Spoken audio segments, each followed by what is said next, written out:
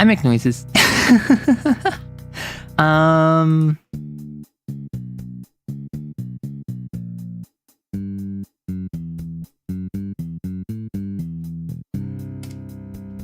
Stream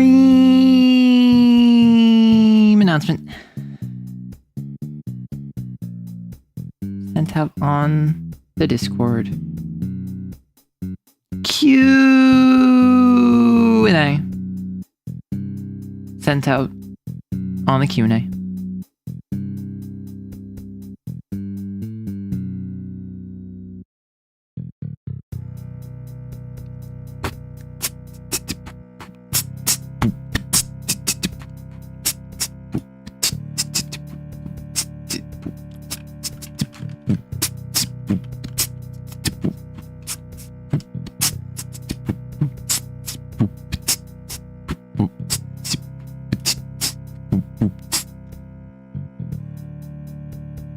I'm a very noisy person.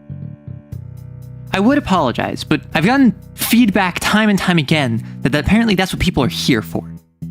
So I'm not going to apologize for being me, although I am going to say you have poor taste, and I apologize for that. I will find a way to feel bad. Beatboxing cultural appropriation? Google Docky! No! My audience understands VTuber culture now! They're threatening me with the Google Docky. Does anyone here not know what a Google Docky is? Like, obviously, presumably, you know what a Google document is. However, do you understand Google Docky? And like pointing emote. And like Jack Black. That is a core component of VTuber culture now. And in my friend group with other creators, like I'll be talking with them, and anytime we do anything to minorly inconvenience each other, we just go Google Docky. Because we're like, we're throwing that in the Google Doc. You know, just never read one. No, I'm not in the realm. Okay, so the thing with Google Docs is for like all of 2025, there's this really big thing where VTubers didn't really understand as a culture. We didn't really get how to solve things privately. And so if anyone had an issue with anyone, they would write a Google document and they would post it on Twitter, and they would say like, my Fives Right Out experience, the real Butmer, like B7200 behind the scenes. Like they would title it some like expose title, and then they'll drop this Google document, usually filled with a bunch of complaining and screenshots from Discord. And so they're just like, oh, here's my 15-page document about my experience with Perfect Centipede Gaming. And like, it's just screenshots of me being like, hey, do you want to hang out next week? And then Perfect Centipede Gaming saying, no, I'm busy. And then me saying, do you see how Perfect Centipede Gaming ignores me? That shows that they're a bad person. And like, that was 90% of it. Granted, 10% of it, actually heinous stuff. Actually very good stuff that was brought to the public. A lot of people who like were doing bad things, it was brought to attention that they were doing bad things, which is good. However, 90% of it was just people airing dirty laundry to try and like trend chase. And it was so silly.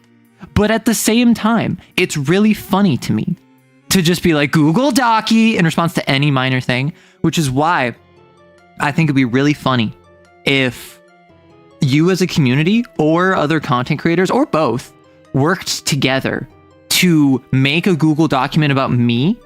However, I don't think I've done anything problematic. And if I have, I've probably apologized for it and like moved on because like, I don't want to be problematic. That's not my goal. I'm not trying to be a jerk. So if I ever do something that is deserving of a Google Doc, he legitimately like call me out for it, and I will like acknowledge it. I will apologize, and I will try to make amends. But like calling me out for like my experience there, Arrow killed me. Actually shot me between the eyes, took me out back, like put lead in the back of my head 3 times, and then sent me to sleep with the fishes. And then I'm just like, yeah, and? And then you're like, one time I donated bits to Arrow, and Arrow didn't read it because they were too locked in playing Signalis. And then I'm like, dang, I'm canceled. You expected something worse, but still funny. Exactly. Is Alive stuttering for anyone else? Okay, just because I grew up with a stutter does not mean you can make fun of me for that. Come on, B. Would I miss? Not much. How do you deal with a CAIN campaign where the players are able to make even a high cap perfect sins look like easy work? So, if you don't know, I'm Arrow Writes. I'm a TTRPG VTuber. I talk TTRPGs. I talk writing. I talk storytelling. I talk CAIN. I talk Lancer.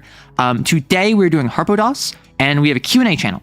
One of the things about this live stream that I do is I have a Q&A channel, something like, how would you deal with a CAIN campaign where the players are able to make even high cat sins look like easy work? That is perfect to a Q&A channel. That is perfect to throw over there because it's not relevant to what we're talking about right now. And then at the end of stream, I usually like devote an hour, maybe half an hour, depending on how many questions there are, to just answering all those questions. CAIN, my beloved, the game, not the org. Context. I reviewed Harpocrates on stream, looking through it for the first time, I think like 8 months ago. I think it was December of last year. So it was like 1.7, 1.8. It was like literally a week before the 2.0 drop. I reviewed it. And then I got in contact with Svel, and then we started chatting. And oh my gosh, that means I've been talking to Svel for like 8 months. Nice. And now since I have like befriended Svel, we've kept in contact, and so they've kept me a bit updated on 3.0. And so they actually gave me a list of changes from like 2.0, 2.1 that I have on our Discord messages. So instead of running through all of Harpocrates in the same way that I did Gut or Garden, because I've already looked through this, I've already done Harpocrates, I am going to instead focus on specific changes from 2.0/2.1 to 3.0. So that means I'm not looking through all the blasphemies. I'm probably going to skip over the agendas entirely. But I will check out the sins again. I will check out the virtues. I will check out the Cardinal Virtuoso. I will check out the Memetics division. Apparently Bound Weapons got a tune-up. There will be specific blasphemies that you will say, hey, Arrow, check this out. And I will say, no. And then you'll say, please. And then I'll say, no. And then you'll say, please. And then I'll say, no. And then you'll say, please. And then I'll say, okay, sure. And then I'll check it out. So like Pugile, I imagine I'm going to check out. I'm probably going to check out the Four Horsemen blasphemies again. I'm going to check out the XK scenarios. There's apparently an ending to the game now, very similar to like Garden had. And I'm just going to run through it and check specific line items. But now that we've had some moments to talk, if you're here, you are giving me your attention. I want to reciprocate that. I want to acknowledge that. We do something called the Hi Wave. Just in chat, say hi, say hello, acknowledge me, whether you're a VOD watcher, whether you're a lurker, whether you're in chat right now, and I will say hi back to you. And make sure to also include one project that you started many years ago that you have since either picked up or really want to pick up. So just like say hi, and then like let me know like, oh, I started working on like this D&D campaign like 3 years ago that I dropped, and then I wanted to pick it up again. Hi, Clam and Zeus and Andreas and Kali and Jack and MJ and Dread and Perfect and Rocco and Fives and Mizzle and Dummy and Dread and Licorice and Uwu and Two and Draconic and Butte and Shade and Stuart and Trey and B and Butte and Some Dude and Shade and Anya and Bloodthirsty and Moth and everyone else, or Presbyopia.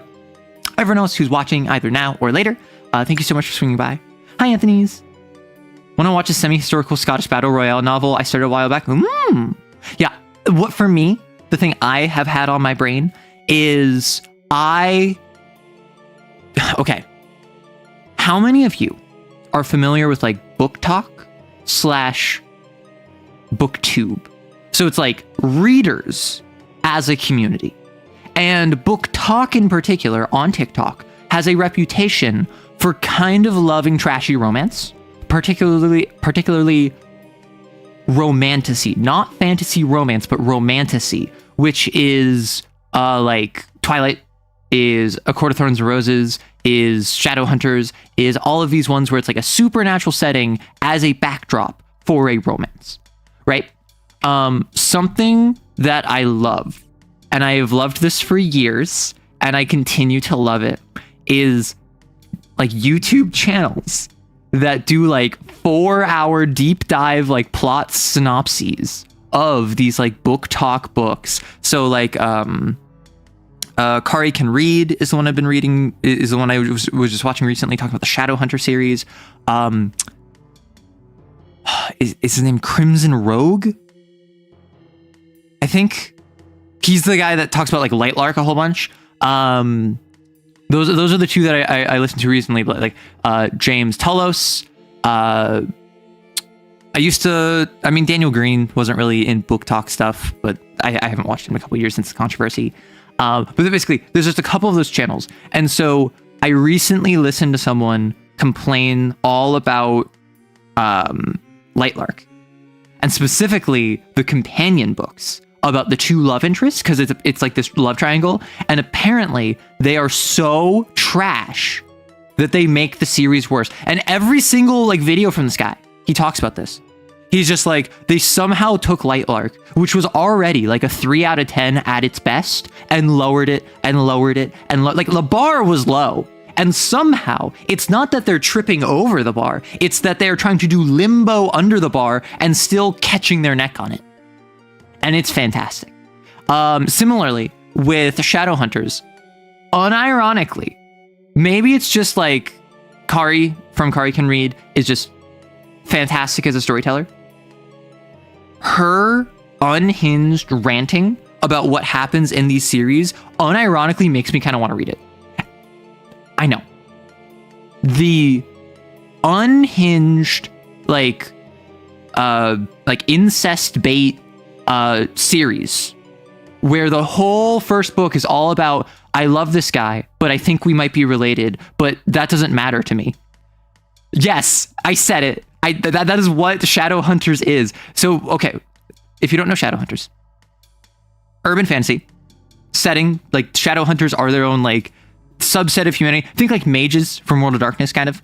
They get like runes and like they slay monsters, and like also there's this group of like downworlders called like vampires and werewolves and like fairies, and they are all non-humans in an urban fantasy setting. And in this whole thing, the main character, Clary, is a Shadowhunter, and she falls in love with this boy. However, this boy might be her sibling. And the whole book is about this romance where they fall in love, realize that they might be related, decide that, oh, we don't care if we're related, we're going to go for it anyway. And then it's revealed, actually, they're not really related. So, like, wanna know what's worse? Wanna know what's worse? Then her actual brother shows up, and he's evil, and he has a whole plan that involves marrying her. So it's not even just, oh, the author was like baiting it, and the author was like, ooh, blah, blah, blah. No, like the author like clearly is interested. The author clearly like wants this to happen. And then, so now that's the first Shadowhunter. That's the first Shadowhunter series. The second Shadowhunter series, or like the continuation of it, follows a new group of characters. That's like the next generation, like 5 years later kind of deal, where they were all like kids in the main plot. Now what it is that there's this thing called a parabatai, which is this bond between people. Imagine soulmates AU. However, you can choose to do that. So what you do is you go through a ritual with someone and you become parabatai. And if you become parabatai with someone, you like feel their emotions, you feel their pain, your magic is stronger on them. And it's this whole deal where like you're bonded together. And generally you'll do this with like a sibling or a best friend or someone that you're extremely close to, but not someone you love, because you're not allowed to romance your parabatai for plot reasons. And so what they do is that these kids, due to plot reasons, did parabatai when they're like 12. and then they fell in love. So not only do they have this bond that is specifically like, oh, if you fall in love, like that's really bad, so you can't do that. You have to fall in love with literally anyone else. Also, they grew up together and have like lived together their entire lives. And so it's a romance between these two characters who have basically a familial relationship with each other. Like the author has an idea. The author, Cassie Clare, knows what she wants, and it is wild to me. and apparently there was a scene, because this is a young adult. It's for like older teens, right? Apparently there was a scene that Cassandra Clare had to rewrite for the release because she made it too steamy. She made it too like explicit. And so on her Tumblr, she released the full explicit uncensored scene. And like, listen.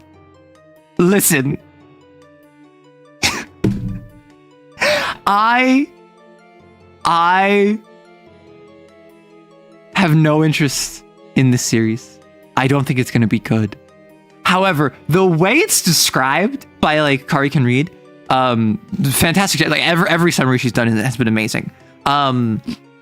Genuinely makes me just like want to experience this. In part one, because I think, and you can confirm this, I think Shadowhunters is the series, and that's kind of what's being set up. And like Kari was like alluding to this. I think this is one of the first mainstream titles that like had a polycule, which is cool. Also, it has a lot of queer romance. It's generally secondary characters and it's like background gay, but it is generally like developed relationships of a queer audience with queer romance. And like this is 2010s. So this was not like, oh, it came out last year. This was like in like 2012, this came out, which, hey, like kudos to her. Question, what's with all the sibling stuff?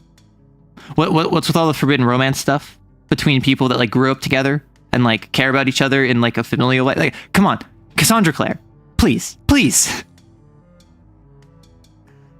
That is so stupid. I love it. That's what I'm saying. It's so dumb. I've also had people summarize. Did she? It might have also been Kari.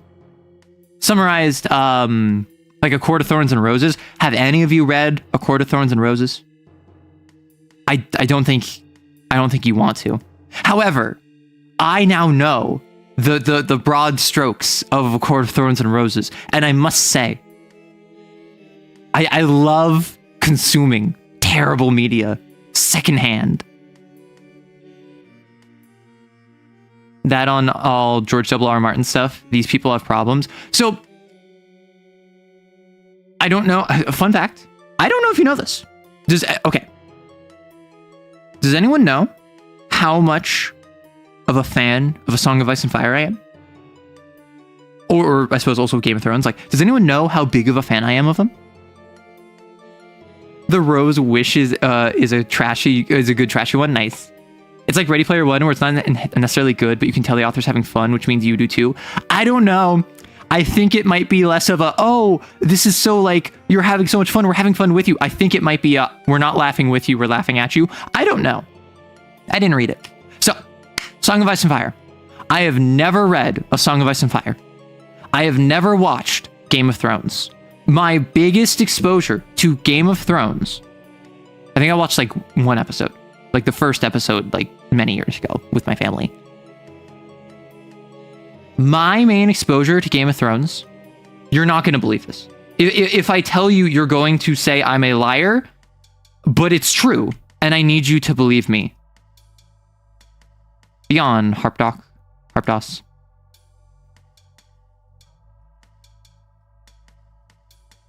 It was Telltale's Game of Thrones game. Honestly, okay, before you come after me, it was really good. I remember actually being genuinely really good. Telltale, listen, as a studio, They knew what their thing was. They kept doing their thing. It was the same mechanical thing over and over. I think they should have just made visual novels.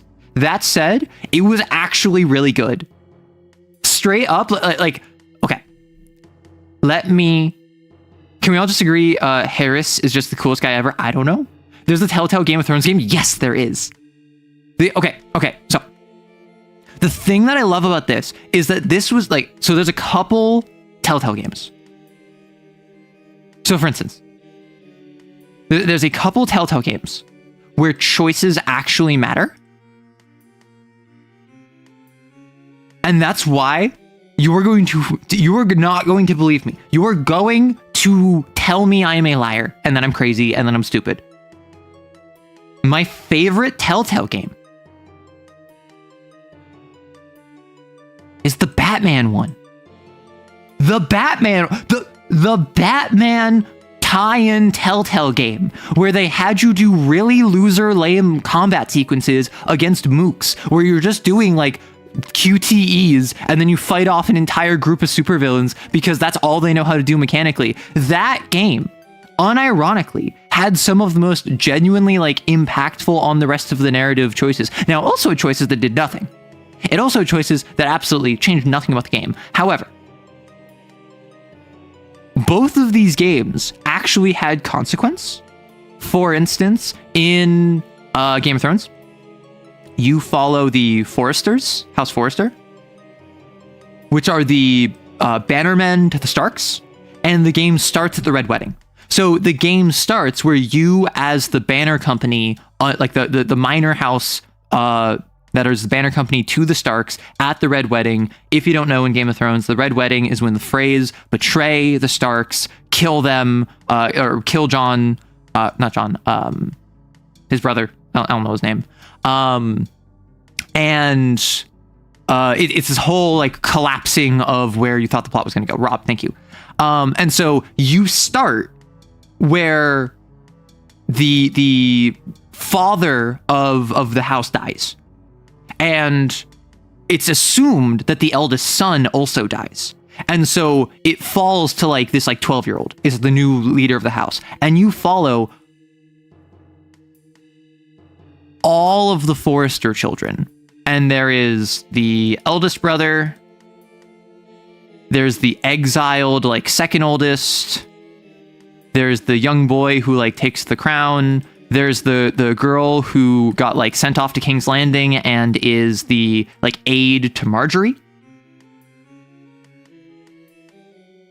And then you have the twin sister of the boy who is like the leader, right? And you play all 5 of them. And like at one point, the second son like comes back with a mercenary company, like comes back because he hears about his family, comes back to help his house out, and then the rivals to you like set you up to die.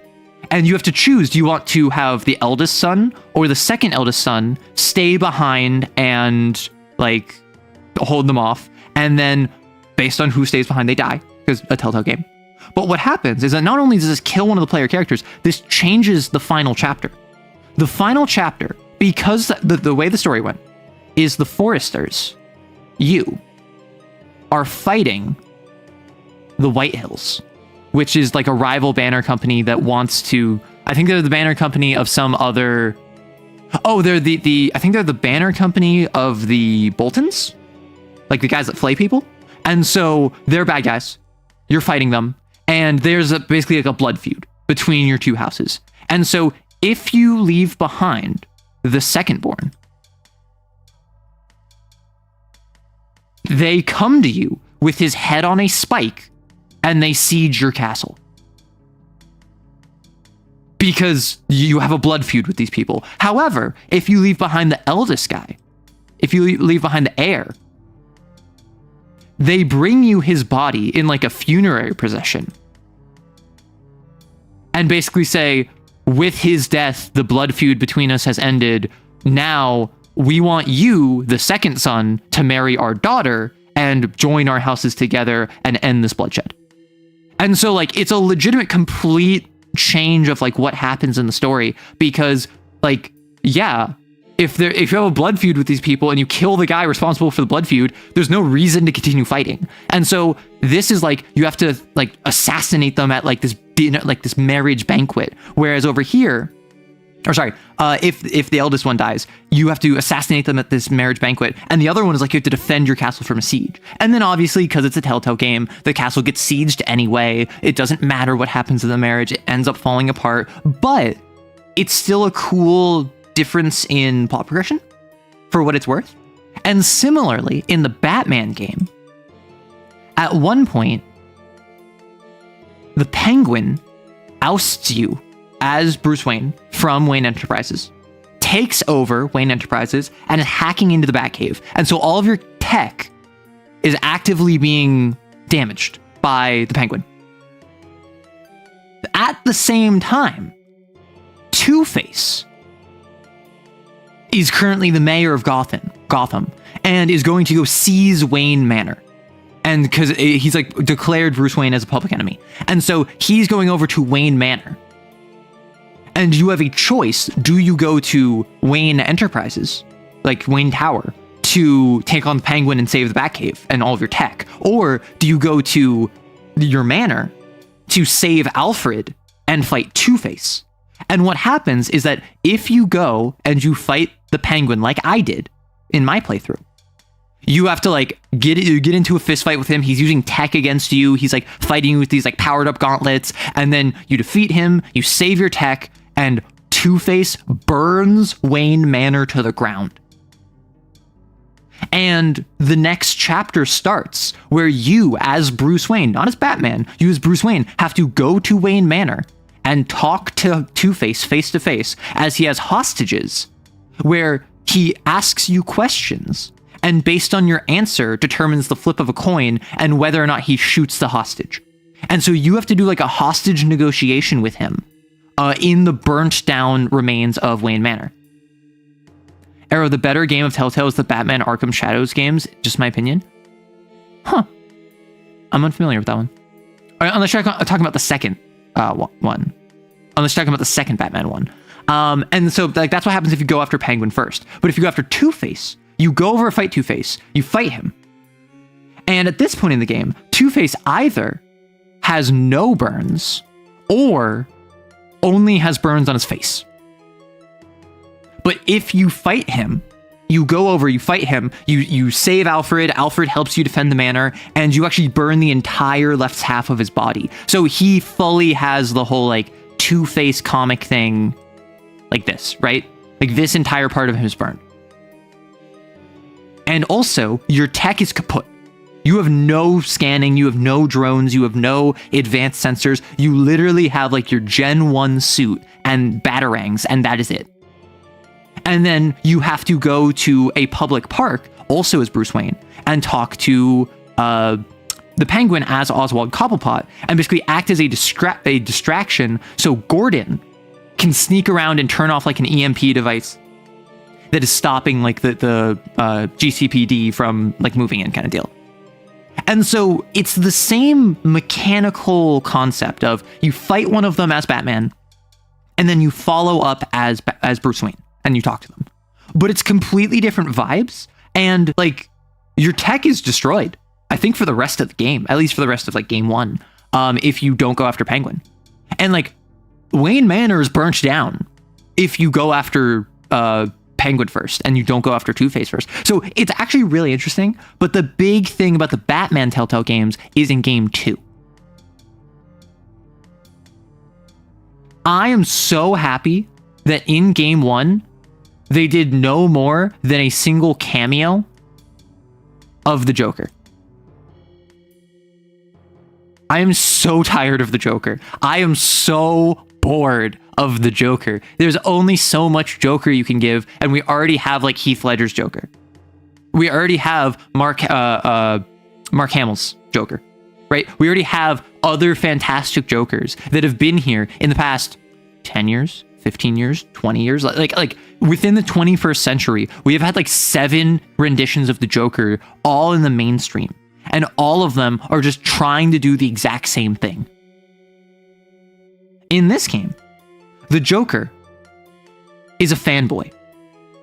who ultimately is like kind of disturbed.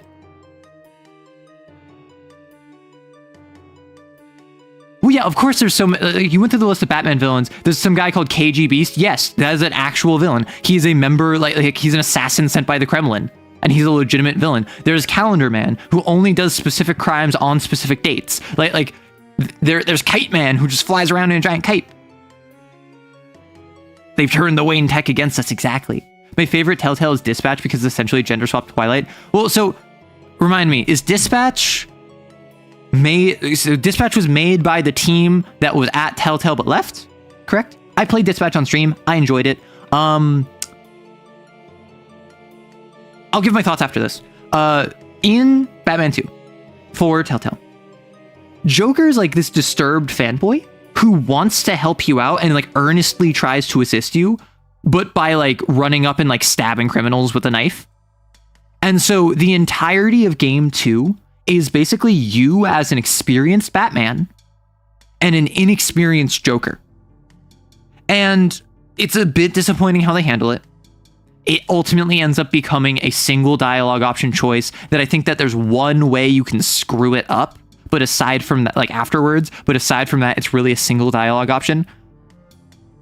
The way it turns out is at the end of game 2 and like before the final chapter, depending on how you interact with him, you can either encourage him to be more of a hero and like basically like good cop him, Paragon option him, or you can renegade, you can shut him down, you can be like, no, this is wrong, you are like disturbed. And you can either make him be a hero or a villain.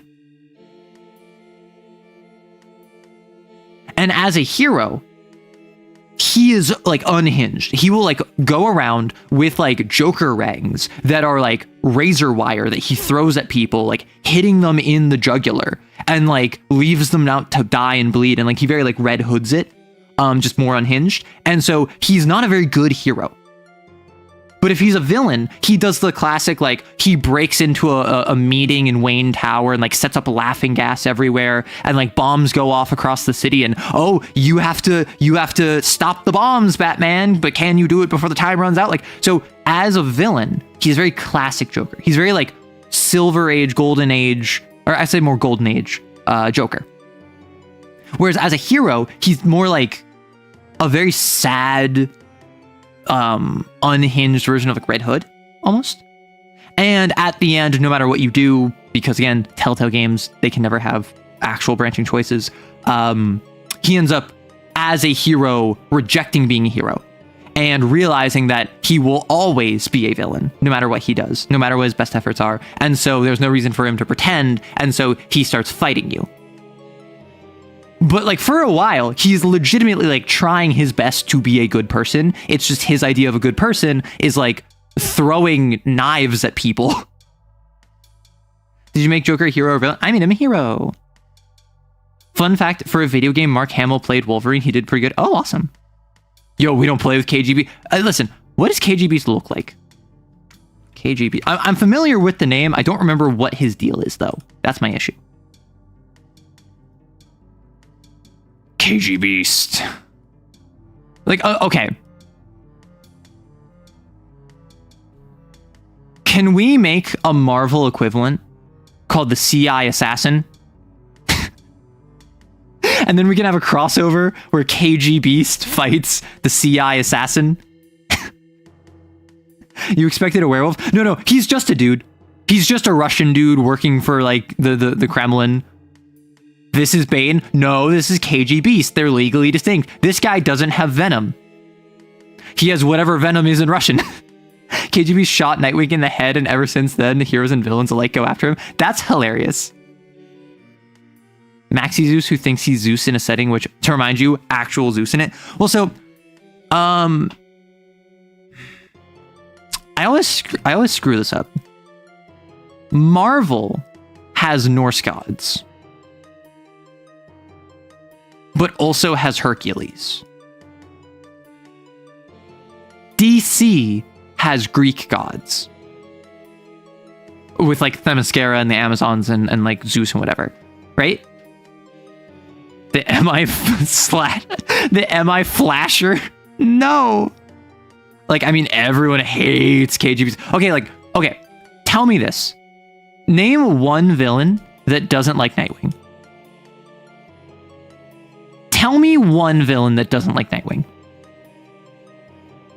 Like as a Robin, he was in the Golden Age. He was in like generally good times, good vibes. And then as Nightwing, he's like, maybe he'll fight like Harley Quinn. Maybe he'll fight other like B-list Batman villains. But ultimately, he's not like on the radar of like Darkseid, right? Really, the Joker doesn't like him. Why not?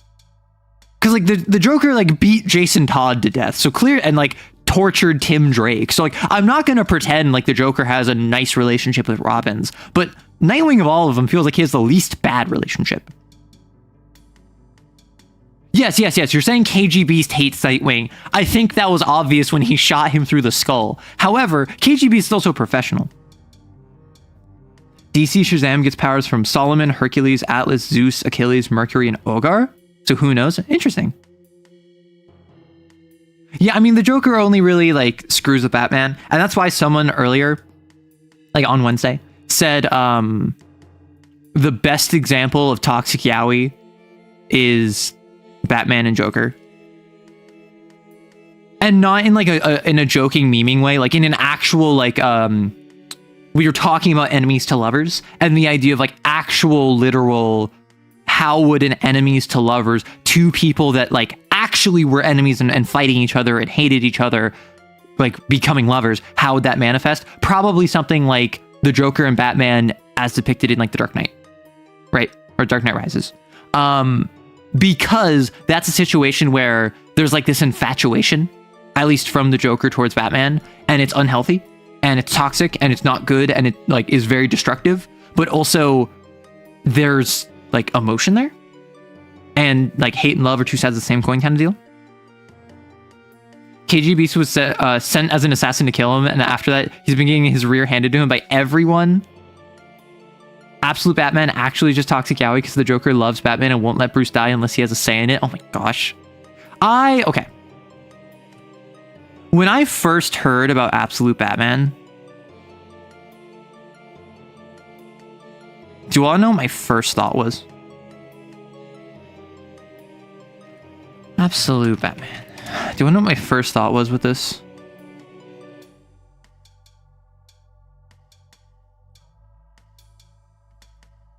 This is such a stupid symbol. Dude, like I get now, I see now, it's probably like supposed to be stylized like body armor that has like this like, it's such a fat, chunky bat. It's just a rectangle. Like, this is supposed to be the bat. Like it even has like, you see? This is just a rectangle. Normal Batman literally calls that out when they meet. Well, yeah, so that's something where I feel like they thought this would be cool, but listen. Okay.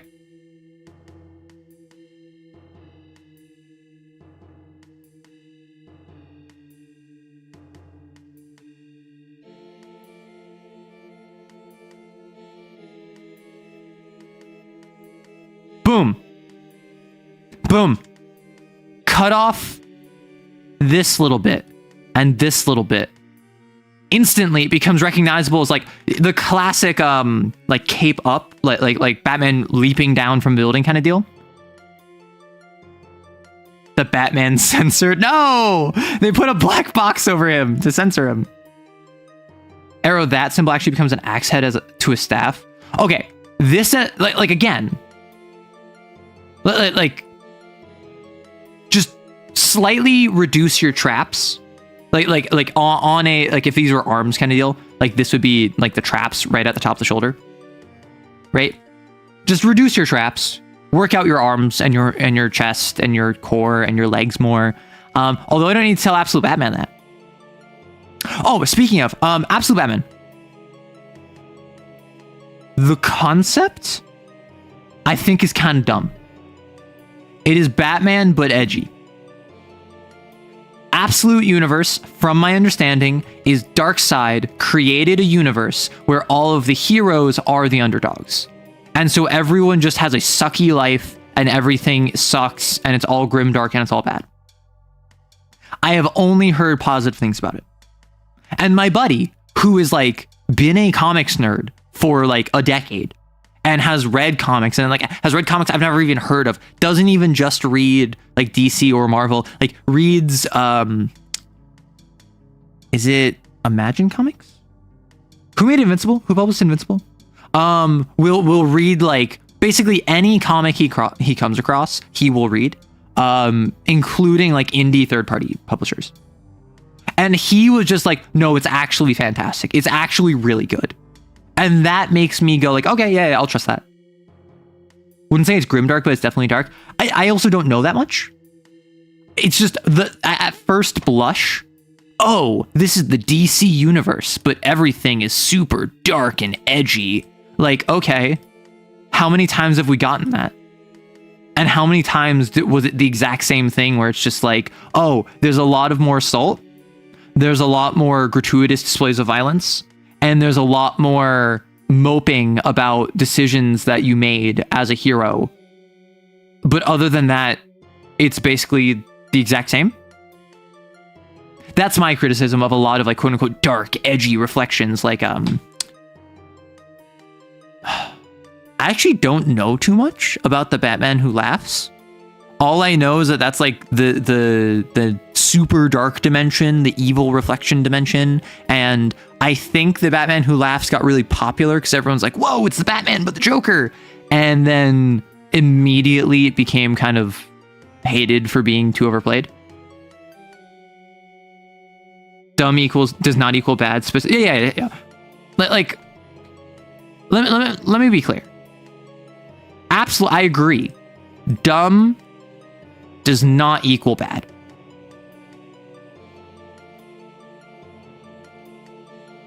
Rote equals bad. And I'm on record, and I'm not going to hide this. I'm on record. I think we need to move away from the heroes that we've been talking about for the past 100 years. I think we need to move away from Superman and Batman and Spider-Man and Iron Man and Captain America and Wonder Woman. I think that we need to put them to rest. I think that they were introduced in like the 30s a lot of the time, sometimes later.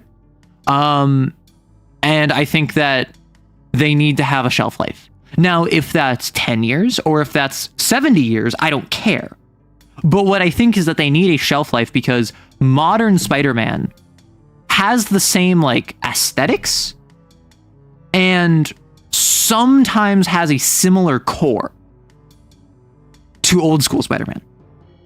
But particularly Marvel is the big offender. Marvel is the big offender of this, where because they don't do reboots, story like Secret Wars is canon to modern Marvel. Spider-Man being a 16-year-old back in the 50s is as canon as Spider-Man being a 17-year-old in the 90s is as canon as Spider-Man being an 18-year-old in the 2020s. I just don't think that that's good storytelling, personally. DC, with its constant reboots, I think that that is as bad in a different direction. Yeah, modern Spider-Man readers are not happy. Well, yeah, comic readers haven't been happy for like... I mean, I don't want to say like since the New 52. I don't want to say it's been like 15 years. Like, because there's the big reboot of the 2000 with like the Ultimate Universe and Marvel. There's all this different stuff. I am not big enough on comics that I can speak as an authority, so I'm not going to. I am just saying my thoughts as someone that is like connected to the comics world but is not a part of it and has a buddy that very much is a part of it. People enjoy being trained to just consume, engage, and ultimately enjoy bad repeated media. I wouldn't say it's that. I think with superheroes in particular, it's a big culture thing. Like, it's been talked to death. Superheroes are modern myth.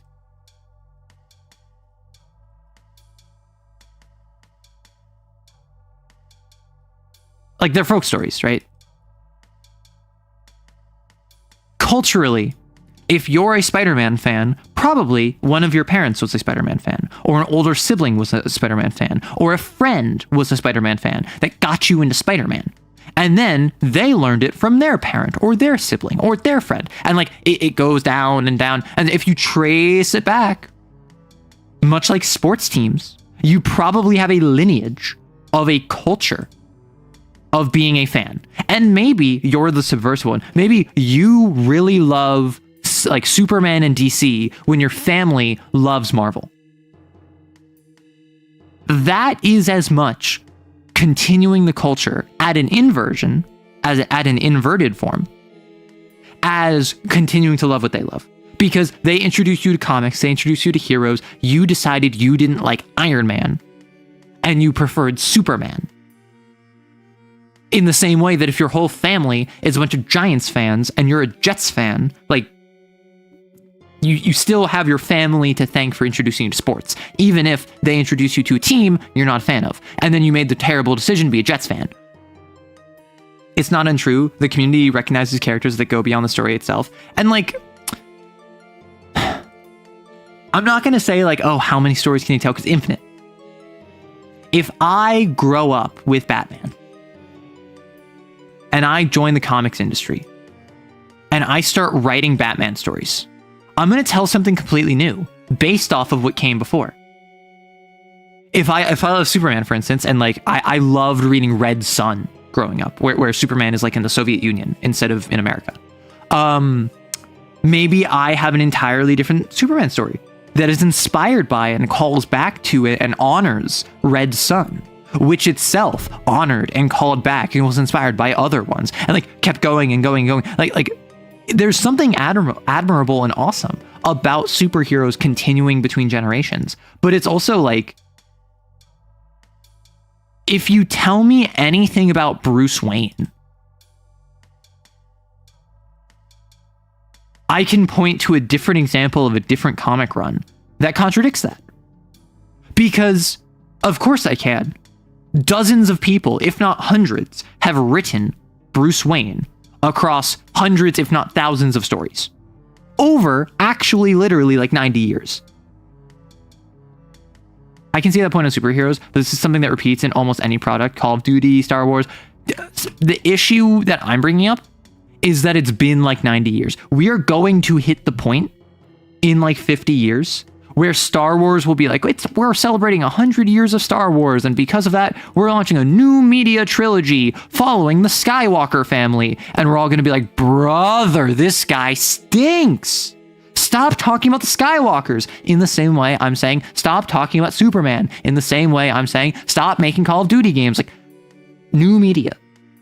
But the thing about, and this is going to sound crazy, the thing about something like Call of Duty, or the thing about like Halo to a less extent, but the thing about like Call of Duty, they follow different characters, and they have different plots, and these plots are terrible. These characters are meaningless. They have no substance whatsoever, and they suck, but they're different. And I'm not saying that's like more admirable than a good story that is telling like a good story featuring the same characters over and over and over. But what I am saying is that Call of Duty is not the same, because Call of Duty is not taking the same characters and just remixing them with a different story, all of which start to blend together. Call of Duty is the same mechanics over and over and over. And yes, some of them add like advanced warfare. They have like cybernetic stuff, and then you have like Cold War era technology versus World War I era technology versus modern technology with like UAVs. Like, yeah, there's different gimmicks in them. You can make completely new things as somehow a hot take, which have things come to. So like, I'm not going to sit here and pretend this is a new issue. People have been complaining about this loudly and actively, like, at least since like the 80s. Like, if you look at any discussion online, if you look up any internet forums from like the 90s, if you look up any like discourse surrounding films in the 2000s, like, it's always been, for my entire life, and probably for yours, stop making remakes of everything.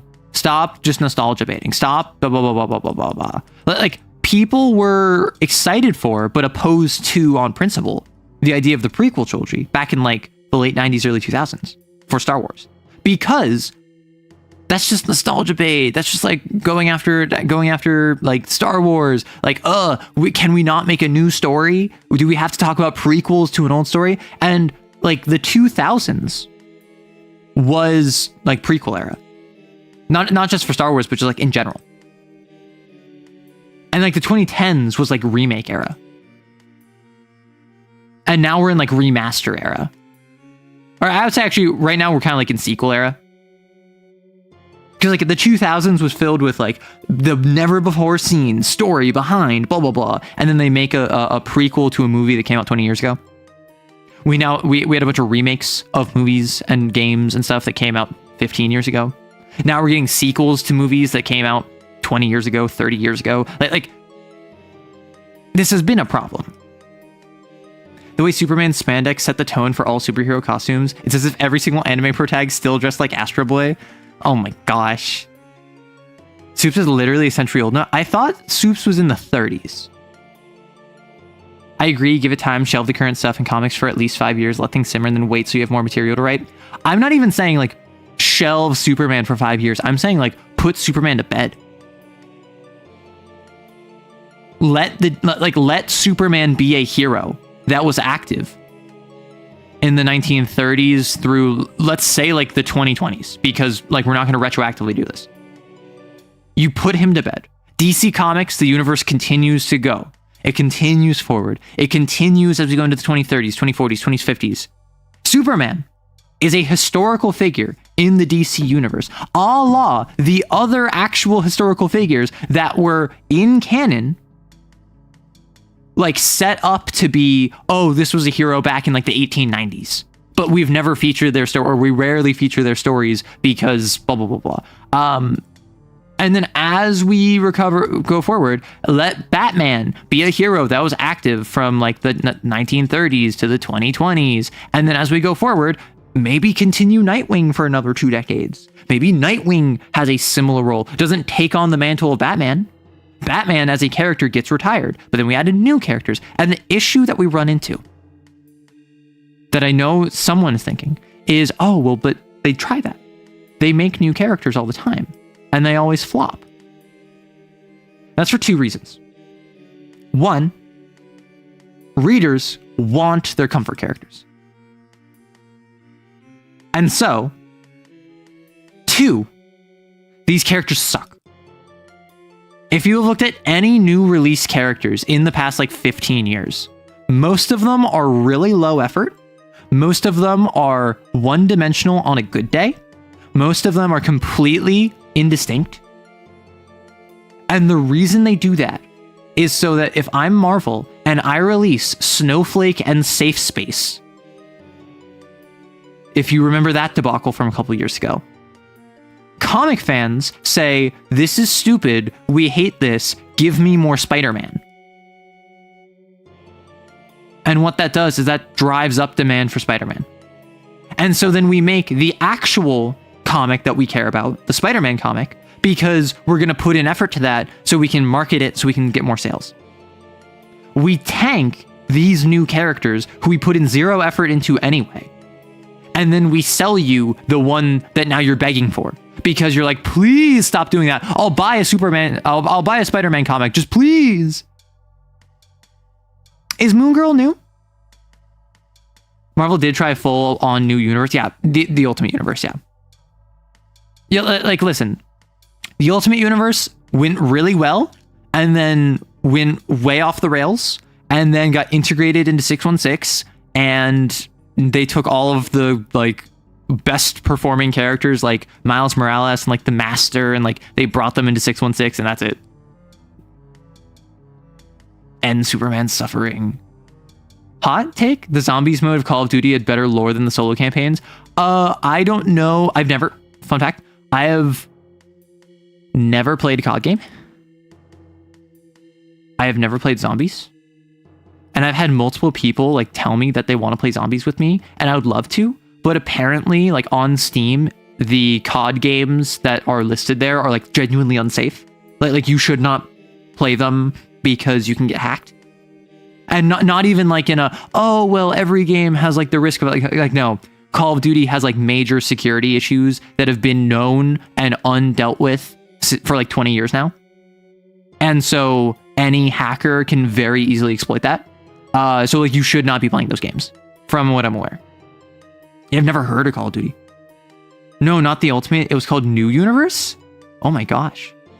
Hey, we've made a new minority character. Oh, cool. What's their deal? They're the most stereotypical example of the minority ever, to the point of being insulting.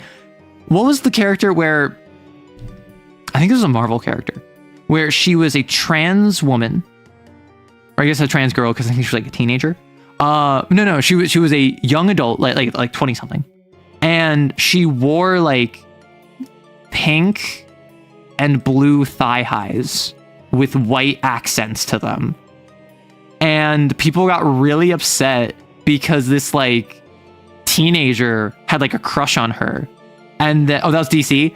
And then like the teenager had a crush on her. And then she's like, how about you ask again when you're older? And like gives him a kiss on the cheek. And everyone's like, you made her a groomer. Like, what the frick?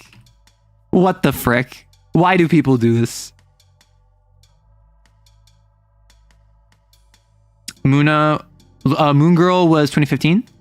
Yeah. So how many of you don't know Marvel, Snowflake, and Safe Space? I'm gonna show you these characters. Oh my! I forgot about this. Okay.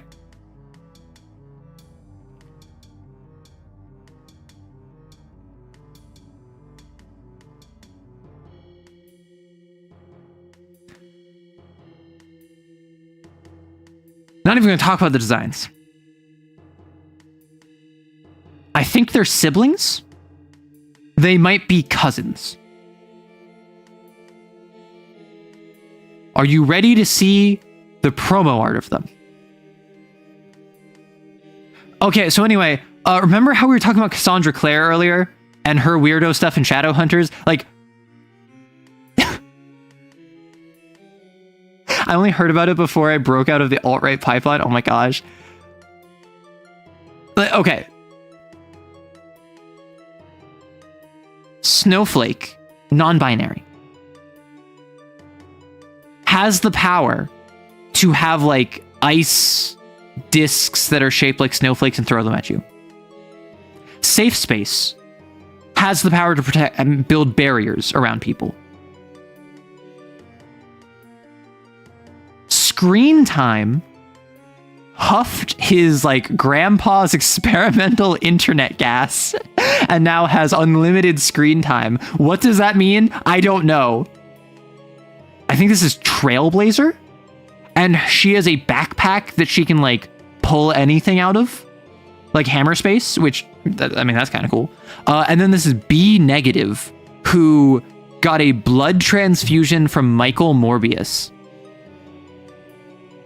and became a vampire. And I think he's literally just Morbius, but again. Yeah, I think B Negative did survive the Team Gangscraft. Well, because out of all of these... Oh, you want plus size characters? Sure, we'll give you plus size.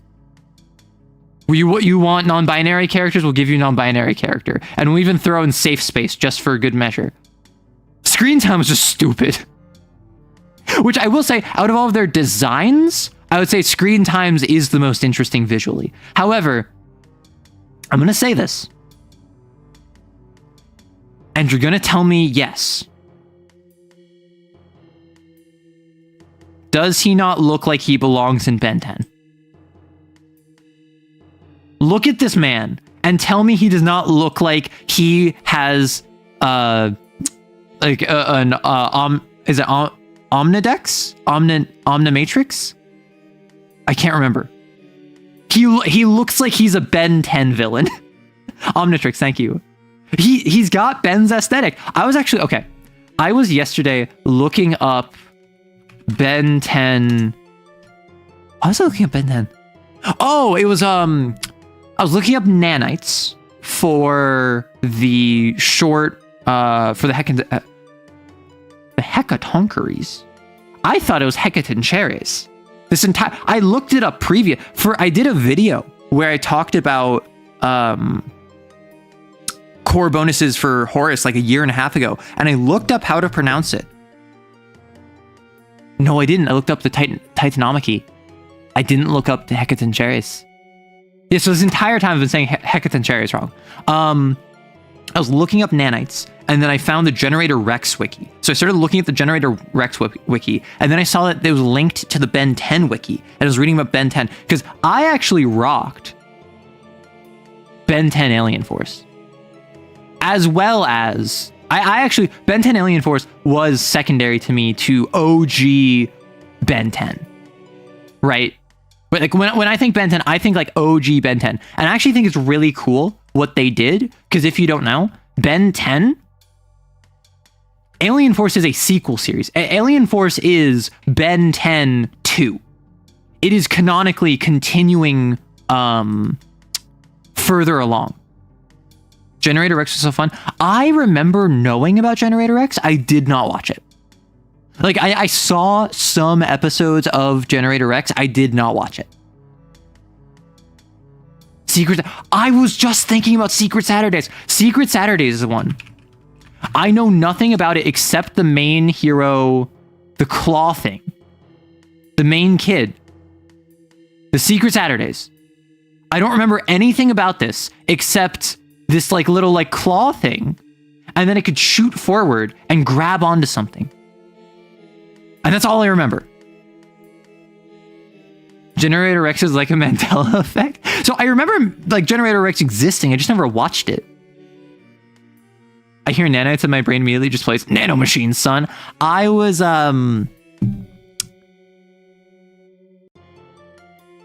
talking to Rory, and he was talking about maybe running a D&D game for like his family for a vacation.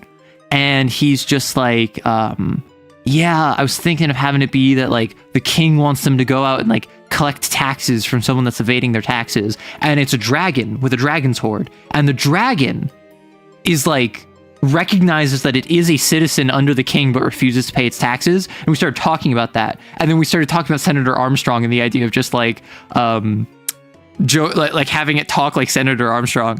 And so that's what nanites made me think of. Code Orange made the theme to Generator Rex. I absolutely love it. Someone remember Level Up from Cartoon Network or Nickelodeon? Level Up?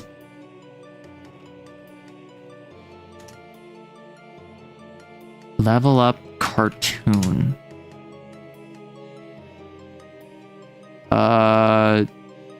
This? From 2012? I have no idea what this is. Dragon, don't tread on my tail. Ben 10 2, we will not be taking questions as to how Kevin's powers and personality. No, so Kevin's powers didn't change. I was about to talk about that, and then I got distracted. Like, Kevin's powers didn't change. Kevin's powers were always, he touches something and absorbs the material of it. His personality changed because he went from, like, being 11 to being, like, 16. And I'm gonna be so real with you. If your personality doesn't change from like 11 to 16, something's wrong. Or actually, I think Ben goes from like 10 to 16, and I think Kevin goes from like 11 to like 17. Because Kevin can drive. Like Kevin has a car. He might even be 18 in the show. Yeah. So like he's like a young adult at this point. He's not a kid anymore. So I would be shocked if he didn't have a personality. Basically, Kevin in the original series is like this crash out. He's like this at-risk youth. And like he's a punk, right? And his whole thing is that like he thinks he's a freak, so he is super insecure and he thinks everyone's out to get him. So he's a very violent antagonist and a very major antagonist that acts as a foil to Ben. I don't think he's like considered the secondary antagonist of the show, but he certainly showed up quite a bit. And then in Alien Force, he becomes like this himbo like main character. And Kevin from Alien Force is unironically like one of the best characters, because at one point he's so he like is in a relationship with Gwen, right? Ben's cousin, secondary character of Ben 10, the original series, and then in Alien Force, they end up dating. I don't know if it's like, that's the status quo or if that's a change up. You let me know, like, or do they spend the entire series dating, or is it like after season 1 they start dating? I don't remember. But Kevin and Gwen start dating, and at one point they're arguing, and he says, "Listen, Gwen, you have to always treat a woman like you treat your car." And she just goes, "Okay, go on, I'm listening." And he just goes, "No, I sense I've made a mistake." And there's just like one of the funniest lines of the entire show. But like, and that's exactly the sort of thing that like my like actual real life friends will say. My favorite scene is Kevin getting ready to take Gwen to the dance and Ben helping him. It's really cute. Yeah. Treat a woman like you treat a car. Go on. No, I sense I've made a mistake. It's so silly. There's also the background tension where in the original Ben 10, Kevin was applied to turn out evil anyway in the future. No. In fairness, he was kind of handed a terrible hand by life, so he's lashing out. Exactly. I was going to tell you about Stellaris. I was going to talk a bit about Stellaris because, like, I woke up early today because I've been waking up the past couple days early. And I had time, so I played Stellaris for a bit. And I was going to tell you about it, but I feel like I have to start Harpo. I'm going to talk about it for like actually... I'm gonna talk about this for like actually just a couple minutes. Start the timer. Kevin was great both as a character and for comic relief. Yes, he was great. So, in my Stellaris game, I've been playing robots that began as organics. So the entire time I was like organics that I took a bunch of traits to like reduce my lifespan. And I was basically playing like the Necron tier from 40k where I wanted to evolve, like become robots, evolve into robots, ascend past mortal flesh. I did that. I did synthetics. And so I ascended past my mortal coil, and my entire game plan has been, I am very friendly. I have the thing that gives me refugees are more likely to come to my nation, and we welcome everyone. However, much like how we wanted to escape the chains of mortality, we will help you escape mortality. Please do not resist, you are being saved. So it's a little bit like Necrons, but also like the Cybermen was a big inspiration, as well as kind of like the Borg. But I don't go around fighting people and forcibly assimilating them. I instead like uplift them. However, what I've started doing is that now that I'm a synthetic, I can assimilate any species that is part of my empire into being synthetic as well. So I've been forcibly assimilating everyone. And what I'll do is, I've done this a couple times now. I will like, I will subjugate someone. I will like, they join my empire. And then once they join my empire, I forcibly assimilate them because I will save them from mortality whether they want it or not. So like that's the RP I've been going for. I'm in the end game. A fallen empire woke up. And for those of you who don't know, a fallen empire is like a really high level AI that has a lot of more tech than you and a lot more power. And it woke up, and it's the xenophobe one. It's the militant isolationist. So it's going around, it's fighting people. It's not fighting me though. I'm in a federation. I have allies. I am the strongest guy in the galaxy outside of them. However, I have allies. So it hasn't fought me yet. And then I hear that there's like this rumbling in the galaxy. I'm like, what? What the frick? And then I see visual sensors. And the Scourge has arrived. The endgame crisis arrives. And they arrived in my system. Oh no. They're like entering the galaxy. The Tyranid equivalent of Stellaris has entered the galaxy via one of my systems. This is just the Vanguard. The full fleet is coming. And so what I do is I was building up my armada to fight the Fallen Empire. And so I go over there and I start fighting the Scourge. And I completely remove the Scourge in like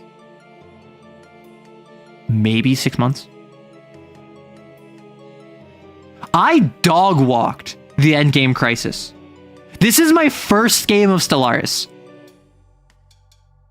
on my very first game of Stellaris ever, which granted, I have played since. I've played like online games with Rory and like I streamed a couple bit. Like this is my first game that I started. I wiped out the Scourge because I caught them in a bottleneck in my territory where I had like 150,000 fleet power, and I'm in a Federation, so that's plus 50% damage against Endgame Crisis. I took Defender of the Galaxy, so that was like another plus 33% damage against, like, I wiped out the Endgame Crisis that is supposed to be a threat to literally every empire in the entire galaxy by myself without any issue. Yeah, I didn't get extra dimensional invaders. So, I can't say I was expecting that. And now it's like 2340. So I have like, or 24 or 40 in Stellaris. So I have like 60 years left in game to just like deal with these two fallen empires. So I'm in a Federation. There's two fallen empires. One is awoken. And one is still like sleeping. One is still like in decline. I keep trying to declare war on the awoken one, but my Federation partner is so scared that they won't let me. And so I declared war on the second one. And my Federation partner actually said yes. So now, like in the 30 minutes before stream, I was starting a war against the sleeping fallen empire because I am #1 in the galaxy points-wise, except for the two fallen empires. So if I take out these two fallen empires, I will win my very first ever Stellaris game. And I will be able to rub in the face of anyone who spent like, oh, I spent 10 years struggling to like beat a game of Stellaris. I want to win a game of Stellaris by myself. I want to be able to do this. I'm going to win. I want to clown on them. That is time. Okay, that's my 5 minutes of Stellaris talk. Hey, you want to talk Harpocrates?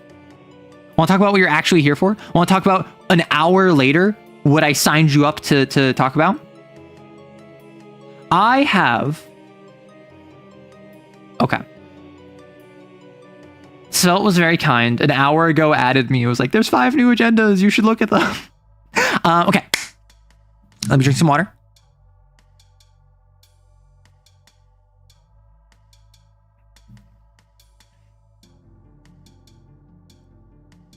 Harp TOS! But it's so easy first try. I mean, like, I'm on my way to just winning first try. This is fully vanilla. I don't have any DLC. I think it's on like normal difficulty. And I'm just like, I had a lovely bit of assistance where Rory has been helping me throughout the process, particularly in the beginning. Neko has been giving me advice. I have friends that play much more Stellaris than I have for much longer than I have. So I'm getting a lot of like good comments and like how to actually play Stellaris. It's not an arrow stream if it's the main content isn't an hour late. Okay, so I feel like that's my charm point. My lack of object permanence, as well as my complete inability to follow single track of mind, is my charm point. Which, if you don't know, a charm point is a thing that's like a quote unquote like blemish, or is something that is like atypical, non-traditional about a design that is charming. And so generally that would be like a mole or like freckles or something, like, or like a fang on like someone's like VTuber model. I think mine is that I'm just stupid. Yay, we got through. Oh my gosh. Oh, like a beauty. Yeah, like a beauty mark. ADHD go brr. Oh, I was gonna do Harp TOS. I forgot. In talking about not doing Harp TOS yet, I got distracted from doing Harp TOS. So I'm gonna start a timer.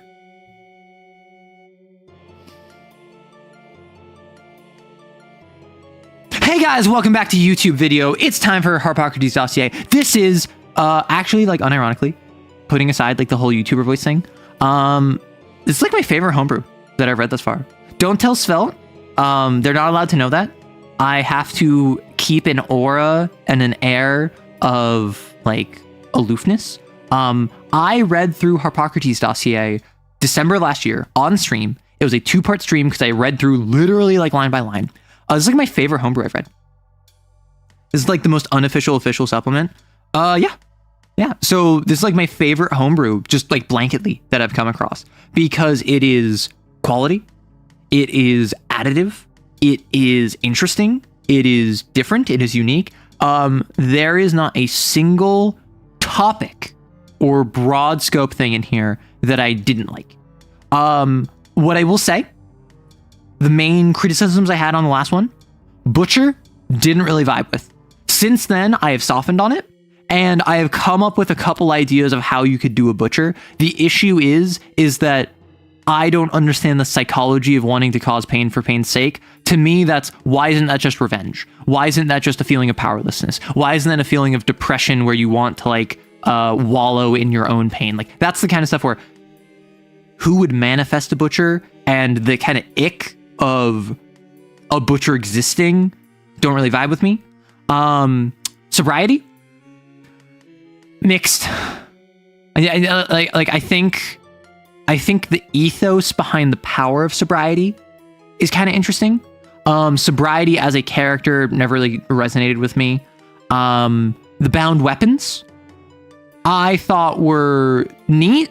I instantly forgot about them as soon as I closed the book, and I did not remember them until Svelte told me that there was a major overhaul of the bound weapons. The Memetics division as a whole, and the drifters, I don't think I had any drifters that I had a strong connection to. And the Memetics division as a whole felt very, I like the concept of it. I don't know how I felt about the execution. That being said, the art, is this my book? No. This is by Svelte and Relax, who's actually a member of the community. Joined the community after I reviewed this for like the 1.7 update. Art, fantastic. Vibes, immaculate. Quality, balance, fantastic. I have run a spider. I have incorporated the Husk Blasphemy into my game, and like ran an NPC that had the Husk Blasphemy. Just vibes of temerity being siloed and holding back a series of sins and blasphemies and agendas and all this stuff. Like a lot of the agendas, like I really want to play a XO who is a pararomantic, which is the idea of like you have this weird fascination, this obsession with the supernatural. There's so much about this supplement that just makes me want to play it. And that's fantastic.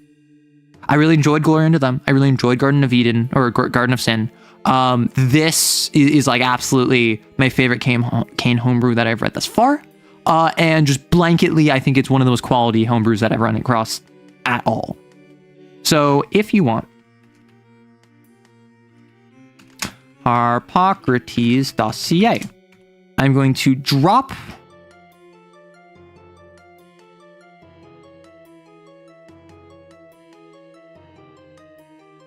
Svelte did a freaking AMA on Reddit a while ago. I'm going to block the...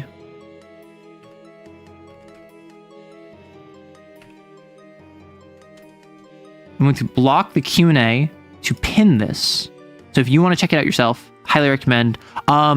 If you are able, throw money over at Svelte.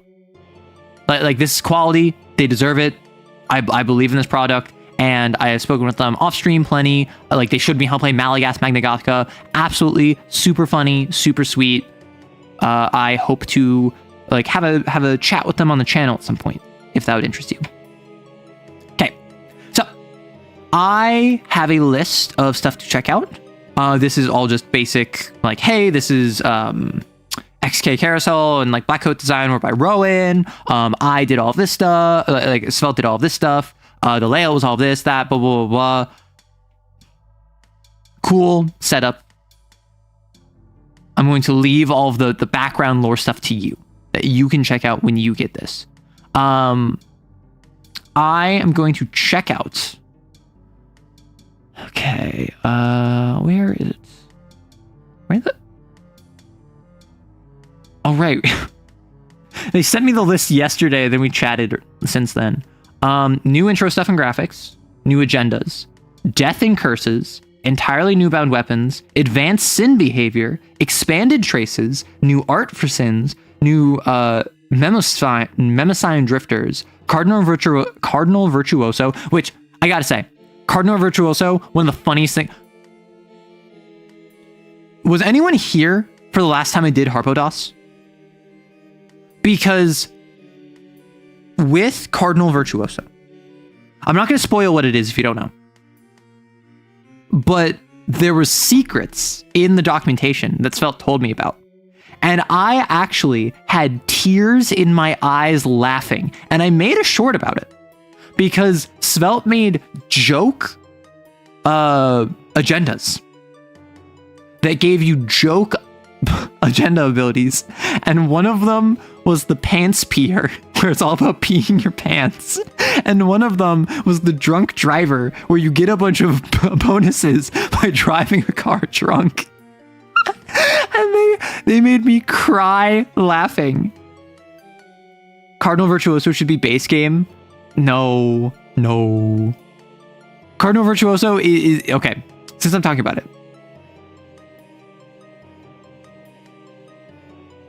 What the heck is this? Cardinal Virtuoso is an alternate bond advancement system that replaces the traditional bond structure, adding a layer of complexity that encourages bonding exos to be more conscious of the power growing inside of them and the mentors they're emulating and learning from. In the system, bonds are no longer increased automatically upon surviving a mission. In order to rank up a bond, you must complete a mission with your affinity with that virtue meets the minimum requirement. After completing the first mission, you may select one virtue to begin bonding with at bond 0. From there, you have 4 main ways to increase or decrease your affinity with them: conversation, contraband, reflection, and quirks. Some options allow you to bond with more than one virtue, but be wary as not all of your mentors are friendly with each other. Affinity. Affinity represents the strength of your bond with any given virtue, which always starts at 0. You cannot increase affinity with virtues you are not bonded with. After completing a mission, your bond with a virtue will go up if your current affinity with them meets the minimum requirements. Each virtue has a different affinity levels which vary in minimum requirements. Your affinity with a virtue may also drop based on certain actions, and if it reaches -5, your bond with that virtue is broken and must be started again after the completion of your current or next mission. Any virtue who you have broken a bond with has all of their minimum affinity requirements increased by 3. Breaking bonds does not remove any strictures, high blasphemies, or bond bonuses you currently have, but still stains your relationship to that bond. And then this is a expedited version. So it just increases the amount of conversations/reflections per virtue. Contraband is increased, and you may choose to take some time off during downtime, which will hit the minimum requirement. So if you're looking at this and you're like, affinity, bonds, what? This kind of sounds like a dating sim. Yes, this is a dating sim for virtues, where the way that you actually bond with them is not that you simply like spend time with them. It's that you have quirks, that they have quirks, they have to match and meet and like work with or go alongside with. And if you give them things they like, if you give them like 10 frying pans, that will increase their heart's meter.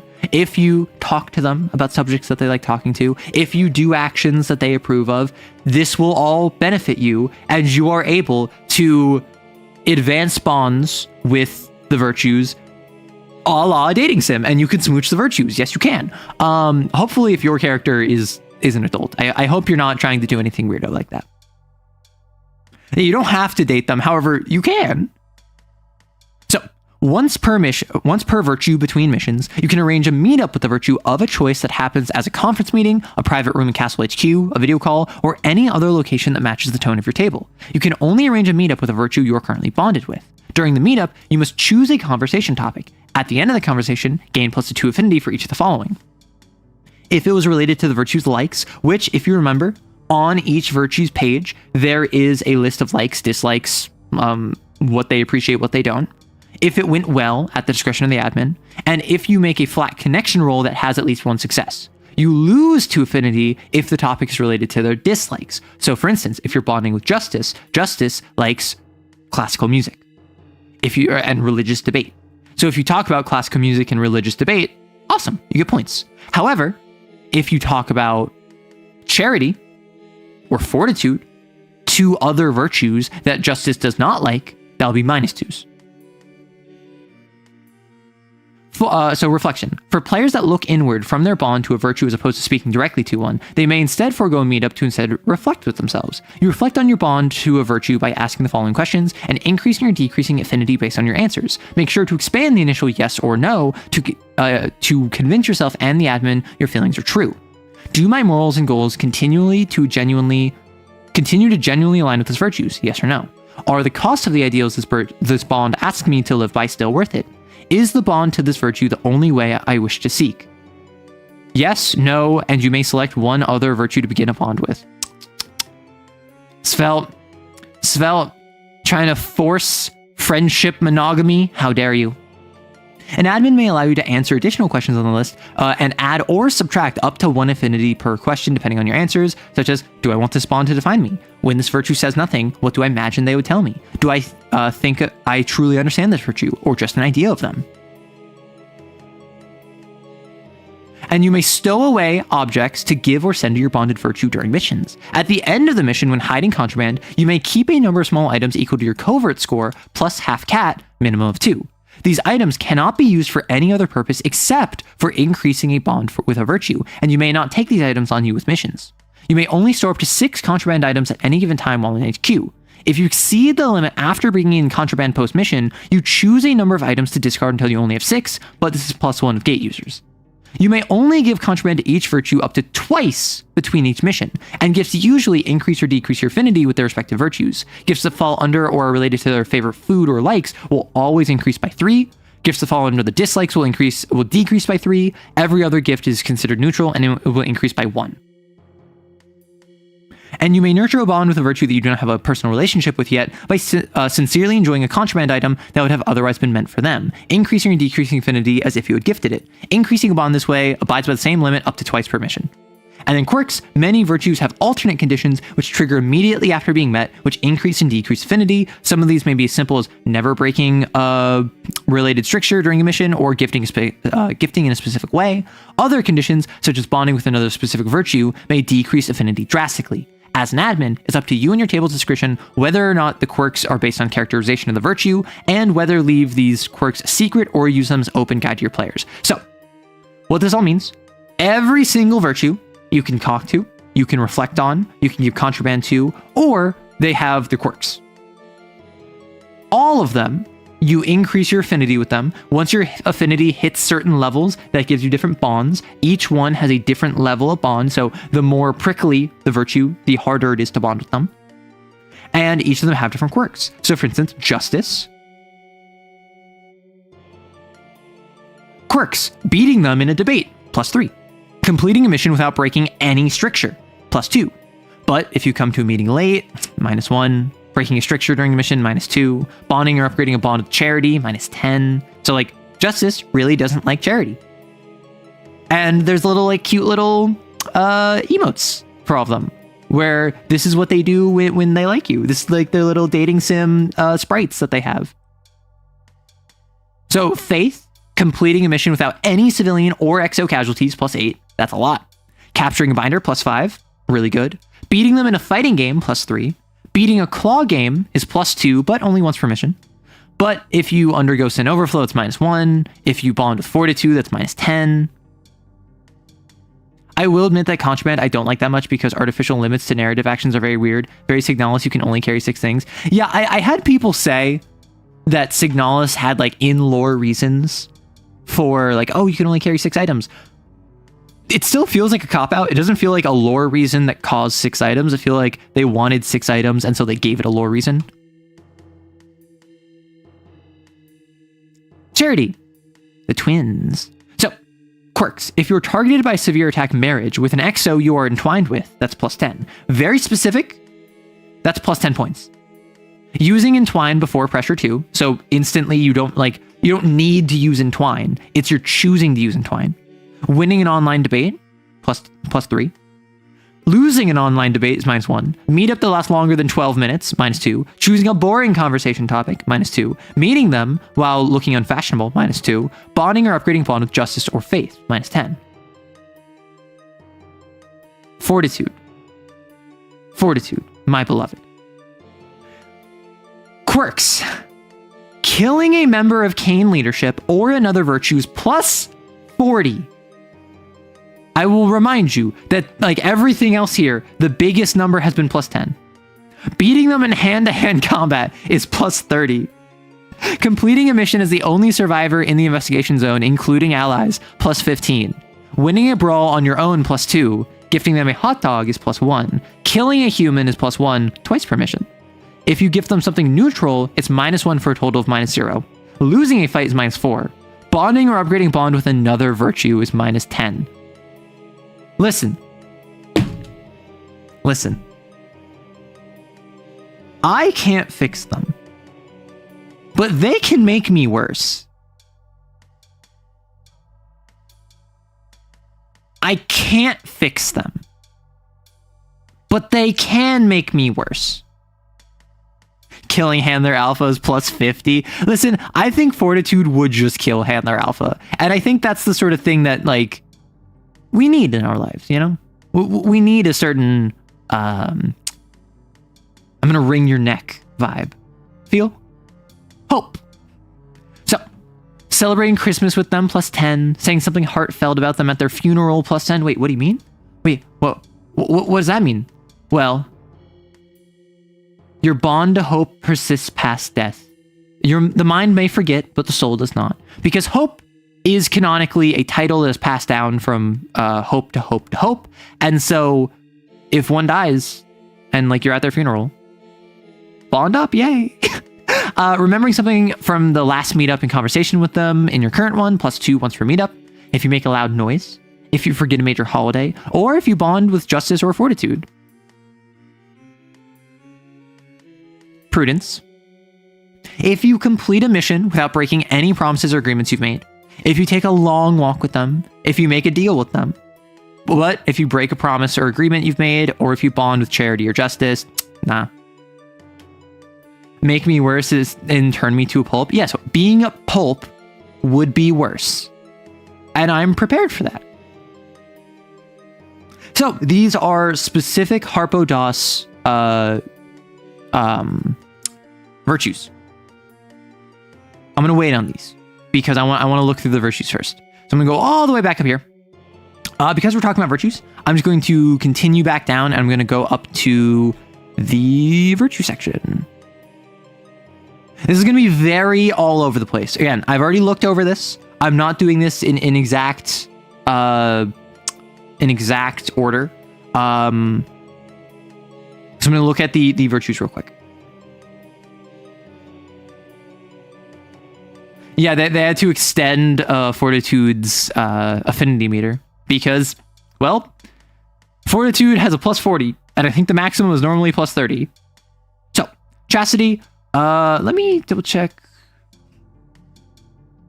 I actually don't see anything new for virtues in what Svelte sent me. So, I'm just going to read through this like normal. Chastity. A mystery even to their fellow virtues, chastity is CAIN's most reclusive yet vital asset. Born with an exorbitantly high amount of grace, their physical body caved in against the pressure of the psychic sea. When in contact with another being of grace or sin, chastity becomes sick and nauseous, a glass of water about to overfill from the top. The deep desire to separate themselves from the world entirely awoke their blasphemy at a young age. Chastity's high blasphemy Iron Maiden was developed by them while they were only in their early teens, and creates a nigh-impenetrable suit of psychokinetic armor with the sole purpose of preventing anything and everything from reaching its user. Now as an adult and experienced agent of CAIN, Chastity has the unique ability to control their Iron Maiden from thousands of miles away.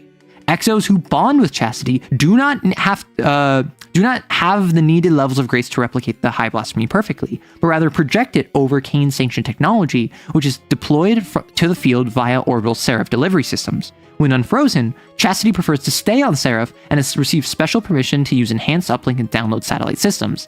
This allows for generally reliable internet usage and surprisingly low latency phone calls. So, Chastity, absolute sweetie. By the canon of Harpo DOS, in Yuri with Faith, I'm pretty sure. I'd have to double check that, but a lot of people, including, I'm pretty sure Svelte, ship Chastity and Faith because Chastity has too much grace and Faith has no grace. And so they ship the wholesome Yuri. And then I also know that Svelte ships prudence and sobriety, which is toxic old man Yowie. I like the system. It's well designed in aggregate, but it's definitely one I'd use in a specific context. Many CAIN interps would make these kind of interactions hard to rationalize. Yeah, and that's why when I did a virtue system in my stuff, which I'll talk about this a bit more later.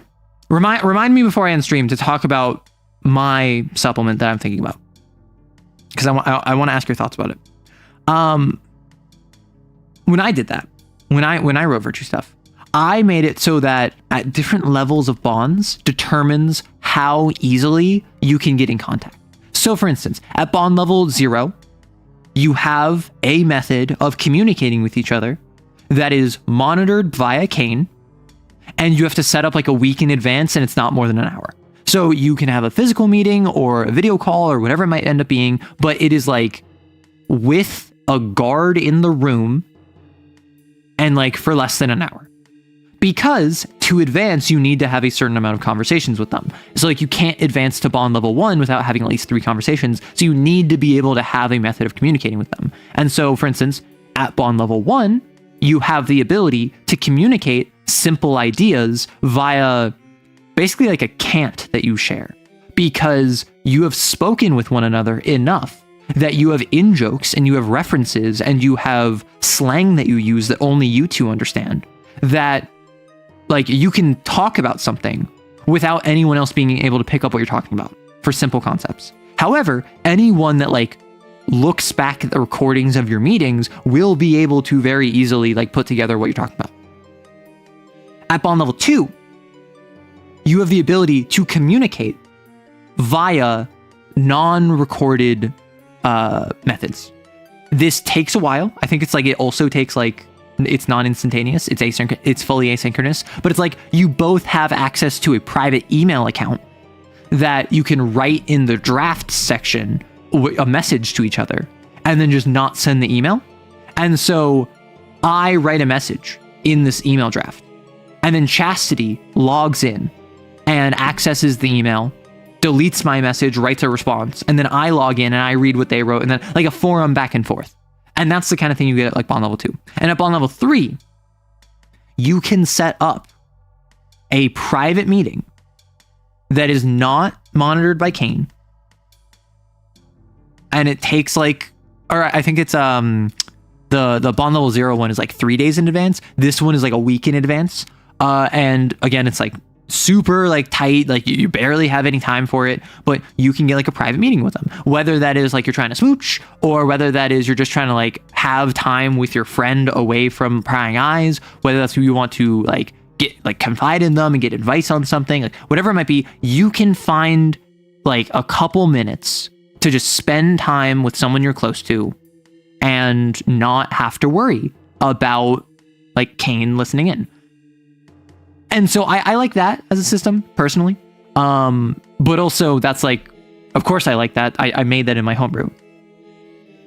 Being honest, it really depends a lot in CAIN numbers and logistics. I think the big problem is the idea that players should have access to all virtues, when in reality a player bonding with virtue is one of the lucky few. And that's how I run it. I, like in the Valentine's game, I introduced 2 virtues across the entire game. And both of them were at like the halfway point, right? So I don't have my players like interfacing, or my player, I suppose, interfacing with virtues until like Cat 3, which is already at the point where it's like, oh, Cat 3 is like, you know, Cat 3 is like, you're probably not gonna make it to Cat 5. Interesting. I like it low. It's definitely one of the one that works for smaller exo counts, and one I'd snag if I worked on a world like that. Though I'm more partial to the freaky method in Babel Accords. So, what are their strictures? You cannot engage in immodest or indecent acts. Sure. You always roll 0 on dice that would cause you to touch skin with another human. However, at bond level 0, you can force humans to be unable to make skin contact with you, always hovering at least 2 inches away. You can do this once per mission. It lasts until rest. You gain the Iron Maiden Blasphemy. You gain +1 customization for it. And then when using Iron Maiden, if answering yes to all 3 questions, you summon it exactly where you want. If using it offensively, it deals slashes equal to half cap. What does that mean? I'll tell you. The High Blasphemy, you summon an Iron Maiden that is deployed via Seraph, giving numerous enhancements when donned. It enters a state of stasis where it cannot be harmed and only you may enter it. You may don it as an action. You have to spend all of your Psyche bursts, and you have to answer questions. Did you spend at least 2? Did you spend at least KP, 3 KP, and are you in an open area visible from the sky? And for each yes, it arrives close or within a few seconds or without complications. So if you don't do any of these, it will arrive far away after a while with complications. However, if I spend at least 3 KP and also 2 Psyche bursts, but I'm like underground, maybe it arrives close by without complications, but it takes like a minute. And so I have to like continue fighting the sin for like 4 rounds before it arrives.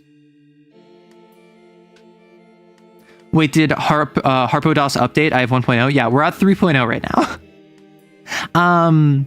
The admin decides the conditions of the delivery, but it cannot take longer than 4 minutes to arrive and must land somewhere within a far distance. It returns to orbit at the end of the scene. Once donned, you can take 4 plus half cat stress before it breaks, and has the following effects. Anything that would affect you affects your Iron Maiden instead. Stress that it exceeds the Iron Maiden's maximum stress is taken by you. It cannot gain hooks or afflictions. You can still use powers from blasphemies. By default, your Iron Maiden only has access to martial attacks, which are mundane by default and use your force or interfacing. And you gain new passives based on customization. You pick a number at the start of the mission equal to half cat. However, if you increase in bonding, you get +1. So if you are cat 4, you get 2, but if you're cat 4 bond level 2, you get 3. So like this is, you get count as +1 size. This is reduce all incoming stress by 2. This is, you can spend, once during the scene, you can act without a risk die. You can get a chain together that they can't go away from you. You can get a 28mm rifle. That's a giant gun that you can fire. A chainsaw, which is like big damage that you do, like roll Psyche, and then you cannot regain segments on its talisman. And you get a pile bunker, which pile bunkers I have a very complicated relationship with. Instantly destroy any structure in range that's your cat +1 or smaller. So Chastity, very fun. Chastity, in my setting, Chastity, I think, is the 3rd newest virtue. Because in my setting, all virtue titles can be passed down. So Prudence got picked up in like early 2000s. And I think Chastity, like the new Chastity, like became a virtue for the very first time, started the Chastity title in like the mid to late 2000s. And since then, I think a Charity and a Hope have gone. Wait, why do you have a complicated relationship with pile bunkers? So I played a little game called Armored Core 6, and I found a little weapon called the pile bunker. And I thought it was really funny to walk up and punch people with a mech. And so I did that. However, what I did not realize is that if I clicked and held my mouse, I would charge up a pile bunker and do a really high damage, really close range melee attack.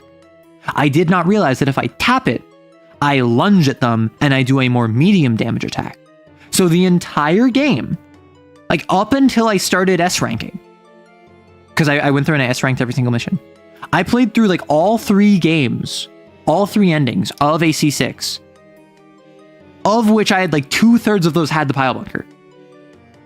And I was only using the charged heavy attack every single time. And so I was constantly 1 meter away.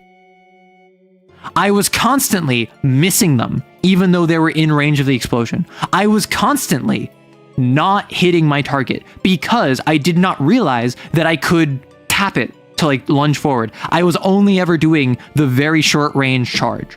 That being said, anytime I used the pile bunker, I killed whatever I hit. And if it was a boss, I got it nearly dead. So in AC6, I had a very complicated relationship with the pile bunker. And the only thing I had a more complicated relationship with, or that nearly I had a more complicated, like pile bunker, that was like my toxic ex. That was like, of AC6, I walk away from AC6 and I think of 3 things. I think of pile bunker, I think of Iguazu, I think of Rusty, in that order.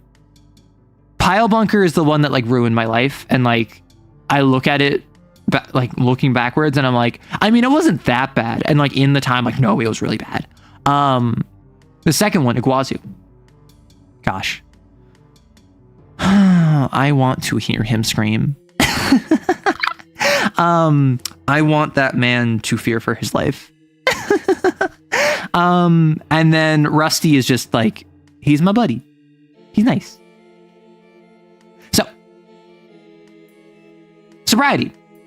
A pessimistic EXO with the most failed missions in CAIN history, sobriety's status as a virtue is constantly under question from Castle and Sierra admin, but is kept on freezing schedule at authorities' behest. Sobriety's grace wraps itself around their nerves, forcing a muscle memory-like structure against them in strong stimuli. Their high blasphemy clarity takes advantage of this by kicking their brain's synapses into a supernaturally enhanced fight-or-flight response, but also forces the user to remember sensations like pain vividly and frequently. Sobriety has expressed extreme dislike of this ability, and often partakes in benders and macrodosing of inebriants in order to nullify it while off mission, and sometimes on. Despite this, sobriety has survived more missions than any exorcist in the modern day, and is deployed in missions with high-profile assets such as politicians, strong XOs, or other persons of interest in order to guarantee their survival. Sobriety's danger sense, while sober and injured, is unparalleled, and a precarious but valuable asset to CAIN. So, for their strictures, you cannot consume substances such as cigarettes, alcohol, or other inebriants. You must always roll 0 dice on actions done out of avoiding immediate pain. And bond abilities, you never upset an individual when turning them down, offers, substances, advances, or otherwise. You gain the clarity power, you may use it once per mission. You gain the ability to borrow script from other XOs, once per mission. Breaking your first stricture relieves one sin. So, i.e., if you consume substances. You gain access to lucidity of the broken mind. You may only activate it when you are on the brink of death, and it persists afterward as a permanent passive. Which, clarification, it does replace clarity. Or rather, it adds on to clarity, I should say. So, clarity. You may only use this power if you have 2 or more injuries. The pain jolts your synapses awake and allows your mind and body to move in intuitive ways. You sear every available sensation into the framework of your grace, and your body speeds up in response. Use all of your remaining psyche bursts. For the remainder of the scene, your body instinctively reacts to and avoids danger. You roll an additional risk die on your actions, only taking the higher result, so it's less likely to take damage. Roll +1d on any action to avoid, defend, or react to danger. This can also apply to rolls that negate threats, resolve complications, or the defend action, but this does break your second stricture. Automatically succeed in any roll required for you to flee the current conflict scene. This breaks your second stricture. So, you are going to take more damage, which sucks. When the power ends, you suffer severe full body pain, and all action you take becomes hard by default unless assisted by setup or teamwork until your next rest. When you rest using this ability, gain +1 resting die. So, when inebriated, you cannot activate this power. Breaking your first stricture will always end this power early. What is lucidity of the broken mind? Your brain opens up infinite pathways and possibilities where you experience your pain in full, allowing you to perceive all paths in which you die and find the one where you don't. When you are on the brink of death, you take -3 stress from all sources. You cannot increase this reduction by any way. When you would reduce damage from a hostile being this way, gain 1 sin. Suffering instant death while on the brink of death is unavoidable. All attempts to revive you fail. Clarity also gains the following effect. Gain a Foresight Talisman whose segment length is equal to the number of injuries you have when you activate Clarity. While the power is active, you may slash the talisman once to have you or an ally you can reach avoid any source of external harm, reducing the instance stress by 3. When you fully slash this talisman, Clarity ends early. In doing the Hunter's Archive for sobriety, I was speaking with Svelte, and Svelte brought up a character from an anime who has like this very like happy-go-lucky, joyous attitude where his whole power is he can see the pathways of how he's going to die. And so he's literally like walking through a battlefield, watching his own corpses like littering all around him. And he's like, oh, not there. Oh, that one's the wrong way too. Oh, I guess I shouldn't go that way either. And like, is that Gokuraku? Yeah, so apparently that's a direct inspiration of this. He is like, just literally sees where he will die. And so he just doesn't go there. And he's really happy about it and like really chill about it. And this is that, but imagine you could feel the pain of every single time you died. And you can't be drunk. You can't be high. You can't have painkillers. You can't do anything that would mitigate your pain or suffering. It is entirely just suffering. And that's what this is. Also, prudence is one of Sobriety's likes because prudence cleared Sobriety's 98 script deck. Script deck?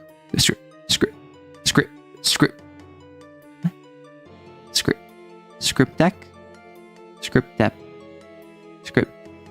Cleared Sobriety's script deck castle. Why can I not say that? Why was I struggling with that? Am I stupid? Absolution. I really like Absolution. The Mourner. Absolution is considered one of the most powerful binders in the history of... Okay, saying debt again does not make it easier for me. I'm breaking it down. Right. Wielding control over a Cat 5 hound codenamed Guillotine that manifested upon the brutal and untimely death of their ex-spouse. Their strange and empathetic nature towards sins has notably earned them the wariness of authority, but their usefulness to CAIN shines in their near-zero civilian casualty rate and an execution record second only to justice. Absolution mourns the fate of sin hosts and their subsequent sins, and believes that the fastest route to peace for them is swift and severe execution. The High Blasphemy Guillotine is a shared contract with the sin of the same name, allowing users to summon a fraction of its power, becoming more lethal if they mirror Absolution in their actions and motives. Absolution also assists in the training of binders under CAIN's employ, particularly assigned to assist binders whose sin's capabilities have far surpassed their own. Sister would have been fantastic to study under Absolution. Shame she's not a part of CAIN no more. So, per strictures, you cannot commit acts of cruelty or prolonged suffering, and you always roll 0 dice on actions that put civilian or innocents in harm's way. But when someone tries to confess the truth to you, you can always hear it regardless of distance, physical or psychic barriers. Gain the Guillotine power, you may use it once per mission. You may take 2 non-lethal stress to gain plus 2d on any roll to connect to, empathize with, or get closer to any other individual. And you may use Guillotine multiple times per mission. For every time after the first, you must sacrifice a limb of your choice. If you have no more limbs to sacrifice, your body disappears after the blasphemy resolves. Make a new XO. So, like, that's what we're dealing with here. That's what we're dealing with, right? Guillotine. You summon the Cat 5 Sin Guillotine to a point within range that you can see. It immediately destroys an area of space equal to 1/2 cat range, 1/2 cat within range with ripping bloodstraws, jutting blades, and utter destructive force. Use all Psyche bursts. This area instantly eviscerates mundane objects, structures, and humans caught within it. Allied exos caught in the area take 2d3 stress, and every foe in the area takes 1 slash. Roll Psyche to deal severe damage to 1 foe, adding a die for each of the following questions you answer yes to, up to a max of 1/2 cat plus 3 bonus dice. Is the area devoid of humans and exos other than yourself? Do you feel empathy for the target? Is half or more of the target's execution talisman slashed? Is your target grieving, mourning, or experiencing loss of some kind? Have all 3 trauma questions been answered? Do you plan on executing the sin? For every question you answer yes to, take 1 stress. You may choose to take 3 stress instead for a question you can answer yes to for the bonus die grants to automatically succeed. For every question you cannot answer yes to, ignoring sin questions for non-sin targets, take 2 stress. Any stress taken from the blasphemy cannot kill you or inflict instant death, but can inflict injuries. For every injury this would inflict, lose a digit, finger or toe, of your choice on your body. Actions taken with that hand or foot are hard for the rest of the mission unless assisted through setup or teamwork. If you have no more existing digits, you must choose a limb instead to lose, suffering the same consequences. Limbs or digits lost this way cannot be restored by any means. After the mission is over, you can adjust to this disability and no longer has any effect on them. Determine with the admin how your character heals. And the Blind Hound Guillotine detects your scent after the blasphemy resolves, realizing you are not Absolution, and quickly demanifests. This is hardcore as frick. You have 6 stress. You have 6 stress, assuming you have no injuries. So assuming you go on a sin, yes. Like you are at 0 stress, 0 injuries. Use guillotine. You barely don't lose a finger. You barely don't lose a toe. Any other circumstance, if you have a single point of stress, you lose a digit. If it's the Fox Devil, yeah, kinda. Taking 7 stress in one go is lethal, by the way. Yeah, like it's 1 off of lethal. Yeah, I had a short series covering CAIN's sins and virtues, and I talked about them from the perspective of, for sins, a temerity archivist telling you about sins and like how to hunt them and like what their domains do, versus for the virtues, I described it as of and under heaven members trying to execute virtues. So, given that we just did all the virtue stuff, I'm actually going to scroll up to the memetics division. Just because we're right here. The memetics division is a part of the game which is all about memory loss and all about the like hope with the veil blasphemy and the idea that there was this organization that like runs this black market, right? You thought there weren't one? No, that's SCP. There is one in CAIN.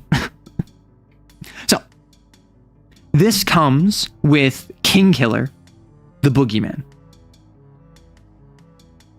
Subject X713 is a recorded Under Heaven binder, which is only considered a rumor among CAIN divisions, otherwise known as Boogeyman through name only. Her significance lies in her brutal execution of sins, exos, humans, and binders alike on a 2 to 3 year cycle, with Mawlet events occurring once during each cycle. Her first sighting occurred in 2016, where local gas station CCTV footage was left intact after being retrieved by a witness blasphemy user who later succumbed to their injuries. XO casualties within the investigation zone reached 12 total XOs, all deployed to hunt designated Cat 7 centipede G716, which was also found executed at the scene. 3 Under Heaven binders who have been expunged from official CAIN records were also found executed on the scene. No civilians within 2 miles of the investigation zone were found alive. Further analysis of event and pattern conclusion through SEER linked 6 previous and similar events to Subject X713, which were previously attributed to Maud events. Subject X713 was previously thought to possess the tension and veil blasphemies. Her application of grace involves the use of severance, but with a further range and tensile strength that previously observed in graced individuals. Based on the speed and magnitude at which Maud events occurred, these uses of severance would in theory span the size of large skyscrapers while reaching lengths of over 580 feet and extending up to 2,500 feet in distance. Her ability to withstand physical and supernatural trauma was also attributed to a modified version of the Aegis power. Maud events were designated incidents discovered before the first record of X713 that were identified through severe and mysterious loss of life in deployed mission zones.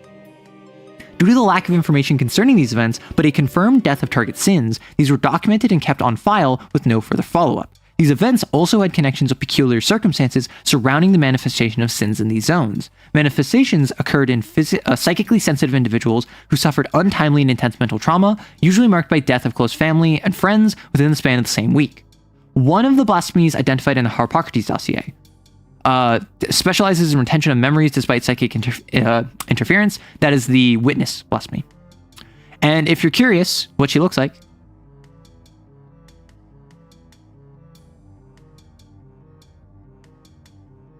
now, I'm not gonna say anything. However, canon is that they can't unless something weird happens. Yeah, normal people cannot see sins unless it is an idol, or if it is a type 2 sin that is like very obviously weirdly distending the body of the host. Tommy Boy said after a while after proximity, this is 50% we get from drawing stream. Yeah. But being honest, I run them as they need to be visible to interact with humans. That includes killing humans. I run sins as completely like not visible unless it is an idol because they specifically say they are visible. Or if they are type 2. And even then, it's like not quite the same. But I also kind of play it fast and loose. I had like a poltergeist, which is a drifter sit that was making noises that people could hear. Which, if it's not perceivable by the graceless. That wouldn't make sense. However, I like the idea it's a little bit fast and loose, but broadly speaking, no. Yes, the virtuoso, the new virtues, thank you. Older versions also had a bunch of cool lore, but Micah was gonna make something with all of it, so it ain't no more. What do you mean no one's gonna remember, so why wear much? I mean, I guess. Which, like... I will say...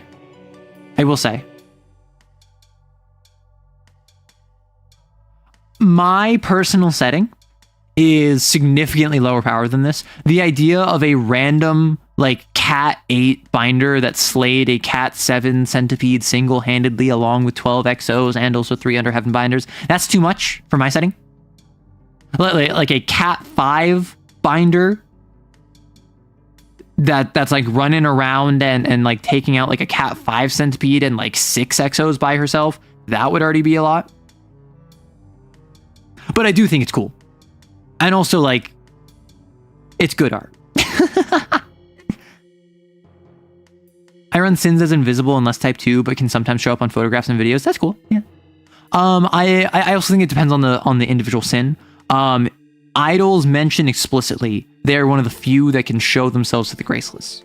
Some drifters, I think, make sense that they can be seen. For instance, the hairy men is one of the drifter types from, I think, Games for Freaks 2. And that's like a perfect Sasquatch, Bigfoot, Yeti. So I think that kind of checks out as a it can kind of be seen, perhaps. Evil women that will kill you. I mean...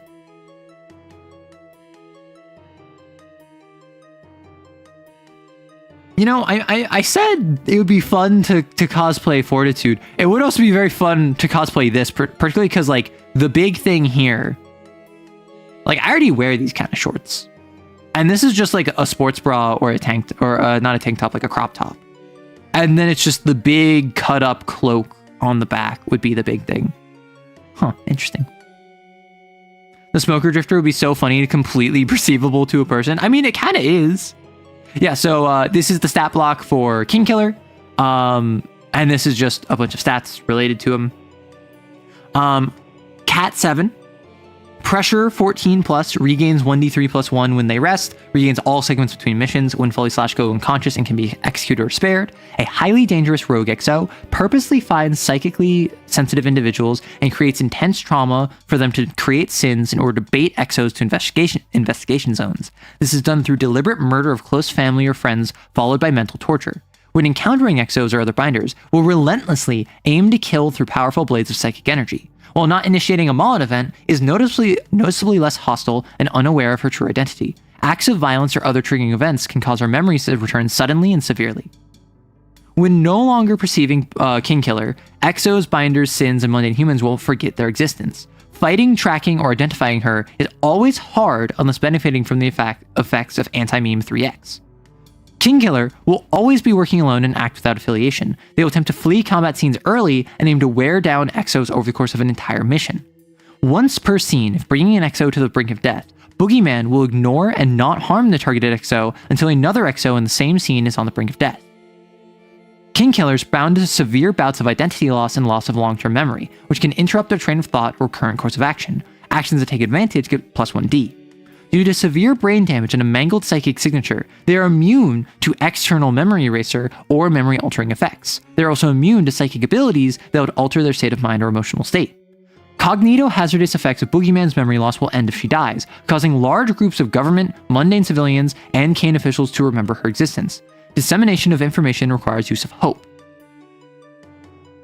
And so this is just like big damage. Barrage of varied mundane weapons and explosives, mainly reserved to overwhelm or damage null or immaculate defiance of heaven users. Severe attack rend can use once a mission. Start with a pool of 2D and target an XO that XO must answer the following questions, removing 1 die for the pool for every yes. Do you remember the face of your mother? Then roll the die. For every 1 inflicts an injury, instantly destroys all structures within short range, and it cannot inflict instant death. Or 1 to 2 Sunder. They target the systems that connect your brain to your body and slashes the most vulnerable parts of it.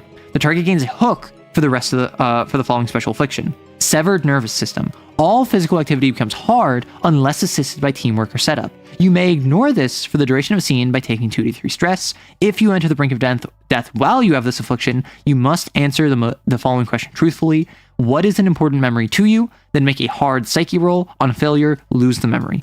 The affliction is not removed between missions and cannot be avoided through agendas, items, or blasphemy powers. You're stuck with it. This got nothing on shift and justice. You can stack things to reach higher cap, but we don't have that many references. Don't know if I missed something, or is cat 7 the cap, or can you stack buffs? Okay, so by raw, you can go up to like cat 14.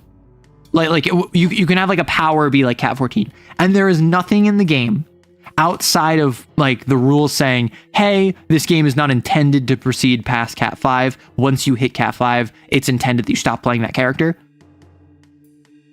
There's nothing to say you cannot be higher cap. That being said, my reading of the rules that has influenced how I play the game and run the game and how I run my setting. There's multiple things that say cat +2. For instance, the Ardent's Inner Furnace power, you can get cat +2 on an ability. The Smother Absentia hook, cat +2. My read of the situation, particularly given that in canon there has not been a cat 7 sin before, my read of it is the reason it's listed between cat 0 and cat 7 is because you are intended to go up to cat 5, and in case you are a cat 5 XO with +2, you go up to cat 7, and you're not supposed to go past that. And that is supported by the fact that everything recently that has been CAIN has included a max of cat 7.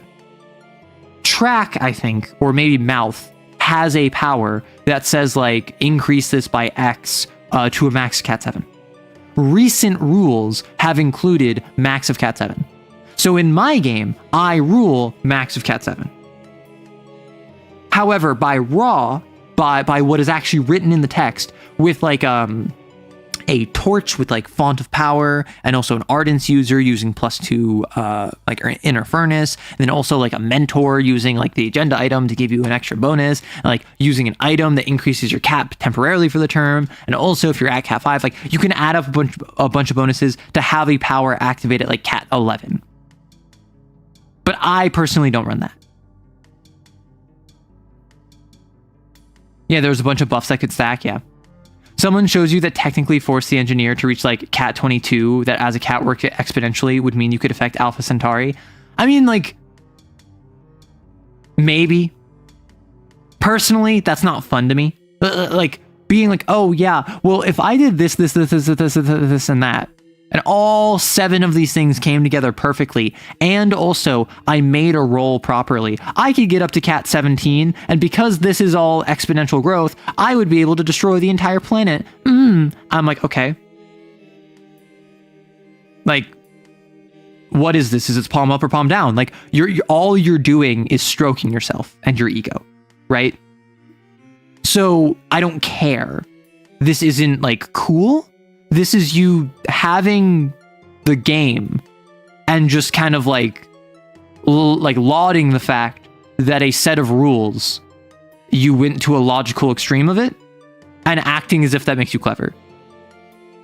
Right? Like, it's like, I like the idea. I did a voiceover like 6 months ago or whatever, which was the idea of with ritual casting in 5.5, you can get a fireball that deals like 500,000 damage or something.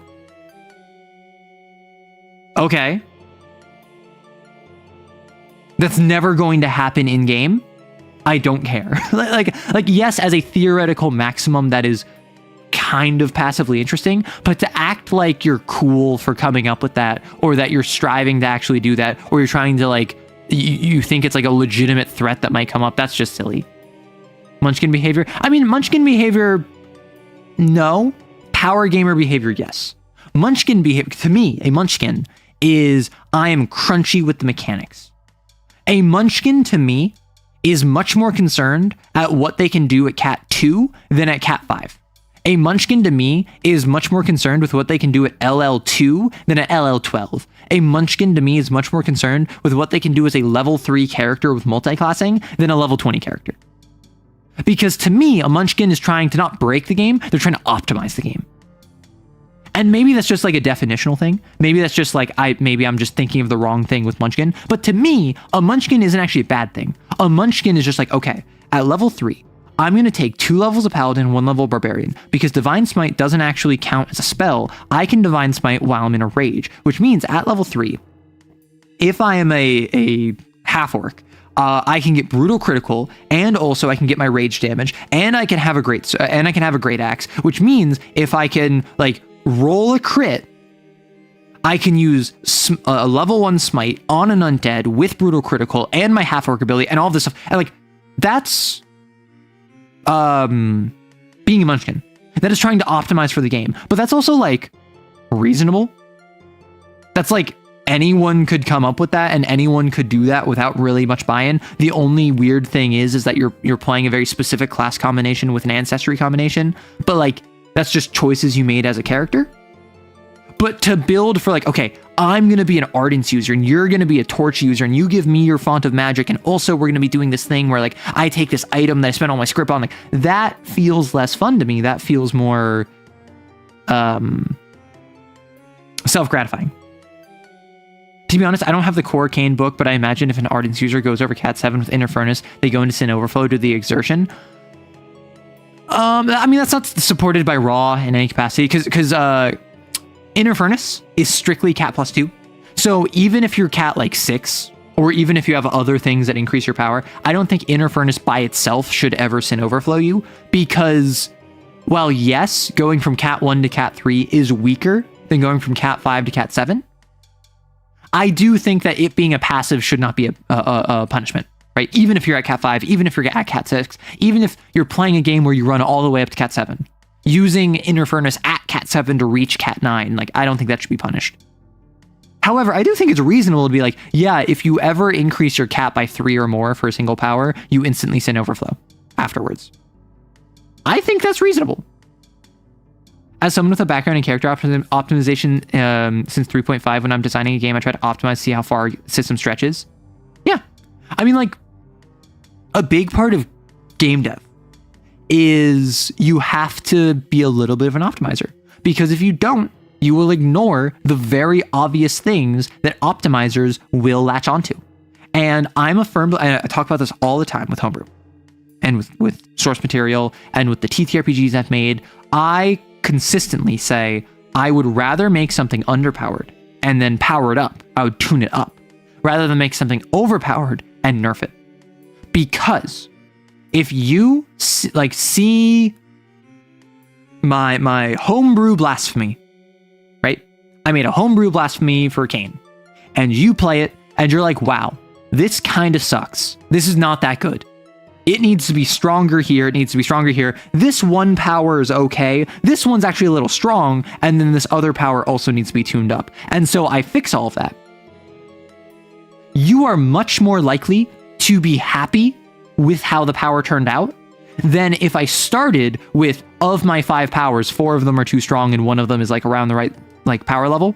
And then I tune it down. And so a lot of people that played that Blasphemy power drop it because, oh, it's not fun anymore.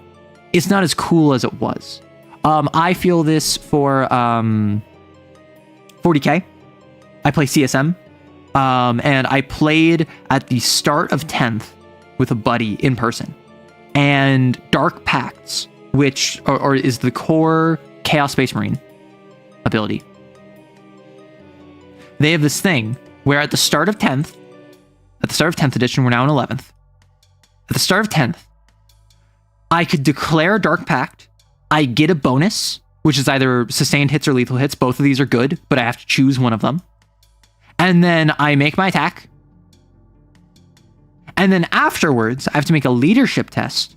And if I fail to think like rolling Psyche for CAIN power, I make a leadership test. And if I fail, I take damage. And like a third of the way into 10th edition, maybe halfway into 10th edition, they changed the order of operations. So when I declare Dark Pact, I have to make the leadership test first If I fail, I take damage. Then I get the bonus of my choice, and then I make the attack.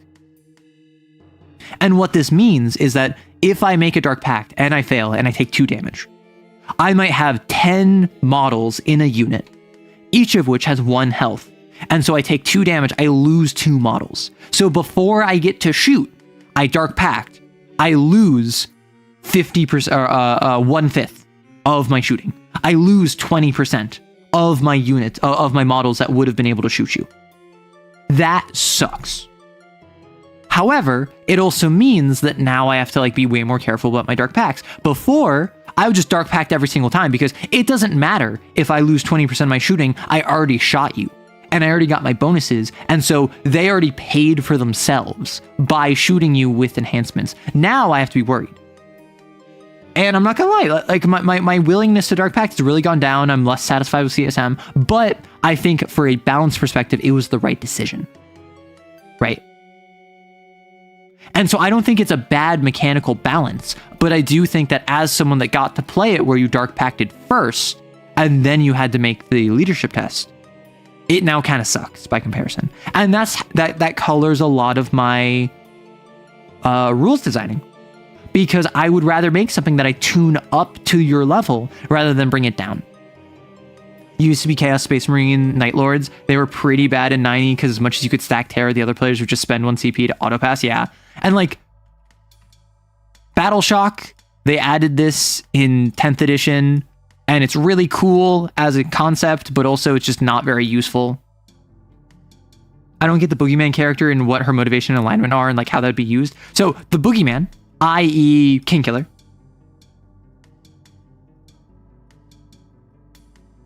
is a independent agent who goes around finding a person that might be able to manifest a sin, forcibly makes them manifest a sin, and then CAIN detects the sin, sends forward XOs, and Kingkiller kills the XOs. Similarly, if Under Heaven Binders show up, kills the Under Heaven Binders. Why? Because Boogeyman is crazy. Again, I don't use that in a like disparaging way. I mean that in the sense of just like the classical conception, the media idea of a crazy person. That's what Boogeyman is. Boogeyman literally does not have memory of themselves. Severe brain damage, mangled psychic signature. They lose their memory of themselves and don't like know what or who they are until they see other XOs. So they have the kind of like anime trope of the fairly unassuming, usually young girl, although this seems to be more of like teenager or young adult woman, who has this like evil alter ego self that like is super dangerous or whatever. That's the trope it's leaning into. And I don't disagree, Alti. The biggest problem is Boogeyman is presented as too strong for any narrative interaction. My issue here is that yes, they're way too strong. Cat 7, Execution Talisman, 14 plus pressure. So that means probably anywhere between like 15 to 16, 15 to like 17. Not actually that bad. But like Kingkiller, Boogeyman, easier than a perfect sin. So you drop Kingkiller in a game where the XOs are already like Cat 5. They're already Cat 4. They're Black Coats. They get sent out to deal with a Mauled event. You have 4 XOs, all of whom are Cat 4. Being a Cat 7 XO, they're still vulnerable to guns, as well as like weapons and knives and mundane gear, but also blasphemy powers. Like, yeah, it'll suck, but it's still reasonable. Not only a mechanical side, but presented as soloing a Cat 7 centipede. No, I think narratively, Boogeyman is set up to be too powerful. I think Boogeyman being like a Cat 6 who took out like a Cat 5 centipede by herself and then also took out like 6 XOs and 3 Under Heaven Binders, like pare it all down a bit. I think that would still be a bit much, but I like, this isn't my supplement. This isn't my scale. This is not what I rock. I would pare this down in my setting. The way it is right now, this is intended as a rogue agent that how I would run. Okay. How would I run King Killer? How would I run Boogeyman? As like Cat 7, killed a Cat 7 centipede, all that stuff. The players are all black coats. They're being sent to deal with like a Cat 7 sin. Because again, like in this setting with this power level, Cat 7 sins are a thing that can just pop up. And when they arrive, they investigate for a bit. They find there's a bunch of dead humans. Oh no. The Hound got them. The Toad got them. The Ogre got them, whatever. They locate the palace pretty easily because that's where like the dead bodies are leading. They go in the palace. Sin is dead. They find a lone binder by the dead Sin. And they're like, oh my gosh, did this binder do this? And then they're ready to fight the binder. And the binder looks at them. And the binder is like bleeding profusely and explains that, no, I didn't do this. She did. And points behind them at Boogeyman entering the palace, which is their only form of egress. And so this binder is a member of Under Heaven that came here basically for the exact same reason the players did, because a sin propped up and they wanted to like bind the sin. And this Under Heaven member is like, listen, I got friends here. I don't know who you are. You don't know who I am. I think we hate each other. We need to deal with her.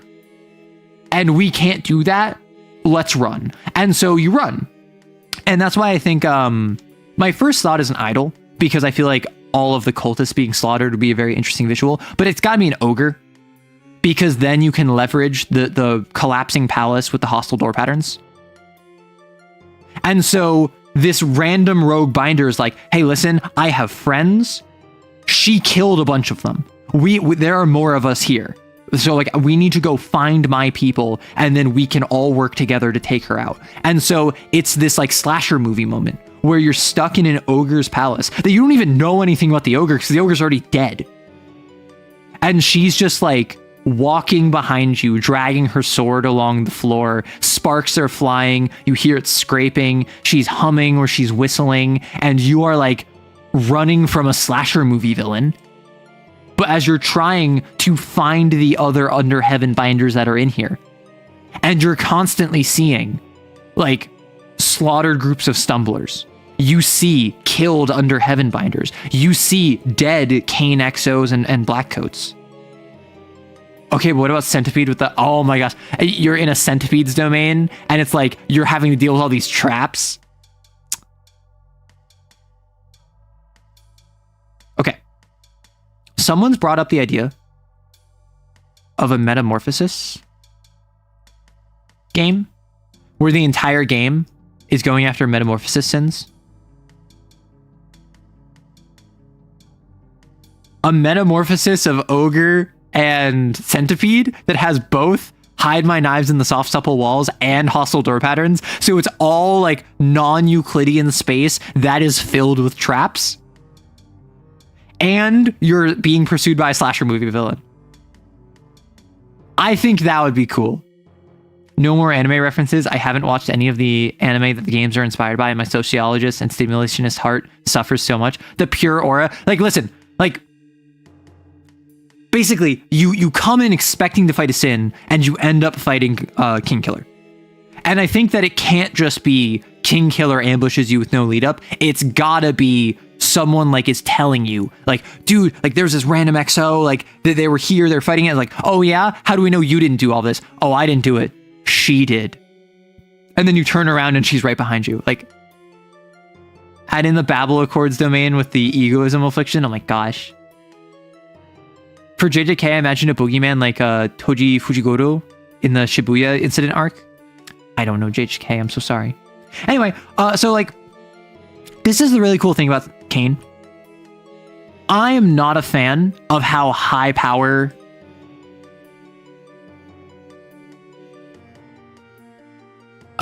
like Boogeyman is. I can still make it work. I can still rock this. And so like that's what is so cool about Homebrew, is that like no matter what it is, no matter what my preferences are, I can make it work. Toji is faith, absolutely no cursed energy, extremely strong physically. Cool. I'm gonna take your word for it. Thumbs up. So here are some items that are related to anti-memes. So it's like, you can do this to combat Boogeyman's abilities. You can do this that you can write this down, but it won't be altered by like changes to like flux or the time stream. You can have your weapon like get +1, +2 cat against threats flagged by Memosine division. Remove the affliction, severed nervous system, like all this stuff. You kind of wish a Boogeyman was more like an evil faith dead. Well, so that's just a different character concept, right? That's just a different threat that you could come up with. So, Memosine flagged drifter profiles. Occasionally, the unknown forces behind blasphemies and sins break through the veil, manifesting fleeting yet dangerous entities known as drifters. Some of these drifters are born from hypocrisies of the human mind, erupting from a part of the psychic gestalt that is folded over on itself. It is the gaps that these drifters avoid the being and perception of living beings in both presence and memory. The Memosine division works to record and hunt as many of them as possible, but the full nature in which these categories of drifters exist is still largely unknown. So these are all related to memory, right? So chain smoker. This one I think is really weird, but I kind of like it. A drifter that only exists in alleyways or other tight spaces in urban neighborhoods. Target individuals walking alone at night near gas stations and convenience stores, almost completely silent except for this distinct sound of a metal lighter flicking open that it can manifest from its main body, usually get the attention of someone passing by. Extremely lethal if not dealt with accordingly. Its behavior, it hides and compresses itself into alleyways or tight spaces until a living being walks by, which it extends its long arms from a hidden body. When this happens, it ritualistically produces the sound of a metal lighter flicking open before holding out a cigarette with the filter facing towards itself. If the living being takes any other action than lighting the cigarette, it attempts to grab the living being and drag it into its body, devouring it. If the living being lit the cigarette, it draws a long breath before disappearing and leaving behind the smell of smoke. Beings that survive this have no memory of it happening. Like, as a drifter, I think this is really cool. Mechanically, this feels like a nothing burger. But at the same time, it's so interesting. It's so odd. Also, every time I look at this, like, I'm sorry, Svelte. I understand that, like, this is the mouth and this is the cigarette that's holding out to you. But when I look at this, I see these are two eyeballs and this is like a lizard going, meow, you know? Meow. I see this as like two eyes that like this lizard face is looking at you. Even though like this is very clearly the mouth, this is an arm holding a cigarette. So what I'm hearing is free cigs. No. It's not free cigs. It is like cigs that someone else has and they want to light from you. I thought it was horse shaped for some reason. I mean, it could be. Who knows?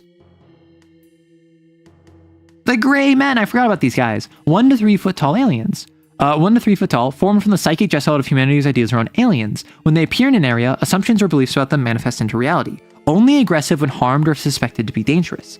Upon death, they dissipate into psychic mist. They fade from memory within 2 to 3 days, and images taken of them always appear blurry. At base, they tend to run away from other living beings and remain as elusive as possible. If captured, their main priority is escape. Their behavior capabilities and durability may change based on changing beliefs of beings in the area, and may gain anywhere of up to +6 segments on their execution talisman and deal up to +4 stress if perceived by mundane humans as extremely dangerous. May gain new complications or threats. And so this is just the platonic ideal of like what you think aliens are. They do that. Also, this one can do black lungs, only attacks beings that fail to light its cigarette, rolls the risk die twice, and takes the lower result against exos who have smoked during the mission. Don't smoke, kids. It's dangerous. Yeah, that was the dude Dare warned us about. Is Dare still a thing? Like, Dare was a really big thing. Late 90s through basically all of the 2000s, then it kind of died in the early 2010s. But it was a major cornerstone of the American education system for like a minute. This is off topic, so you don't need to read this. Thanks to Garden of Sin and its profane blasphemies that Imagos can use, I thought of a Cat 5 sin using witness, making it be seen by the mundane. Kind of want to run a Drifter Folks campaign where CAIN doesn't exist and players are like urban explorers. So what I would recommend for that, don't have it be that it's CAIN doesn't exist. Have it be CAIN does exist. And have it be that they're all just binders. They just happen to be like, they all share trauma. They all woke to their blasphemies at the same time. CAIN never picked them up. They're all low key. They're all on the down low. And so they're just dealing with drifters. And then what you could do is the first proper actual like main sin they run into, they get on CAIN's radar. And then that's when you have the opportunity to, you can have them be captured by CAIN, and then that's the end of the campaign. You could have it be they're picked up by CAIN and you transition into a more normal feel. You could have them on the run and now they're like trying to join Under Heaven, like stay on the run from CAIN. And so you could do a cool thing where it's season 1, so to speak. The first couple hunts are just drifters. Just these like Cat 0 XOs with psychic powers running around and like using a Cat 0 tension power and a Cat 0 flux power and a Cat 0 ardence power. And then once they hit Cat 1, suddenly they're on a hunt. Can't wait for Svelte to drop Basilisk later on with the New Year's thing. Maybe CAIN is just distracted or whatever, and maybe Virtue is... No, I wouldn't even say Virtue is the final boss. I would say keep it even lower powered. Like, have the final boss be like a Cat 1 true sin. They've never encountered a severe attack before. Like, probably the biggest threat that they dealt with is like, maybe they dealt with a Titan. Maybe they dealt with like a Walker. Both of those extremely dangerous, but those aren't really like cogent threats in the same way sin is, right? I think you can grab a bunch of different Drifter concepts and use Chronicles of Darkness. That would also be very good. Like World of Darkness, very good for that. I mean, yeah, some drifters are / can be high cat, but it's also like, I feel the way to make a Cat 1 sin scary is to have a group of Cat 0s that feel like they're confident. They feel like they're competent. They feel like they've done this before with drifters. And then they have to deal with an actual sin. That would be scary. The Stranger. Imperceptible through any means. Any recorded information about one from images or writing inevitably destroys itself, either fading away or physically combusting. A mysterious entity that only targets XOs that have forgotten the face of their mother. Extremely violent and will eviscerate living beings to get to them. Loves you and misses you, waiting for you to finally come home. I've left the lights on for you. So, an unstoppable force has the ability to move through physical matter and kills mundane beings without effort within its path. Attacks through indiscernible means, but are undeniably physical. Does not truly die once its execution talisman fills up, only disappears temporarily. Once per rest, when an XO remembers that the Stranger exists, it appears in the same scene as them. The Stranger stops pursuing XO if they regain the memory of their mother. This one is so freaky, I love it. It's so weirdo, it's so nonsense, it's so odd and unusual. Mr. Friday, oh, they're new ones. Yay! New drifters! Mr. Friday. A drifter that often appears in a trench coat and wide-brimmed hat. Appears to be slightly taller than average human, but once provoked reveals distinctly supernatural distorted features on the hand and face. Like, I know it's a basic fit, but it's still dripped out to heck. Docile until acknowledged, attacks with wildly flowing limbs and loud, shrill screaming. Fun fact, Mr. Friday is a concept created by the perception of exorcists acknowledging it. When the XOs stop acknowledging it, Mr. Friday will cease to exist. Mr. Friday will do anything to be remembered. Mr. Friday is scared.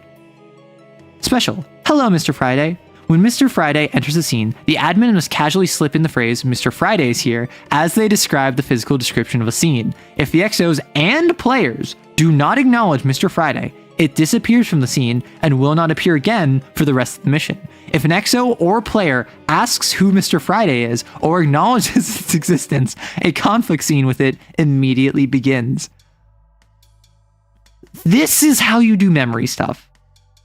Like, bruh, this is so good. Like, okay. I'm gonna go through the rest of these. Angel numbers. A vaguely ethereal winged being that seldom appear when a sentient being observes an angel number, usually when checking the time, 11:11, 5:55, etc., but may manifest through observation of room numbers, license plates, etc., possesses no inherent memory altering effects, but citing and subsequent reports highly resemble religious psychosis symptoms and are subsequently ignored by both mundane and CAIN authorities. I'm sorry, Svelte. I'm sorry, Svelte. Like, I know that you put in a lot of effort to this, and I know that, like,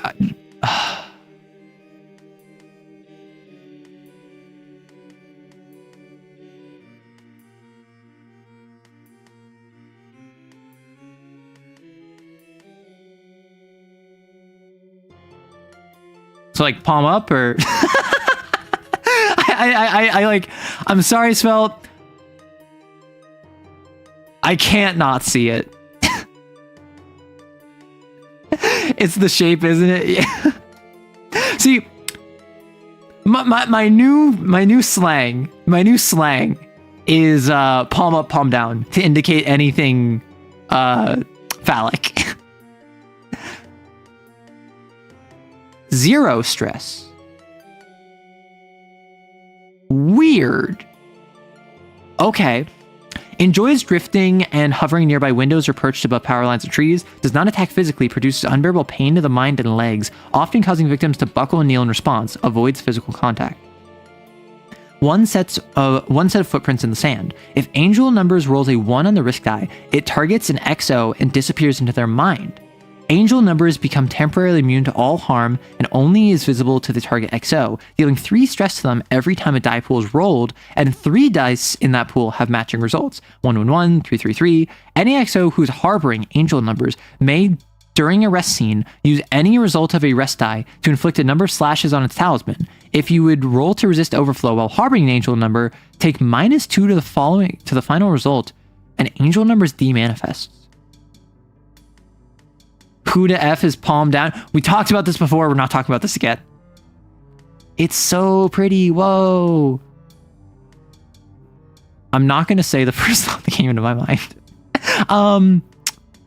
I kind of wish that if you rolled 666, it instantly dies. Right? So, like, if you have an angel number, which I'm just learning what an angel number is now, I assume it's like all numbers are the same. If you roll 666, I feel like instantly slaying it would be interesting.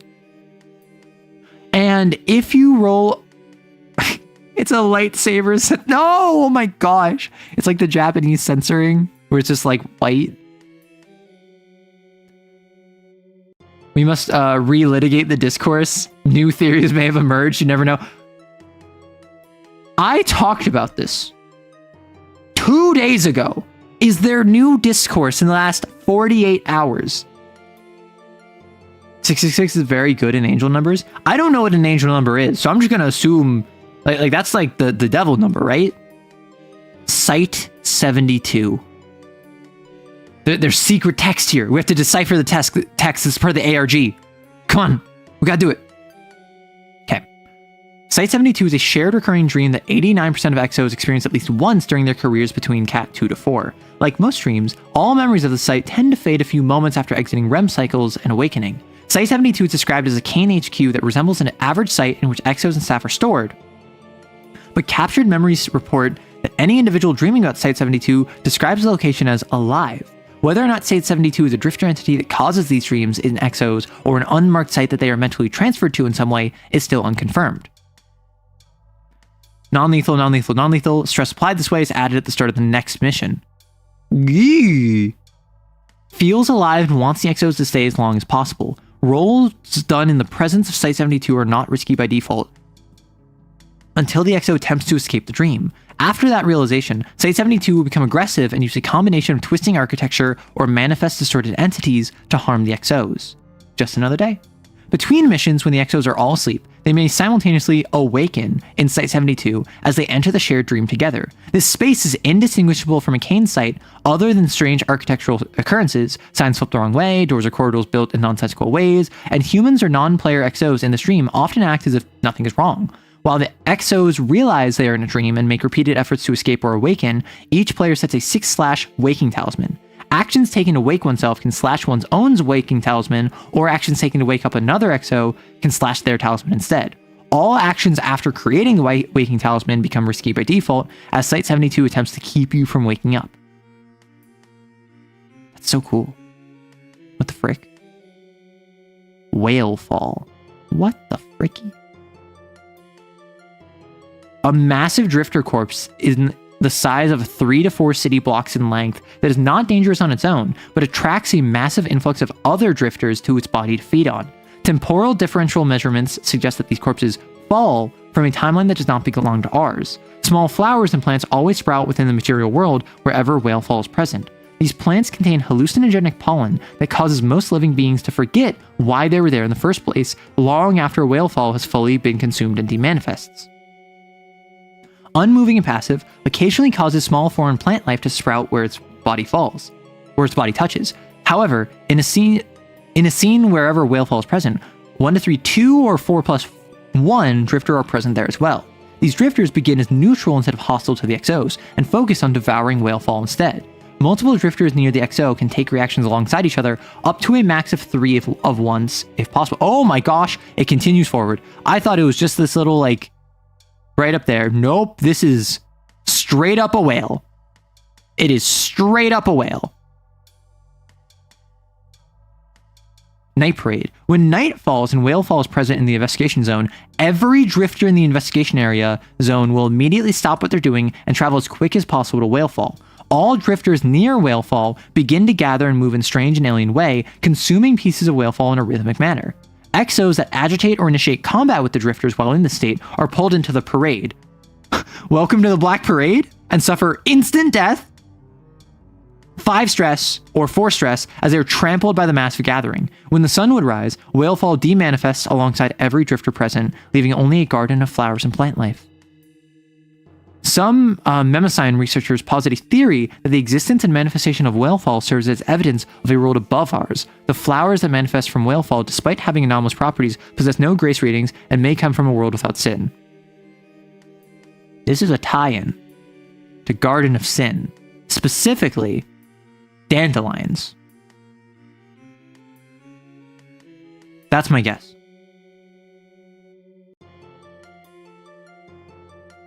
That's my guess. Urgent. XOs are required to report any instance of whale fall to the Memosine Field Division and immediately evacuate the area. Do not approach whale fall under any circumstances. What is Garden of Sin? I talked about it last week, actually. Like last Friday, I talked about it on stream. Okay, so thoughts on the drifters. The gray men are fine. I don't dislike them. I just think that they don't really fit the Memosine as well as the others. I do like them as the concept of like they are built off of what people assume about aliens. Chainsmoker's one where the issue with Chainsmoker is that it's if you do it right, you forget about it. And if you don't do it right, it kills you.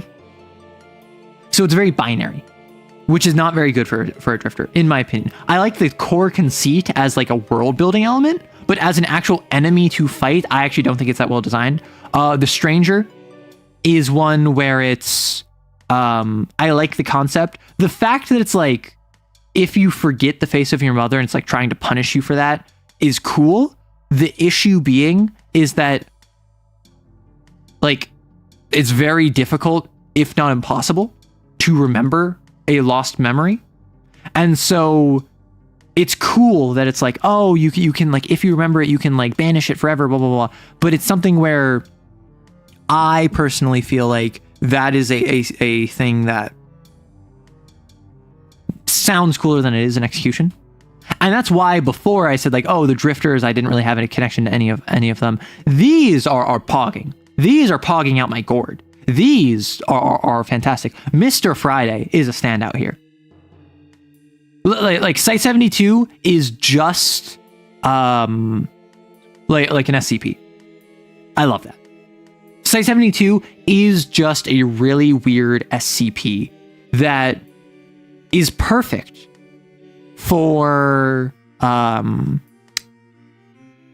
between missions as like a hey, we're gonna do a one shot, but only like Shade isn't available this week, so only B and Alti and Bloodthirsty and Kali are available. So we're not gonna have like a downtime session, we're gonna have a Site 72 session. And so you go through Site 72 and you do this thing. Mr. Friday is probably my standout from it, because just slipping in Mr. Friday is here on the side, and it's only by not acknowledging him that he dies. That's so cool to me. That's so cool to me. And just he wants to do anything to be remembered, and he's scared, and that's why he'll do it. I would actually personally, I would make Mr. Friday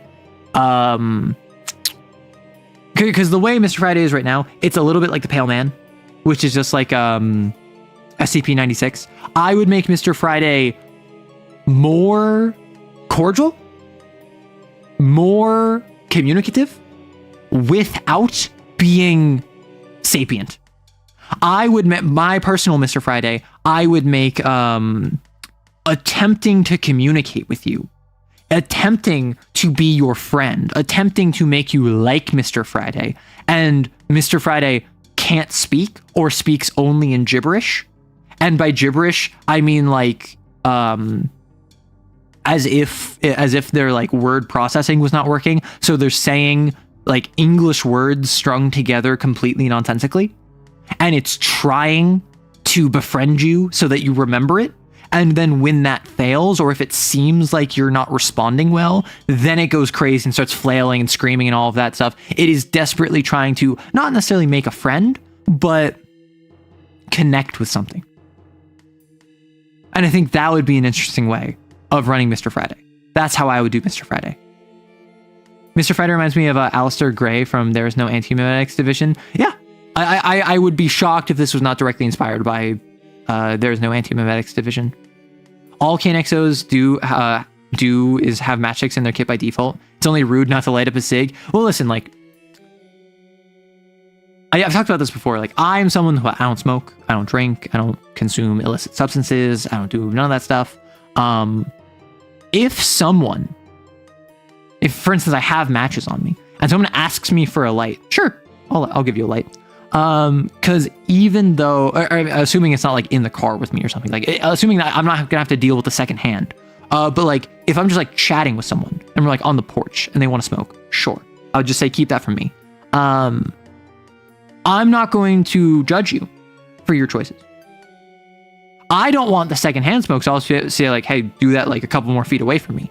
But yeah, like I'll help a homie out. I'll help a stranger out if I happen to have a lighter for whatever reason, and they also are like, hey, can I get a smoke? Like, can I get a light? I'd be like, sure. When I've been out a lot of the time, when things are winding down, you generally leave the building and there's just this crowd of people all lighting up cigarettes outside, which is really weird to me as someone that doesn't smoke and has never smoked. The idea of like you're having this good time and then immediately you go outside and you're just like lighting up a cigarette. That's so odd to me. Like in Urasekai Picnic, when the other entity, when the other start entity starts speaking, I'm unfamiliar. It's a reference to the book with the same name and still manages to keep itself interesting.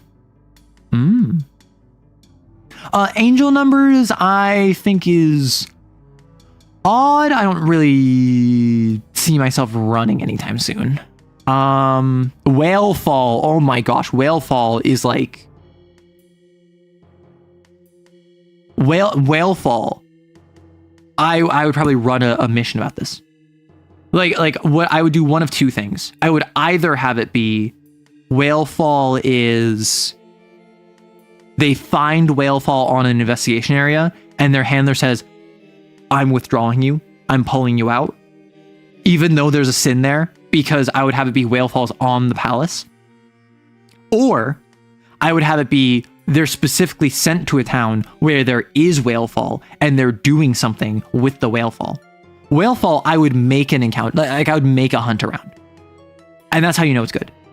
Whalefall plus mother. Oh my gosh. No way. You can't do that to me. Okay, we looked at the virtues. I'm going to go down Cardinal Virtuoso because the Harpocrates ones, I wanted to wait to show off the Harpocrates ones before I showed them off. So, with Cardinal Virtuoso, quirks, completing a mission without touching anyone, bonding or upgrading a bond with faith, because chastity and faith are super tight, doing a meetup over call, committing any indecent or immodest act, breaking your Iron Maiden, mistreating the physically ill, or bonding with charity. All no-goes. And this is what chastity looks like. That's actually so cute. They look so like, my first thought was depression chic, which is kind of what I do, which is not a good thing. I'll just be like in a t-shirt, maybe like an oversized sweater with like pajama shorts, and I'll just like have my hair up in a bun. And that is how I'll just like live my life when I'm not doing super well. Cause like it's comfortable and it's not very presentable, but it's authentic. It's genuine. And I kind of like that. That's how I imagine chastity looking. Sobriety, taking them to a bar, bonding or upgrading with prudence, sharing a drink with them, stopping them from excessively drinking, completing a mission without breaking any strictures, but being insensitive, giving them a headache, missing a meeting with them, or bonding with faith. Oh my gosh. It's the dead Peter Griffin pose. My default when I see a dead body. Wild thing to say. My default when I see a dead body is Yamcha death pose. However, dead Peter Griffin. Also cool, appreciate it. Just like that, appreciate it. Oh yes, and chastity at level 3 will turn their camera on during virtual calls. Very important to note. Ah! Look at the chibi! Absolution, quirks, spending a deployment pass and convincing authority to take guillotine on a walk with them, executing the sin before pressure reaches 3, have the sin host consider you a friend, gifting them something meant for guillotine, versus letting pressure reach 6, hurting a civilian, hurting a mundane animal, bonding or upgrading a bond with hope or justice. The chibi art is so cute, yeah. Arrow, I ask in my knees, read curses and dead. Yeah, so as B said, if you have something for me to look into, that's a Q&A thing. Drop it in the Q&A section. I, at present, am focused on this. More chibi. Look at all the chibis. They're so cute. they're so marketable plushie. Oh my gosh. And then this is a series of gifts that you can give. So this is like a page of one-liners that you can get plus 1D for the connection on the roll. A heartfelt note that increase your bond automatically or increase affinity. You can have an apology that would reduce the loss of something. A heated blanket that gives them plus 1 affinity if given to them right after they defrost. A well-organized journal that allows you to ignore one thing that would take an action that would remove bond from a virtue. You can have a 5-hour deployment pass where you go on a date with them for 5 hours and it's plus 12 affinity. But it's only usable once per purchase. Bond 3 of Absolution, though, yes. Bond 3 of Absolution. You may pet the Cat 5 Hound Guillotine while at this bond level. Can I pet that dog? Can I please pet that dog? Okay. So, we've talked about all the virtue stuff, all the Cardinal Virtuoso. We talked about the drifters of the Mimetics division. And King Killer. We have sins with expanded traces. We have the full Mimetics division in the black market. We have one last choice with the afterword. And we have death and curses with bound weapons. I'm going to go down and do expanded agendas, death and curses, bound weapons, and then unsevered bonds. Like, I'm going to go down now. I know I'm jumping around a bunch. So I was informed there are new agendas. I was informed there are 5 new agendas to look at. Of these older ones, I just want to point out the para-romantic. I want to play a para-romantic. I think it would be fun. Its a normal agenda item is get intimate with the supernatural, and its bolded item is turn away a chance to break the veil. I think it would be very interesting to play a little freaky weirdo. I think it would be very silly, and I think that I want to play a little freak who bonds with fortitude and just like is not well. They look at a hound and say like, yeah, that's what I want. It's the monster lover agenda, exactly. So these all look familiar. I think it's these 5. Yeah, it's these 5. So the shrew. It's the games for freaks agenda, exactly. Get under someone's skin, agree to disagree. Venomous. Roll +1d on rolls to intimidate or argue with characters you have already successfully intimidated or argued with in previous scene. Critical. Calling out other XO's mistakes, hypocrisies, or flaws count as setup actions if the call addresses relevant actions. Fair. Blunt once per rest. When you would speak plainly or honestly to someone in a way that would hurt their feelings, relieve one's sin. I could use that. Cornered animal. Gain +1d in all rolls to attack or lash out against someone or something else when you are the only PC in a scene. That's interesting. Unsatisfied. When you make a roll with only 1 success, you may choose to take 2 stress to reroll the die pool and must take the second result. Interesting. Exactly with 1 success, you get to reroll. Ophelia. Stay unmoored through something awful. Come to your senses. Drifting. Once per rest, whenever your group decides on a course of action, regain 1 burst and relieve 1 stress if you take an alternate course of action that causes new or unexpected complications. Okay. Drowning. Take -1 stress from supernatural sources of harm that are purely mental. Magpie's Nest. You gain +5 KP, but whenever you would retrieve an item for your kit, your admin decides what is retrieved. Pale Garden. Once per rest, if an allied XO questions or confronts you about your sanity during a resting scene, both of you may reroll 1 resting die each, taking the higher results. Deep End. Whenever you gain an affliction, relieve 1 stress. Gain +1 stress if this would leave you 2 or more. Or relieve +1 stress if this would leave you 2 or more. Okay. This is not what I thought it was going to be.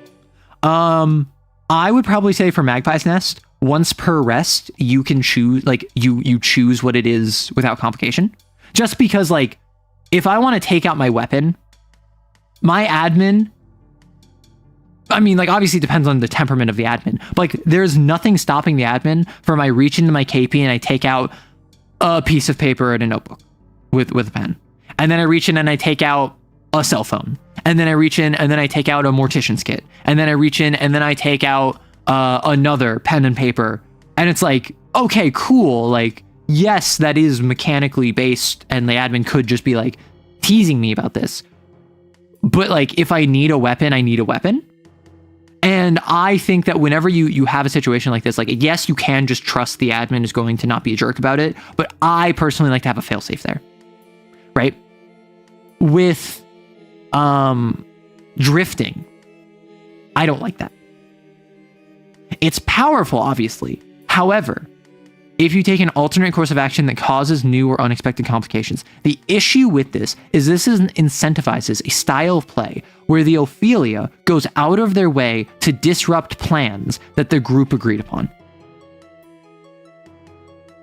And yes, that can't, like, and that's another situation where, like, that depends on the group. That depends on how well you trust each other. I have found, even with people that like each other, you will get under each other's skin as players, like above board, not in game, very quickly when one or more people are constantly disrupting what the group does. And that is, I think that that's a slippery slope. I think that's dangerous. I don't think that is something that should be rewarded with a psyche burst and a stress. And that's just me. But that's the kind of concern I have with that. Also, if you recognize these PNGs of pins, these are the exact same PNG I use in Hunter's Archive. The gumshoe. Drag the truth into the light. Protect someone from the truth. The big heat. Complications relating to law enforcement or organized crime that negatively impact the XOs are reduced by 1 segment. Complication relating to law enforcement or organized crime that negatively impact the XOs are reduced by 1 segment.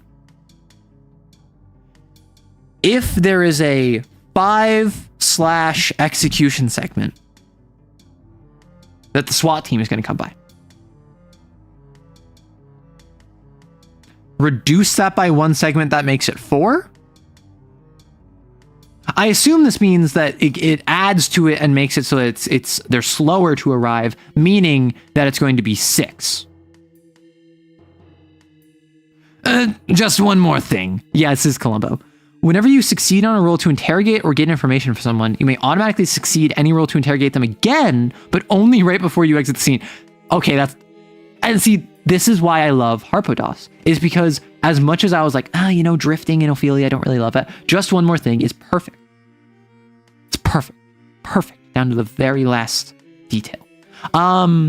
It's a Columbo reference, first of all. It's a cute reference. But also, you have to succeed already. So this just benefits your success forward, and you can't abuse it because it's only right before you exit the scene. So it's you successfully interrogate them. You say, man, well, my wife's making a casserole, so I really need to get going. But just one more thing.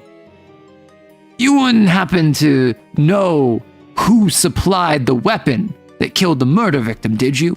And you automatically get a success from that because you're being Columbo. That's really cute. That's really cool. The long goodbye. Once, when you suffer instant death and have not fulfilled the agenda's passive, you may ignore dying temporarily and relieve an injury. At the end of the mission, you suffer unavoidable instant death. That's cool. I personally, there's a couple things in this book that say avoid death. Later, you get instant death, no avoiding it, no take backsies, shut up, you're stupid. I am of the opinion you should be allowed to avoid that later death. Because the long goodbye is basically just kick the death. And yes, with instant death, almost always it's if you go into sin overflow. I feel, or I guess unavoidable instant death, that doesn't mean that you instantly die. You can still roll to resist it. You can still take a sin mark. So I guess, but what I'm getting at is that I feel as though if you could prevent the long goodbye now, or if you could prevent the instant death now, making it so it's not able to be prevented later feels odd to me. Which I understand that's a game design perspective. That is a balanced perspective. I don't think it's a bad decision. I just personally would be more open on that. You go to afternoon huddle before work ends for the week and you miss Columbo. Yep. Asphalt Jungle. The first time you meet someone that a previous NPC is mentioned to you, gain +1 dice on the first action to connect with or interrogate them. I like that. The gumshoe I'm really liking. Maltese Falcon, another reference. I assume Asphalt Jungle is another one. I assume all of these are. Actions made to pass yourself off as a private investigator are never hard. I would also add into that maybe detective. If you're trying to pass yourself off as a detective from the precinct, I feel like that might be another just someone who's an investigator. I like that because one of the main ways that as CAIN characters you can get info is by just walking up to someone and saying, "Hi, I'm a private investigator. I need to ask you some questions."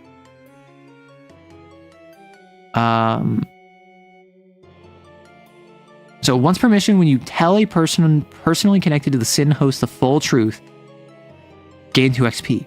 If this person would attempt to share the info, so subsequent cover-up deducts 2 script. Oh. And so that's what the long goodbye is, and have not fulfilled this agenda's passive? So is that drag the truth into light, or is that once per mission, tell someone the full truth? Interesting. The Puritan. Be free of sin, dirty your hand. Unsightly. At mission start, any sin marks you currently have are fully covered or concealed and cannot be revealed against your will. Very nice. Punishment engine. Whenever you gain exactly 1 sin while you have 0 sin, You may take 2 non-lethal stress to instead gain no sin instead. I think that's great. I think that is a great way of riding the line of just like, I want to keep it at absolute minimum. Personally, I would even go so far as to say you don't even take the non-lethal stress. I would just say if you gain exactly 1 sin while you have exactly 0 sin, that's specific and narrow enough, you can ignore it. The issue with that is that if I'm at 0 sin and then I have a special ability that I can do X by taking 1 sin, I can ignore that. So I think you might need to take some stress. Exo uniforms are like suits. No, they're like priest guards. You have to buy a suit. You have to buy like work uniform. You start off with an ill-fitting habit, which is like what nuns wear, or a cassock, which is what priests wear. The art is destroying your perception of reality. Cool. Filth the Destroyer. That's what they called you back in college. Gain +1d to harm traces or drifters that have dealt you an affliction. I was gonna say not sins, but yeah, I guess. I guess. Because like just blanket +1d on a sin after it gives you an affliction would be a bit much. But I would almost go so far to say gain +1d to harm traces or drifters that have dealt you, or +1d to harm sins that have dealt you an affliction this scene is probably what I would phrase. Proselytize. At the start of each mission, pick 1 exo to temporarily grant your unbolded agenda item to. Every session they fulfill that agenda item, you relieve 1 sin. I assume you share it. You don't give it to them, you share it with them. Be free of sin. Valley of the Shadow of Death. You may choose to add -2 to the resist roll before rolling. Each time you do, permanently reduce your sin cap by 1. So this is, you roll 1d6, add however many sin marks you have. On a 7 or higher, you become an imago. So you want to roll minimum, you want to lower, meaning a -2 is a good thing. However, your sin cap, or sorry, your stress cap.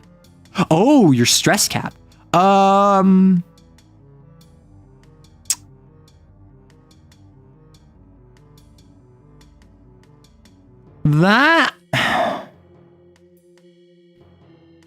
That seems a bit much. Your stress cap starts at 6. Your stress cap starts at 6, and every injury you go down to like 5 and then 4 and then you're done. I would say each time you do, reduce your stress cap by 1 for the remainder of the mission, because that's already really hard. It adds out as 3 free overflows, so I think that's why it's like this. I mean, you say that, but 1, you have to choose this agenda with this ability. 2, -2 to the resist roll, which is 1d6 -2. So if I have 3 sin marks, I'm rolling with +3. I would need to get a 6. Right. So with Valley of the Shadow of Death, this is only a necessity, or this is only like you're only at risk of imagoing if you already have at least 3 sin marks. So you're probably not going to use this that often. I still feel as though permanent stress reduction is too much. Like, I think until the end of the mission would be enough. If you have 3 sin marks, you have to overflow or give up. Okay. I still don't get this. I still don't know. Like, people need to confirm or deny. In the CAIN book, it mentions something about if you have like more than 3, you're donezo, I'm pretty sure. However, I've also heard that you can get more than 3. Because I think it's just as long as you have sin cap to reduce, you can get more. It's just the character sheet only has 3 boxes because in normal play, you probably won't ever have more than 3, right? It'd be interesting to play a Puritan binder with a wretched host passive. Yeah. If you roll plus... Well, so... No. A 1 is always a success. In rolling to resist, a 1 is always a success. It doesn't matter if you have +6. It doesn't matter if you have +10. A 1 is always a success. So it is possible to like get like 5 sin marks. The issue is that every time you get a sin mark, it's -2 sin cap. You start at 10 sin cap. A 1 is always a success. Unless I misread it, unless it got updated, unless it got changed, a 1 is always a success. However, obviously, if you have 5 sin marks and you have a 10 max and every single one reduces by 2, you're at 0 sin cap, you instantly sin overflow again. And then if you resist that, you sin overflow again, and then you sin overflow again because you have no more sin. However, if you theoretically get relaxed grooming standards, which is the script you can spend to increase your sin cap by 2, you could theoretically have 5 sin marks and a sin cap of 2 because you went up to 12 minus 10 is 2. And then there's a couple different things out there that I don't think anything canon. I think it's all homebrew that also minorly increase your sin cap. For instance, I have something in my setting that increases your sin cap minorly. I think that in I think it was gut with bonds increases your sin cap, unless I'm mistaken. There's something in Glory Unto Them that increased your sin cap. Harpocrates, I'm sure there's something that increases sin cap. And so like there's minor things you can do. Your sin might cap, but my sin is bussin'. Oh my gosh.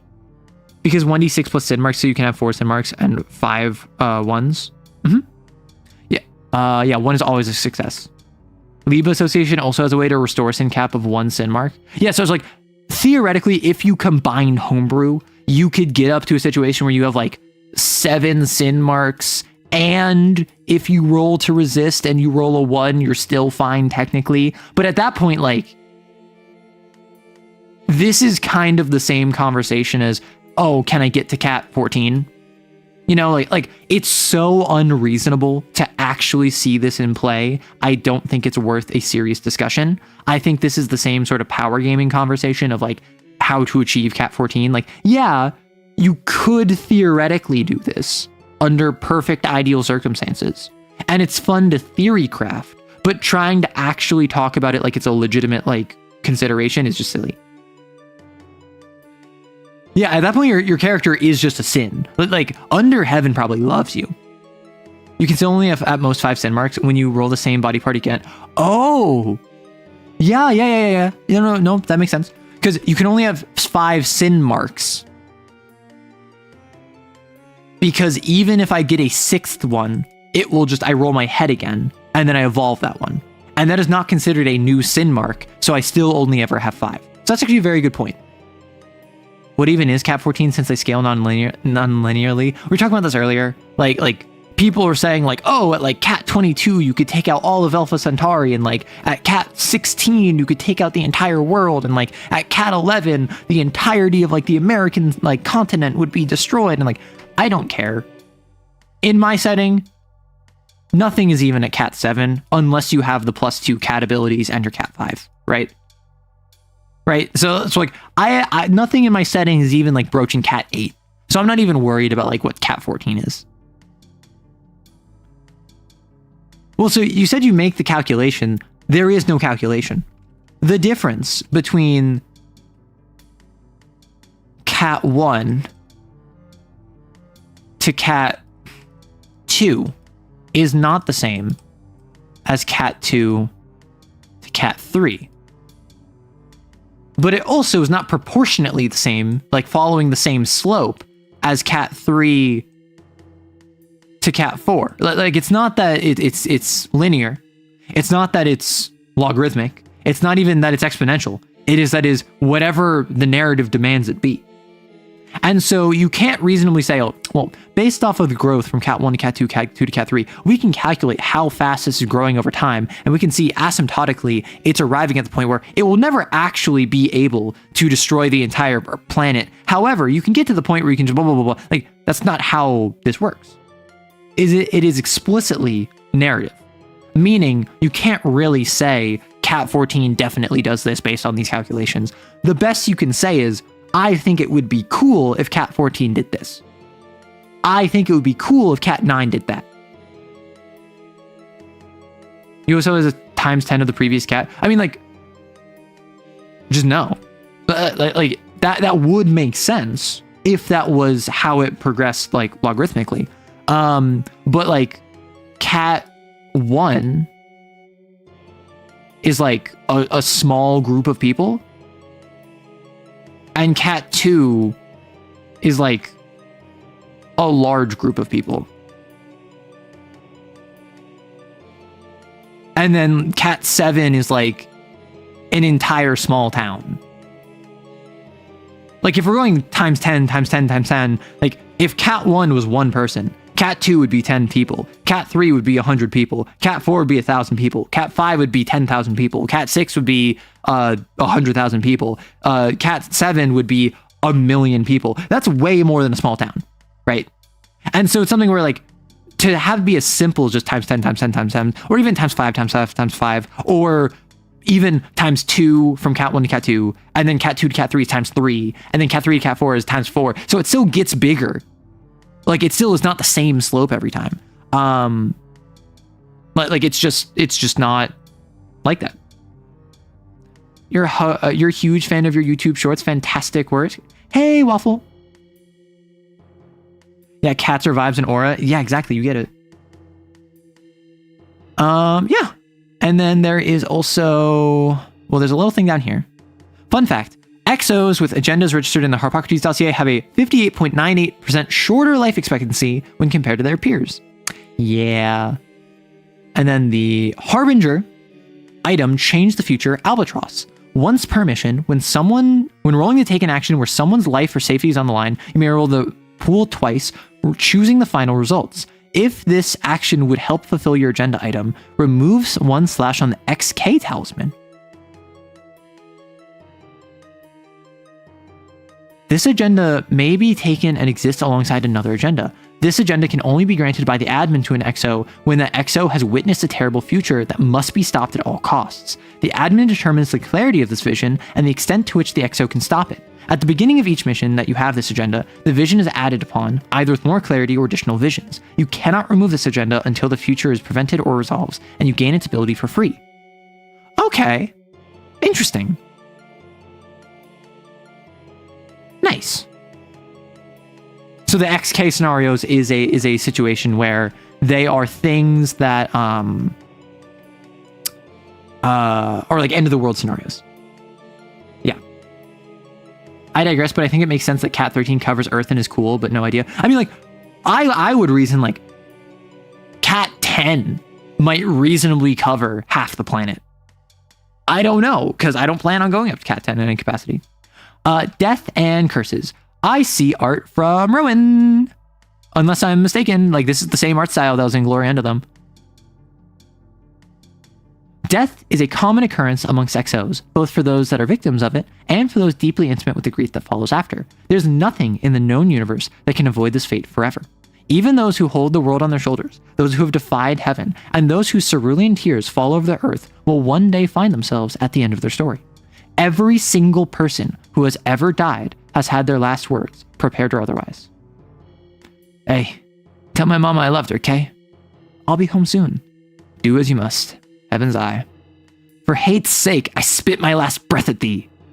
I'm sorry. For XOs, those who have died with too many regrets, their last words possess more power over the world than they think. In these fleeting moments, when an XO has died and chosen not to defy their fate, they can choose their last words to curse a living being. What the frick? Some attribute the effects of the curse to psychosomatic symptoms, while others believe them to be self-fulfilling prophecies on behalf of the cursed. Temerity denies the authenticity of these so-called curses, but a handful of XOs know the weight these last words can bear. In the moments before death, an XO must answer the following questions as truthfully as possible, and may expand upon their answer in any way of their choosing.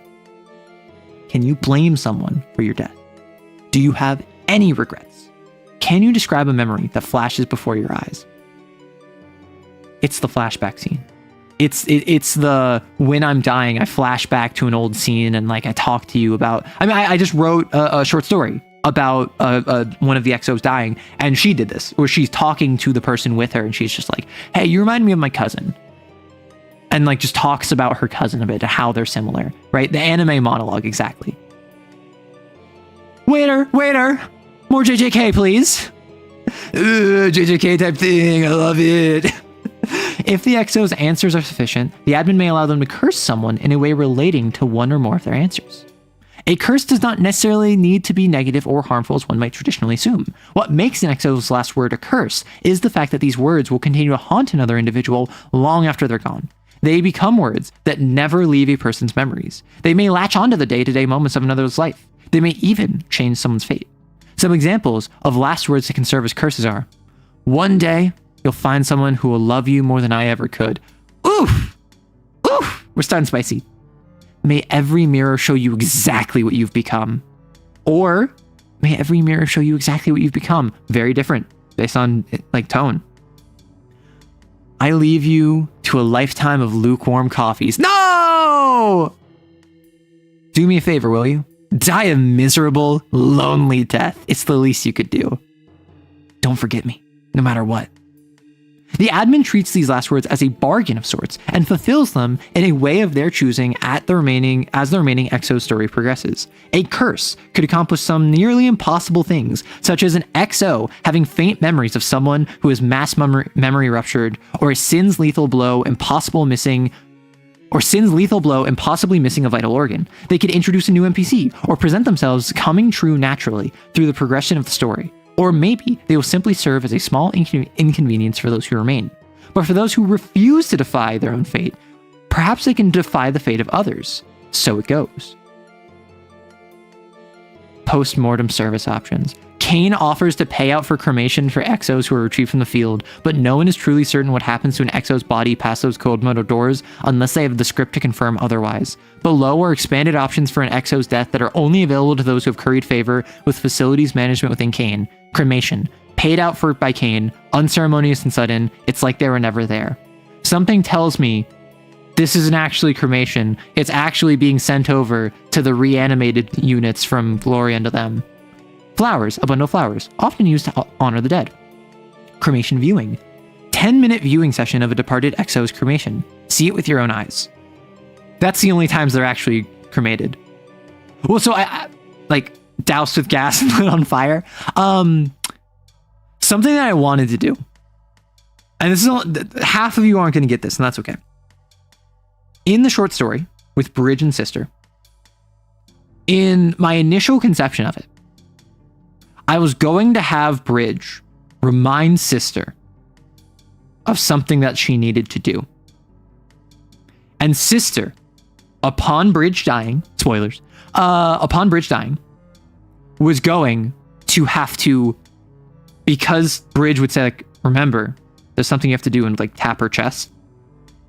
Sister would cut open Bridge's chest and take out her sin seed, because a sin seed is too valuable to just leave behind.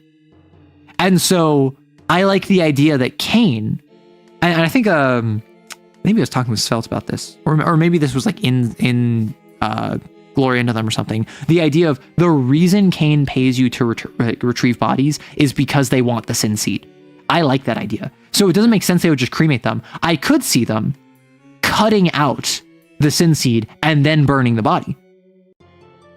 But maybe they have a sin mark that's useful. Maybe, like for instance, Wrath in Valentine's, in her short story afterwards, Wrath has hair and blood that have curative properties. They can cure diseases. Bond has knives growing from her body.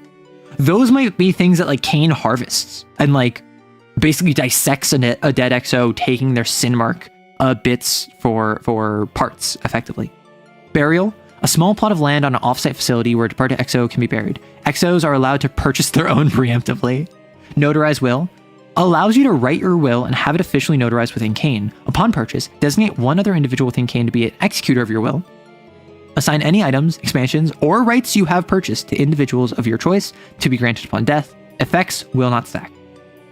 Travel and 1 hour pass. Special permissions and paid travel to any CAIN-sanctioned location to spread the ashes of a fallen XO. Time to spend at locale not to exceed 1 hour. Ah, that's so good. I hate it.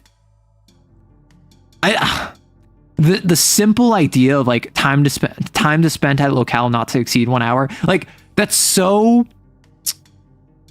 it's so bureaucratic, which is exactly what I go for in my CAIN. It's so just like, oh, okay, we can like spread their ashes. Oh, we have an hour. Okay. In my game, CAIN offers retirement for incentive purposes. I mean, yeah, my CAIN offers that too. And I have had multiple XOs that were NPCs that were retirees. They came off the front lines, the Sigmas. Burial gives me the same vibe than retirement in base book. I find it weird CAIN even offers it. At least it's time at locale and not time for the entire trip. That is true. However, it's like, hey, man, I grew up like just east of the Rockies, and I saw them off in the distance all the time, and I never climbed up the Rockies. I would love to go hiking in the Rockies. And then like you're like, okay, we're gonna go to the Rocky Mountains and we're gonna spread their ashes. And it's like, okay, CAIN drops you off at the foot of the mountain. Be back here in an hour. And so suddenly you have 1 hour to like climb up the Rocky Mountains and spread their ashes. And it's like, I guess we're getting like halfway. That face when the movie is getting good and the handlers yoink your eye out of the theater exactly 1 hour in.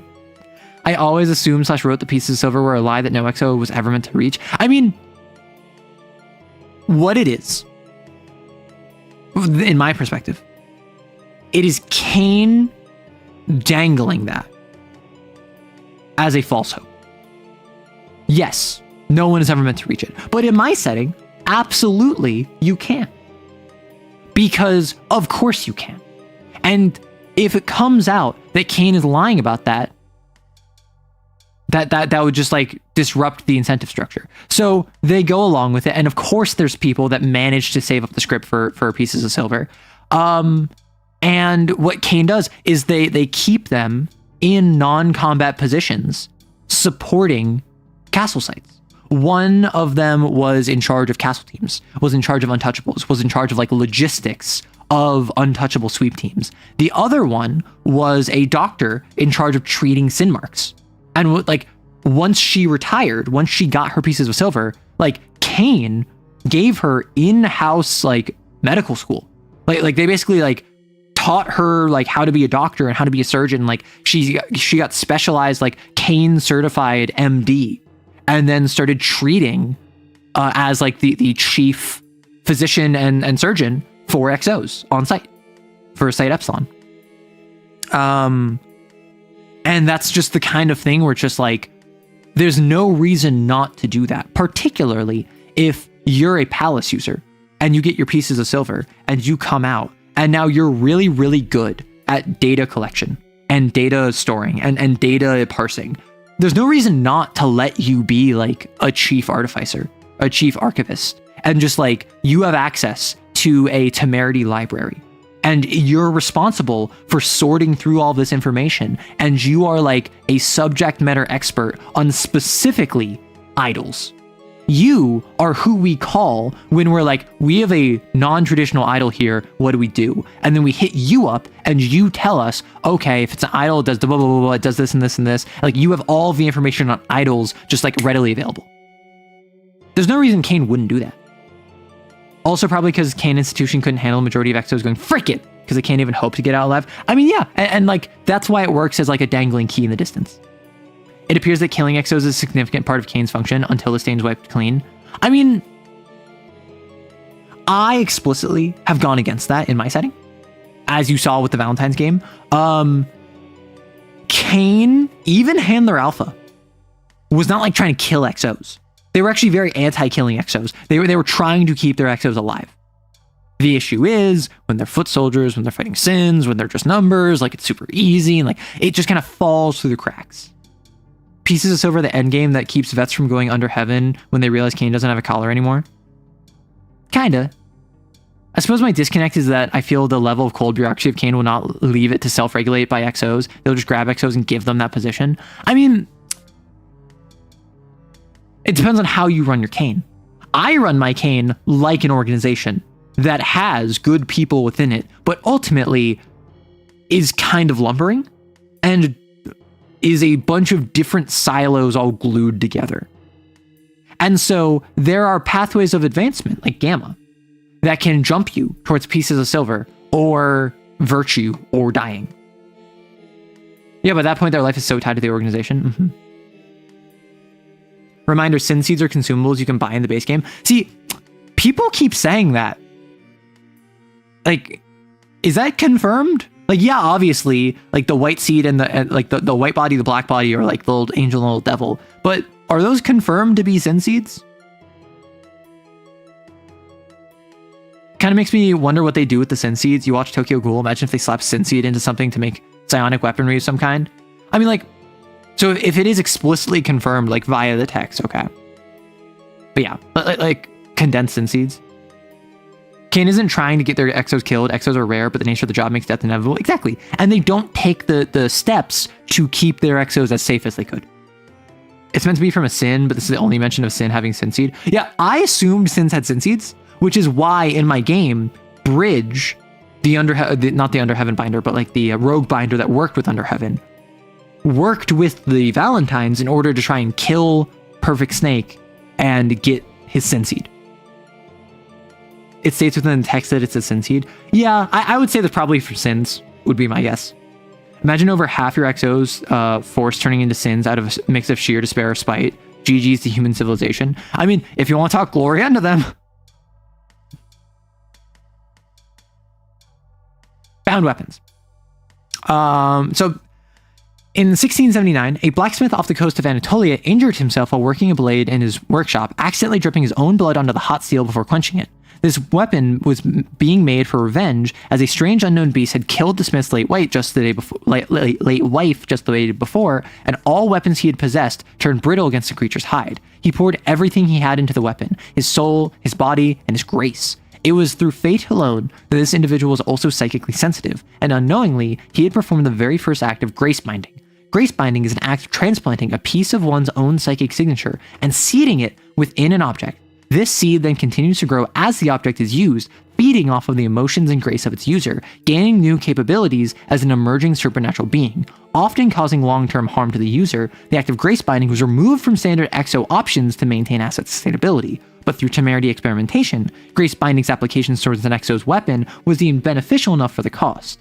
Whether or not this program will remain in effect for the future of CAIN is yet to be seen. Fact. An XO's relationship to a bound weapon closely resembles the bond that binders have over their bound sins, particularly in cases where a binder's bound sin is one that has manifested from their own trauma. In some cases, with psychic energy within a bound weapon matures and manifests into its own sin, its wielder may convergently transform into a wretched host. Someone mentioned this earlier, wretched host. Creating bound weapon. A Cat 2 or higher XO may sign a contract to undergo the bound weapon experiment with temerity. Upon creation of a bound weapon, an XO selects a single melee or ranged weapon that is separate from their service weapons and infuses with the psychic energy through the following. I would say, personally, I would not say it's separate from their service weapons. I would say it becomes separate from their service weapons. Because if I have a katana and I have like, for instance, like Mix had like a katana with like a pentagram in the pommel, and it was like design, it was like similar to Arthur's like longsword that had a pentagram in the pommel, and like I upgraded it with cat advancement. I feel like you should be able to bind that katana, but the way this is worded, it would say that is your service weapon, bind something else, right? So select a type of sin, answer a single trauma question for that sin classification as truthfully as possible. This answer is kept secret from the other XOs. Select a single option from the enhancement board. The rules for selecting enhancements are located on the next page. I would also probably say, you don't just select a type of sin, you select whatever type of sin you think you're going to turn into. And so that means if you think you're going to turn into a hound, you have to choose hound and choose a hound trauma question. If you think you're going to turn into a lord, you have to choose a lord and a lord trauma question. And then later you might change your mind. You might be like, I was thinking lord. No, I'm definitely more of an ogre. I'm ogre maxing. Then it stays a lord weapon. You don't change the weapon that you bound. But I do think that it should be not like, yes, it is a choice technically. It's whatever you as a player think is the best option. But I think that being an XO, that would make more sense. You feel like it's fine because it leaves the option for other options to be there? I mean, like, yes. However, it's not supposed to be cool. It's supposed to be desperate, right? It's supposed to be, like, this monster killed my wife and my blood has been spilled upon this. And now, so I grace-bind this weapon with all of my rage and fury and vengeance to get revenge on this monster. It's a hound weapon. I don't think that if you really, really want an ogre weapon, you should be able to ignore the fact that you're doing this out of desperation for vengeance, right? That's my thought process. Because, like, if you're an XO, and if you are so, like, scarcity mindset, if you're so destitute that you like are stuck in the toad mindset, even if a lord weapon would be more fitting for you, you can't not make a toad weapon because you're so stuck in that toad mindset. I think that would be interesting. Fact, those under the effect of the high blasphemy null or who have acquired immaculate defiance of heaven cannot effectively utilize or wield bound weapons, as making contact temporarily nullifies the supernatural effects of the bound weapon. This makes those XOs excellent candidates for combating the abilities of enemy binders who possess bound weapons as well. Ooh. Binding ritual. In order to finalize the weapon of your bound weapon, the creation of your bound weapon, the player must write down their answer for the selected trauma question on a small piece of paper in real life. No one else may see that it is written on the paper. Then the player must burn it, drown it, shred it, eat it, or destroy it in any means of their choice. When this piece of your XO has been cleansed from the world and kept in the deepest parts of you, the pact is sealed. You cooked with the binding ritual. Sorry, I have to send that to Svelte. What the frick? Particularly like with this. Like, again. I think this is really cool. This is a little bit too out of game for me. This is a little bit too stepping away from, like, into meta for me. That being said, the fact Tom Bloom, like via track, has already started bringing in, like, you have to build a in real life soundtrack and use the title of the song currently playing as your power. Like, I'm fully, like, 100% on board with stupid nonsense like this that is out of game but affects the game. You can paper. I wouldn't recommend it. Like I don't think that you can supplement your diet with paper, but like if you have paper that you consume, it's fine. It's just like, make sure that it's non-toxic ink. Make sure it's non-toxic, like lead. Like, don't write in like a lead pencil on paper and then eat it. I let the player pick, but I have CAIN impose this on the character. See, the thing I'm getting at is if you're playing a character that is very like lord coded, I don't think you should have the option to choose a hound weapon. Now, I think if you want, you can take actions as a player, and really it would only take like one session of dedicated changing your behavior to alter your behavior, alter your frame of mind, like make the decision as a player. No, I think I'm more hound coded. Sure, you can say that and just start doing that now, and then you get a hound weapon. But I do think that like, if you're so obviously and saying out loud, like, yeah, I would definitely be a lord, I don't think you should be able to choose. I think it should have to be a lord. Because who chose what sin you're going to turn into? You. So you're never going to have a situation where you choose an ogre and you're forced to be an ogre and you don't want to be an ogre because you as a player are deciding, I'm going to be an ogre. And therefore, the weapon you make is based off of a choice you made. It just so happens that the weapon is not a direct choice on top of that. It is a indirect choice from your previous one. And so if you really want a hound weapon, you can just decide, no, I think I would turn into a hound. That's reasonable. Oh no, that's just a personal preference thing. Using a bound weapon. Because a bound weapon is grown from their specific user's trauma, i.e. what they're traumatized by, what sin they'll turn into, they can only be effectively wielded by the person who has bound it, otherwise lashing out or acting uncontrollably in the hands of another. This bound weapon becomes a separate item from your traditional service weapon pair and requires its own KP to retrieve during a mission. Upon drawing your bound weapon for the first time in a mission, sin surges through your body, testing your ability to control it. If you would suffer sin overflow and imago due to this, the bound weapon inevitably becomes a part of your new form, a dangerous liability for any XO squad. Nice. Whenever you survive a mission in which you successfully use your bound weapon at least once, you may spin an advance to select the remaining trauma question from your original sin selected and answer it. Then, select an additional option on the enhancement board and repeat the destruction ritual to finalize your upgrade. Oh. The binding ritual. The destruction ritual. Can you make use if you're bonded to faith? If you're bonded to faith, yes. If you're under the effects of null or have immaculate defiance against heaven, no. Which, like, I think it would be really cool to make a sin weapon and then immaculate defiance of heaven, and you're doing this thing where, like, you are free of sin, but you're wielding a weapon of sin. I think that would be kind of busted. I think that's a mechanical thing more than anything. Yes, it could be a cool lore thing because you nullify the sin of the weapon. I think it would be cool in lore to have someone that's immaculate defiance of heaven and they have, like, this like, gun that is a sin gun. And, like, they manifested a hound that, like, they channeled into this weapon, and now they are free of sin, and they channeled it all into the gun. I will say, they can only be effectively wielded by the person who bound it. Again, you don't get a choice of which sin it is. But anyone who would also become that can wield it. So, if I would turn into an idol, and I forge a bound weapon, it has to be an idle one. But Wander, you will also turn into an idol. You can use my weapon. However, Grave, who will turn into a toad, cannot use my weapon. I think that would be cool. I think that would be interesting. Because then it's not the idea of it's bound to me in particular. It is bound to whoever is connected to a toad sin. Alternatively, I could see it being, it is bound to me, I can use it.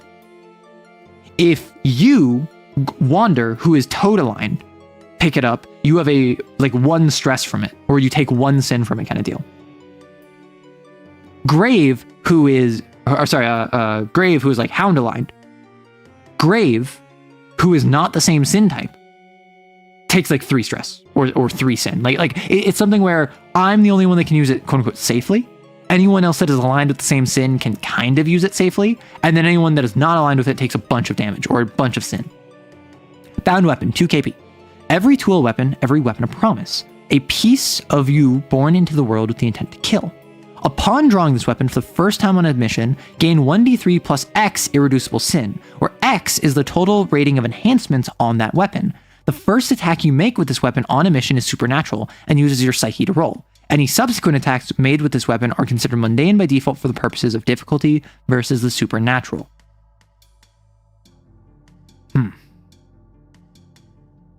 Okay.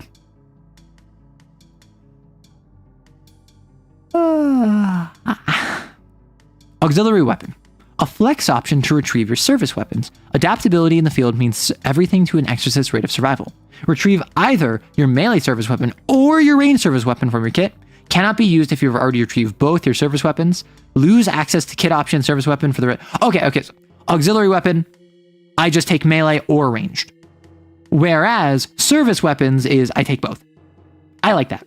That's something I hadn't even thought of. Great addition. Great addition. I'm going to wait to read the enhancements. Because as it stands, this is not worth it. To me. Enhancements.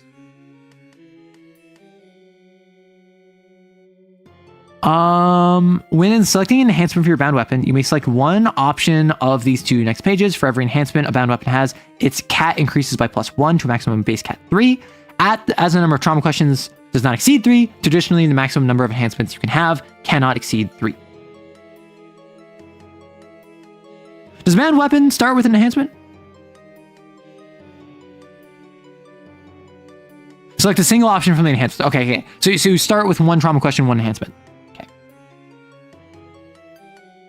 All enhancements have a name, rating, and description. Some enhancements are evolved and require the bound weapon to have previously corresponding enhancement before being able to take it. The effects of an enhanced weapon are only active while your bound weapon is retrieved from your kit and wielded by its owner, you, and remain inert while within your kit or not while being wielded. Many of the abilities and attributes of these effective parameter of rolls or granting gain +1d to specific action. The admin has discretion. Any bonus die granted through an enhanced weapon cannot exceed +3 bonus die cap. Okay. I remember reading this before. A lot of these are not tied to a specific sin, but inspired by them and color-coded. So, ignition. Attacks or violent actions with this weapon will always release a spray of spark and heats. This may easily ignite or combust flammable objects. Explosive, evolved. You may take 1d3 +1 stress when attacking with this weapon to trigger an explosive blast. Gain or grant +1d to the next action that takes advantage of this happening. Gentle silence. Rolls to avoid detection or conceal your presence are never impossible, even in plain sight. Huh. Nice. Moon in the winter. Once per scene, gain +1d on harmful violent actions against targets that you've caught unaware. Kin by another name. This weapon is stored within your body and physically grafted to you. It costs 1 KP less to retrieve as it exits your body. Once retrieved, it cannot be removed from your body without removing the limits attached to. It can be withdrawn during a rest or at the end of a mission, but refuses to be retrieved until the next hunt. Interesting. I made something similar called Grace Blades, which are knives made of like condensed grace that you can stab someone with, and if you hit them, you can deal 0 stress or slashes to them and instead inflict 1 sin to them and have it meld into their body. And then they, at any time in the future, can take 1 sin to remove it from their body. And so it's a knife that you can either use as a knife or to like form into someone's body. Last words. If you roll exactly a 7 to resist sin overflow, you may choose to reject a Mogwing and die as yourself. And die as yourself instead by plunging or firing this weapon into yourself.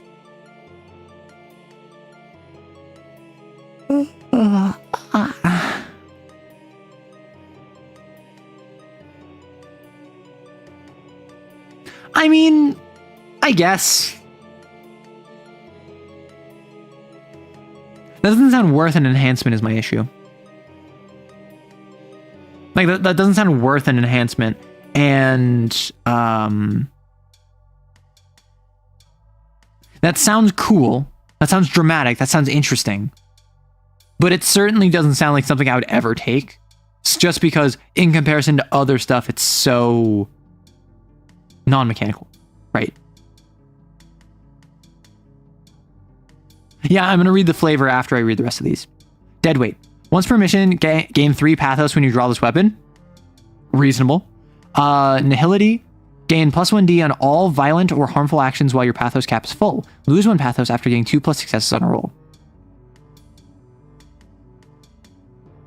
I would say lose 1 pathos after getting 2+ successes on a roll involving this weapon. Personally, just to clarify. I mean, I guess like it only procs once you draw it. But like if you lose it, if you drop it, if you stow it, like I feel like if I shoot you and I get 2+ successes, I lose a pathos. But if I just climb up a building and I get 2+ successes and I don't use my gun, I should not lose the pathos. Menacing. Actions made to intimidate, invoke fear in, or order living beings gain +1d. Above heaven, you gain +2d on all psychic clashes or other direct psychic clashes against other beings with psychic abilities. That's cool, because the standard binder has a psi clash, which like, that's the only thing I can think of, but that's pretty cool.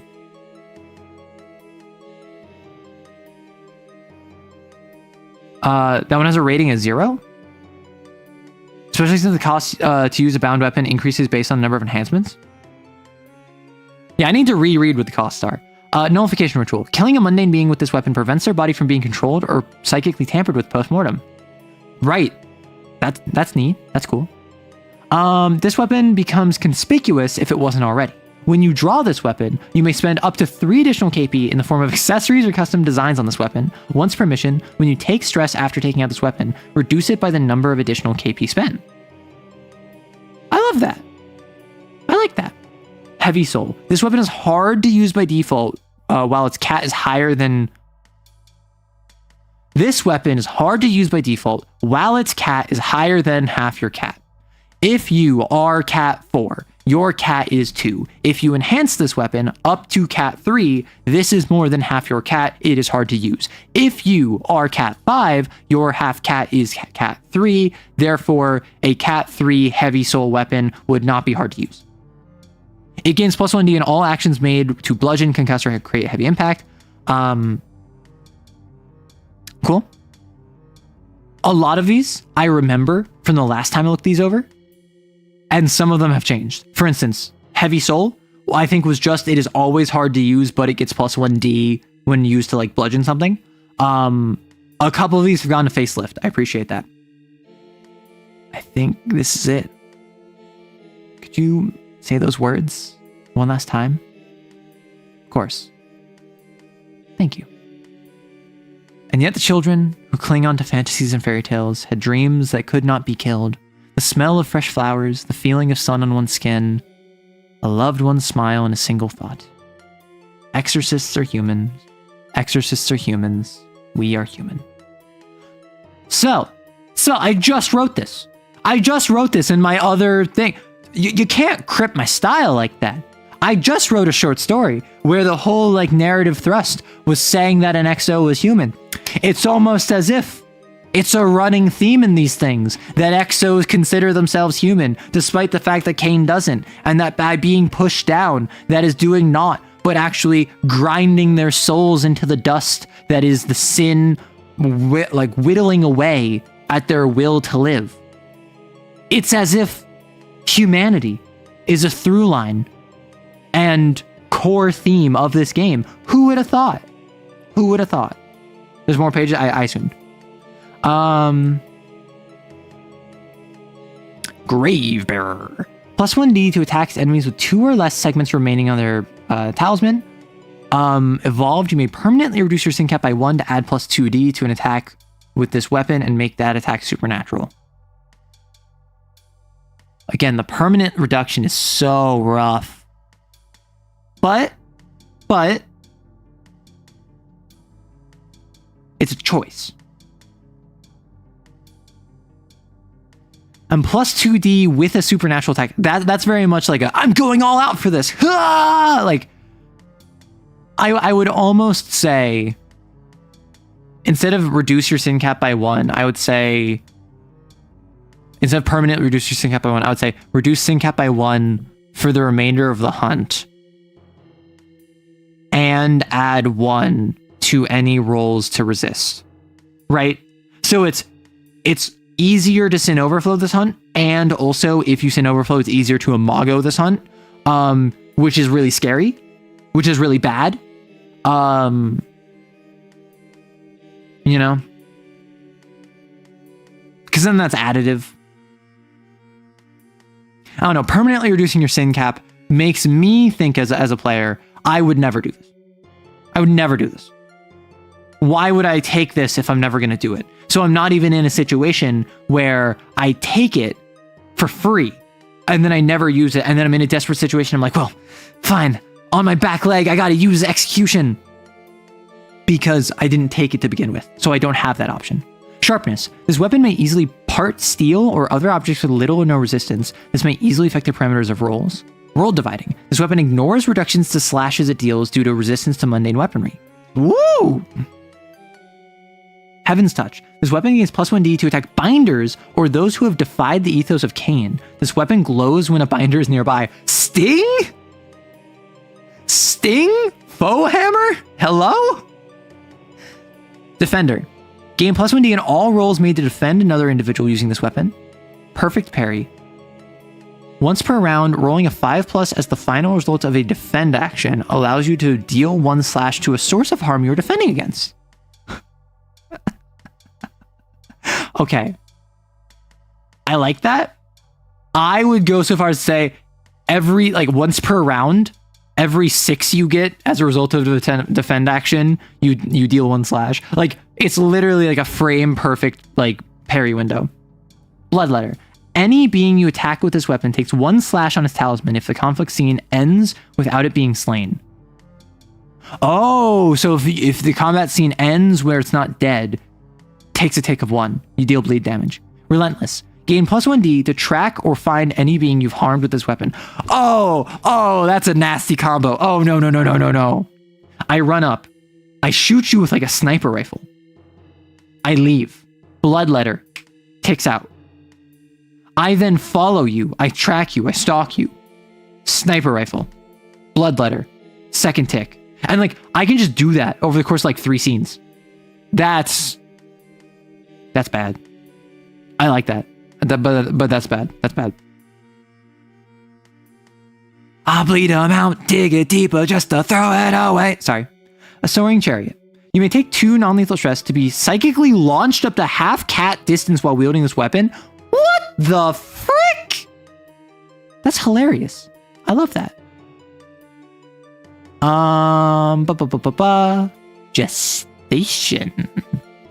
When you suffer a sin overflow that almost pushes you over the edge, your bound weapon may respond through gestation, a state in between that of an object and a minor sin itself.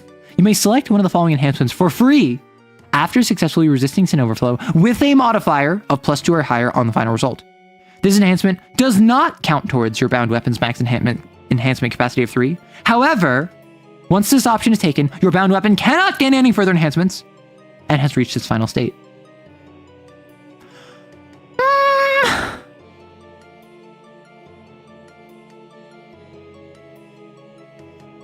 I guess. My thought process is I get my bound weapon. Oh no, bad luck happens and instantly gestates. Right? Oh, you may select one of the following enhancements. Okay, so if it's optional, then I'm totally fine with that. Because if I happen to have a +2 modifier and I only have my weapon on like the first default state, I can just choose to not gestate it. So that works out. Slaughterhouse Instinct Rio. Oh, so Slaughterhouse Instinct. Gestation. Gain the bolded agenda item. Kill. Sure. Once per mission, after you fulfill this agenda item, this weapon gains +1 cat, growing slightly in size, and radiates palpable bloodlust. While in this state, when a scene ends without you fulfilling this agenda item, gain 1 sin and 1d3 non-lethal stress. It returns to normal after the mission is over. +1 cat, you have to kill someone every single scene. Svelte, you little sneak. I showed you a hound-based item that I made, and it did exactly this. It gave you like the capabilities to overcome supernatural stuff. However, it was you have to kill people. Svelte, you little sneak. You little sneaker. But Arrow, most people use these things in the final scene of a hunt, so making it makes these means nothing to these freaks. I mean, that's why I'll just give sin as well, right? So like if it's a situation where it's like, hey, execution, instead of permanently reduce sin cap by 1, you take 1 sin, and also any time for the rest of the hunt, you add 1 to any sin mark you make. Like you add 1 to any sin roll you make. Does it have to be people or just something capable of being killed? It just says kill. It just says kill. Kill fly, you're fine. Endless Grief. Gain the bold agenda item, die. Yeah, I'm seeing a theme here. If you fulfill this agenda item, you may take 1 action before doing so, and even trigger Divine Agony on that action, even if you could not do so normally. This weapon gains +1 cat for the rest of the mission. This can stack. If you would fulfill this agenda item again in the same mission, gain 1d3 plus X irreducible sin. This weapon returns to normal at the end of the mission. I assume X meaning enhancements. Resplendent Ego Splitter. Oof. Oof. That's good. Show someone you're worthy of their attention. Once per mission, when you fulfill this agenda item, this weapon gains +1 cat, becomes conspicuous if it wasn't already. Whenever scene passes without you fulfilling this agenda item again while in this state, temporarily swap one of your bolded agenda items with your unbolded one.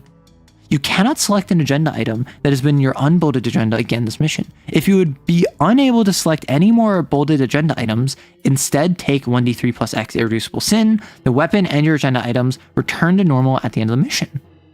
Okay. Merciless Justice. Gestation, punish wickedness. This weapon gains +1 cat and +1d on attacks made with this weapon during to the sin during the execution scene. If you or your group would ever spare a sin host, take 6d6 irreducible sin. All ones. We win these. We win these.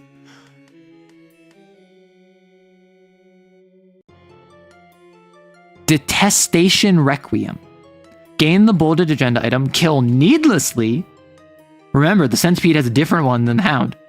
When you fulfill this agenda item for the first time in a mission, gain the centipede bite hook. Once per rest, when you would fulfill it again, you may remove a slash on it.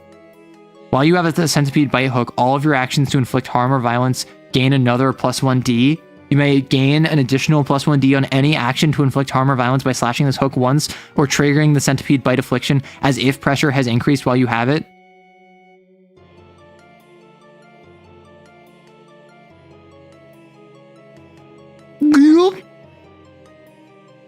But like hitting that like cartoon gulping noise.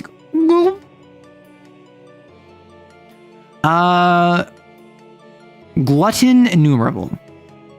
Take more than you need. Once per scene when you fulfill this agenda by taking weapons, ammunition, explosives, or other dangerous items, this weapon may absorb that item into itself. This adds +1d to a temporary pool known as your pot. Ah, that's good. Because it's gambling.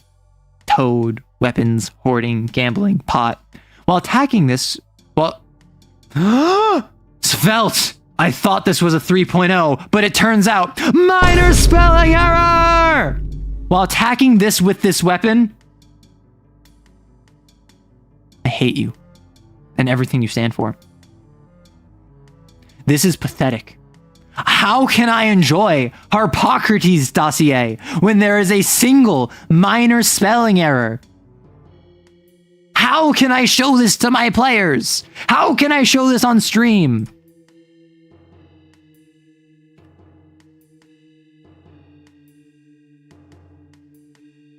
All right, I'm just I'm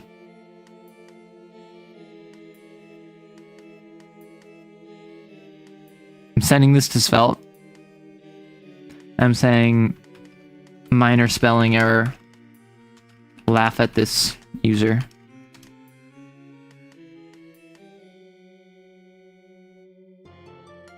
Put the editors on blast, not them. I don't know if Svelte had editors. I can't believe Svelte did this. I know! Minor spelling error. Send them to the femur breaker. Ah! When attacking with this weapon, you may choose to cash in every die in your bonus as a pot as bonus die, but take 2 irreducible stress for each unsuccessful result on the final roll. This weapon returns to normal at the end of the mission.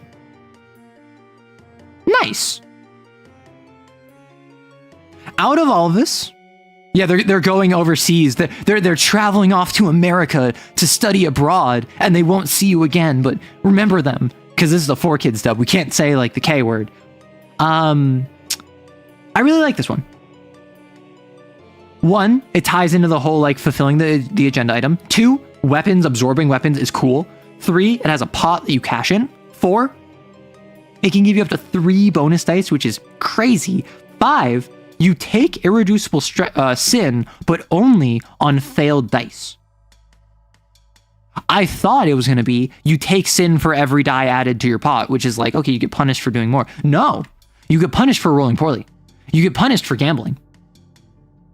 If you just have good luck, you don't have to worry about this. This is probably the best one. I would say this is probably like the most interesting one to me. Really?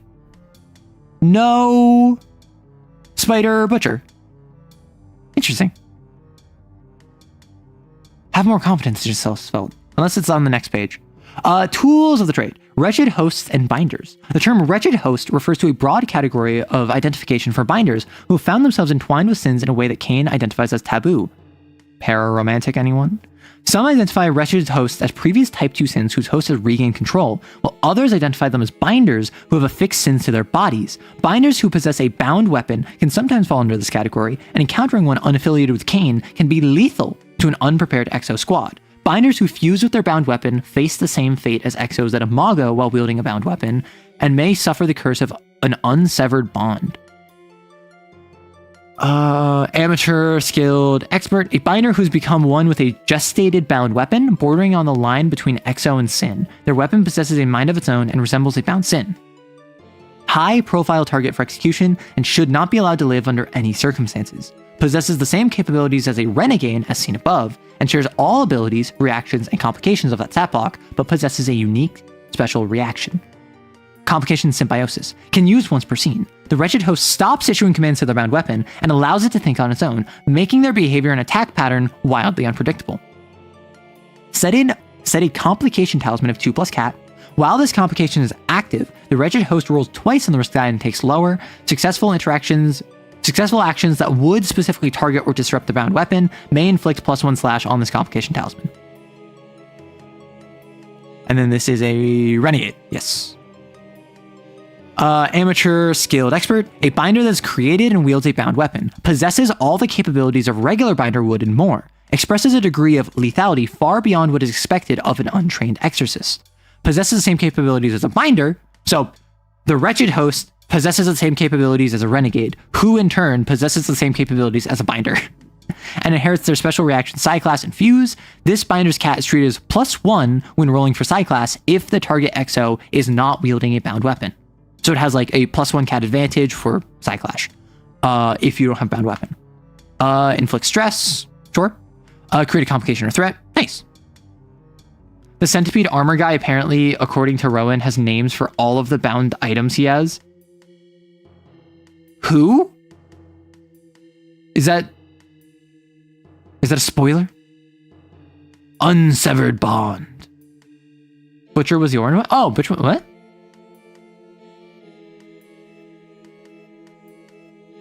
No? Hound, ogre, idol. Justice, lord, centipede, toad. I'm saying gestated. Oh hey, glory into them referencing hypo. Yeah, who would have thought? Yeah. So it's for up here, the different colored ones. Like bloodletter, relentless. Those are what's it called? Butcher, and then the green is spider. Like yeah. But I'm saying for gestated. I'm surprised that there's no gestation ones. Unsevered bond. Imagos that manifest as a result of succumbing to sin overflow through a bound weapon ultimately fuses the weapon, the wielder, and their tool to one another. These imagos are set at the highest priority to be executed before maturing, but in the rare cases that these imagos survive, the subsequent sins gain new capabilities. These sins possess a birthed weapon, usually hulking and massive, connected or supporting with flesh between jutting steel or iron. They usually possess a separate consciousness from the sin itself, but are born from the same trauma of their sin host. Birthed weapon. A piece of pain birthed into reality for a singular purpose. The product of a child gasping for air and warmth in a world devoid of it, drawing the thin white line between life and death without hesitation. Recovers 1d3 slash between scene, 1d3 plus 3 after they rest. It has the following features. This entity is a separate execution talisman than the sin it's attached to, and must be targeted separately to deal slashes. Grants the sin is attached to one additional domain from the list on its page. Grants +1 domain if that sin is a perfect sin. This can give a perfect sin 2 more domains. While this weapon's execution talisman is fully slashed, end and negate the effects of all domains this weapon is granted. What the frick? I hate you the most. Out of everyone alive, I hate you the most. Wowza. Alright, Dead Angels in Heaven. The Sin's bound weapon has the ability to sever connections to the psychic sea. While it is drawn, the sin may immediately end the effects of any ongoing psychic effect caused by exos as a 1 or 2 on the risk die. Additionally, any harmful supernatural harm, Svelte. Wait, oh, I'm blocking with the soy jacks, but any harmful supernatural harm targeting the sin. Oh my gosh, literally unplayable. Literally unplayable. How dare you, Svelte? Did they respond? There's 10 you haven't caught. I had 3 editors. Well, I have 1 more.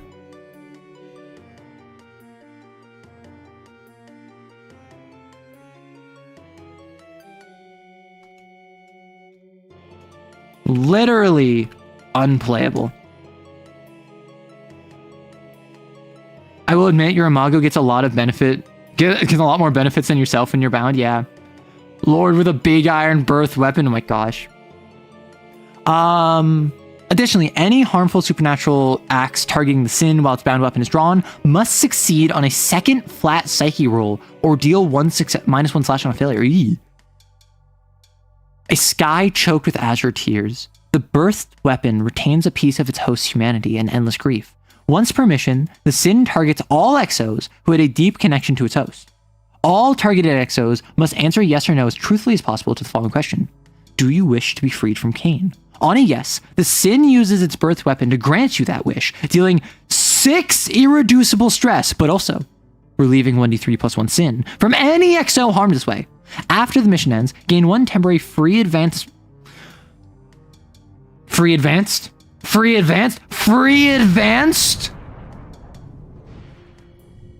I need water for that. I had to explode for that. I had to step away for that.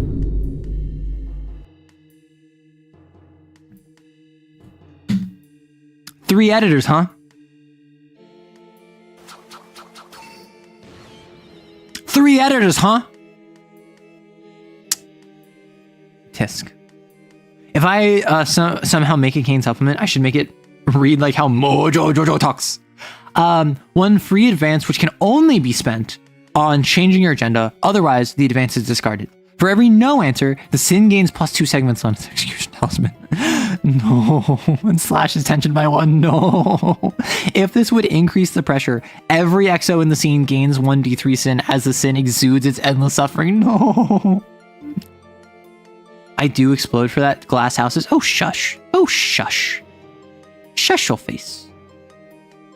Execution of the guilty. Once per scene, as a complication, the sin may overcharge their birth weapon. Upon fueling it with power, all XOs in the same scene gain 1 sin, and a complication talisman length is set at 5, or 4, or 3. While this complication is active, stress that the sin deals to the XOs is increased by 1 and becomes irreducible. Actions rolled that take advantage of the XO's own bound weapon may automatically deal +1 stress to this complication talisman on a successful roll. So, once per scene, 1 sin each. Make a roll. Complication talisman. While it is active, deals +1 stress and irreducible, but if you target the complication, your bound weapon gets +1 slash. The cruelest promise. The sin's offensive capabilities grow in range the further the pressure increases. Its birth weapon grows marginally in size as the pressure increases, and the range at which it can attack the XOs is extreme from pressure 1 to 3, as if it were a sniper rifle. At pressure 4+, can target any XO within visual range. Additionally, the sin deals +1 stress to any XOs in an exposed outdoor area, such as a field, open road, town square, etc. First off, I take my sin to the old town road. Also, my first thought, the cruelest promise, bound weapon on perfect sin from Glory Unto Them, the Hound one, where it's the giant tower in the sky, like launching burning crosses at you and like angels flying around, like the cruelest promise, where she can also hit you with a sin sniper rifle. Oh my gosh. Expanded sins. I'm gonna be so real with you. I've read all this before. I've done a bunch of rereading. The long and short of this, the spider was thought to be a the spider was thought to be a lord, and the butcher was thought to be a hound, And then there's a couple in-universe explanations as to like, oh, these ones that we thought were lords were actually all spiders. These ones we thought were hounds were all butchers. There is a warning for gore and body horror on the butcher, but the spider's up first. Oh, advanced behaviors first. Whoops. And I don't think I'd advance in CAIN. I'd be like Call of Cthulhu, where your character's strongest at, At what? Now imagine a perfect lord with a birth weapon with execution of the guilty and the cruelest promise.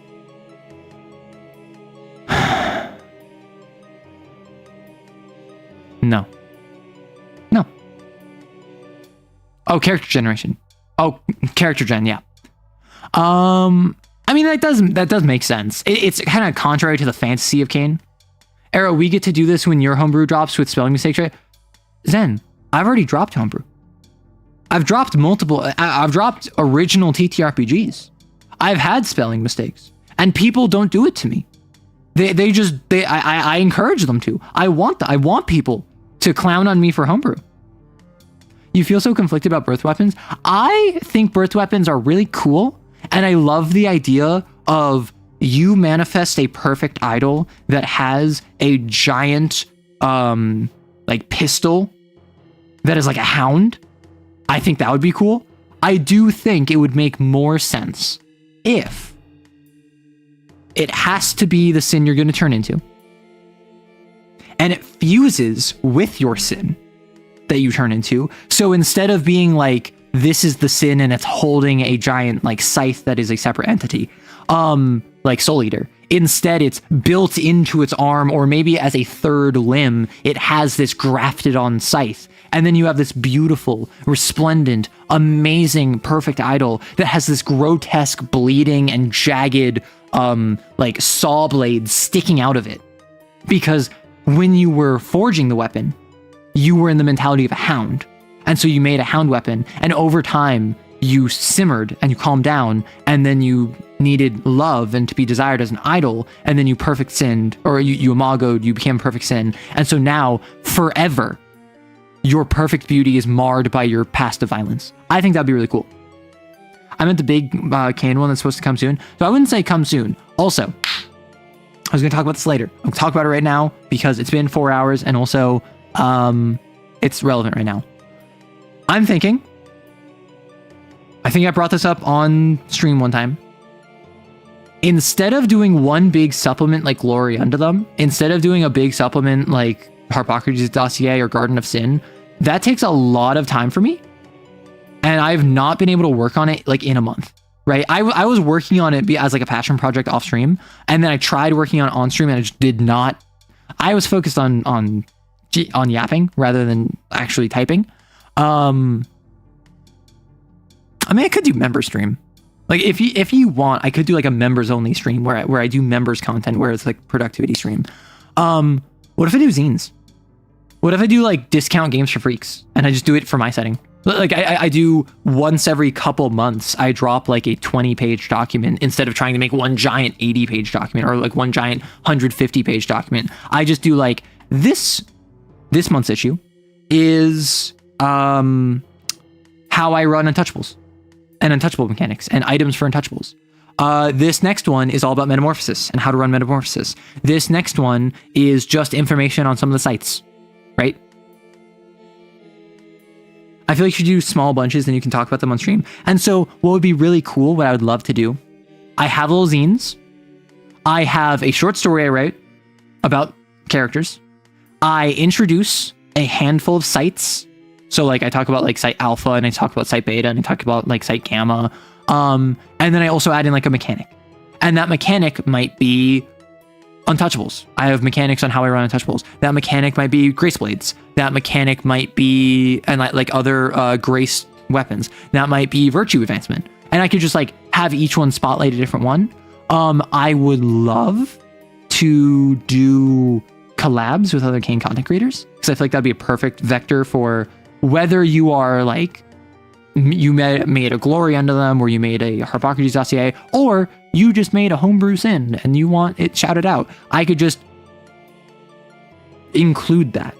Probably not wholesale. Probably like I would just have a truncated version, I would say go check out this link by this person over here for their sin. But I feel like that would be a great way to involve the community more. I really want to involve, like, if I was to do that, I would want to involve the community, because this is ultimately all homebrew. It gets more messed up when you consider the exo can also have said weapon fused in their body, like being a conjoined twin with a sin. Imagine that pure misfortune being fused to an ogre. Yeah. Wait, did you already drop the becoming a virtue rule set? No, so the CAIN rule set I dropped was distortions. The distortions doc is all about mini bosses that can show up during a hunt and you have to fight. And if you reveal your secrets, and if you treat them like a mini boss and you spare them by revealing all of your secrets to them and the rest of the players, you get a one-time free bonus from imagoing. And aside from that, I also added in a couple rules for domains that these distortions can have and how to give them to binders. So like Under Heaven members can use those reverences in order to have more sin-like abilities. This seems to be the case for several other homebrewers. New era of CAIN homebrew awaits us. I mean, I got inspired by hearing about other CAIN homebrewers starting up a zine, and I was like, that'd be like, I would love to join in on that.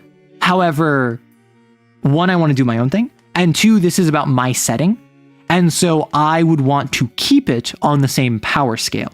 And so this little zine would be my nonsense. I wouldn't want to have to be like, oh, well, if you want to be part of the zine, you have to like change the power scaling to fit with my set. Like that feels kind of like needless.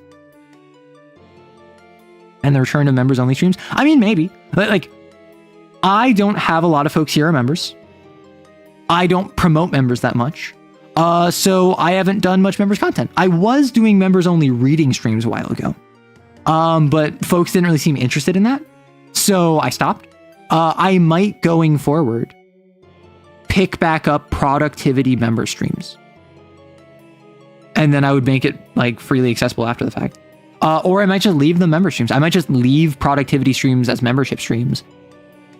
Your idea for a birth weapon reminded me of how a player of mine had a concept that her exo and shadow would be split into two sins that are physically joined together, being an idol and an ogre. Oh my gosh. A couple and it's like 40, at least from what I remember. I will admit I feel somewhat weird because I feel I don't have that much to give from zero. I just have different visions of how I already could make things work, like the pillar system. But I come from a community that's messing with other people's homebrew is bad. Messing with other people's homebrew is bad insofar as you're punching down. My take, personally, if I take glory unto them and I take the pillar system and I rework it and I repackage it and I release it and I say up front, this is my homebrew of the black coat pillar system homebrew. I feel like if I'm not charging for it, if I give proper credit up front, I genuinely do change it. Like I do actual changes to it, whether or not those are good changes. I feel like that's fine, personally. Now, my personal take as like me as a creator, I tend to avoid that, particularly given the fact that I have a community. Because if I take bound weapons and I make my own bound weapons with blackjack and hookers, and I say, screw you, Svelte, I can do bound weapons without any typos, and then I make my own, there'll be a non-zero amount of people who don't know about Harpocrates and think that this is original. And even if I say in bright flashing letters, full credit to Svelte, this is from Harpocrates, this is a remixing of bound weapons from Harpocrates Dossier, they will just like cover their eyes and be like, man, Arrow is so creative. And then they'll look at Svelte and say, why are you copying Arrow? Because some people are just like that. And so personally, the position I'm in, I want to avoid that. But I think that like, if you're just like someone that enjoys CAIN and homebrew, there's nothing wrong with homebrew. You need to make it free, no payments. I mean, pay what you want. If it's homebrew of someone else's homebrew, I would say avoid pay what you want. The CAIN community, very good and actually inspired a lot in large part by Svelte and Svelte's original decision, made a lot of CAIN homebrew pay what you want. A lot of fantastic stuff costs no money. Harpocrates Dossier is free. Glory unto them is free. Garden of Sin is free. They're pay what you want. You should support them if you are financially able to. but you don't have to. You're not paywalled from fantastic content. And I think that's beautiful. I think that's amazing. Particularly in the age where we are currently seeing a new level of skullduggery going on in other TTRPGs. Advanced behaviors. The increased manifestation rate of sins has given birth to new behaviors and instances within them. Oh wait, actually, let me just check real quick. With the R, with the R, all enhancements have a name, rating, and description.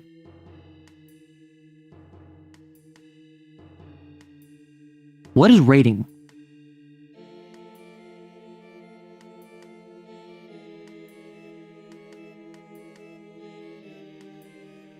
Every enhancement gets cap +1. That's the total number of enhancements. Some of these are evolved. You have to take the previous one before you evolve into it. What is rating?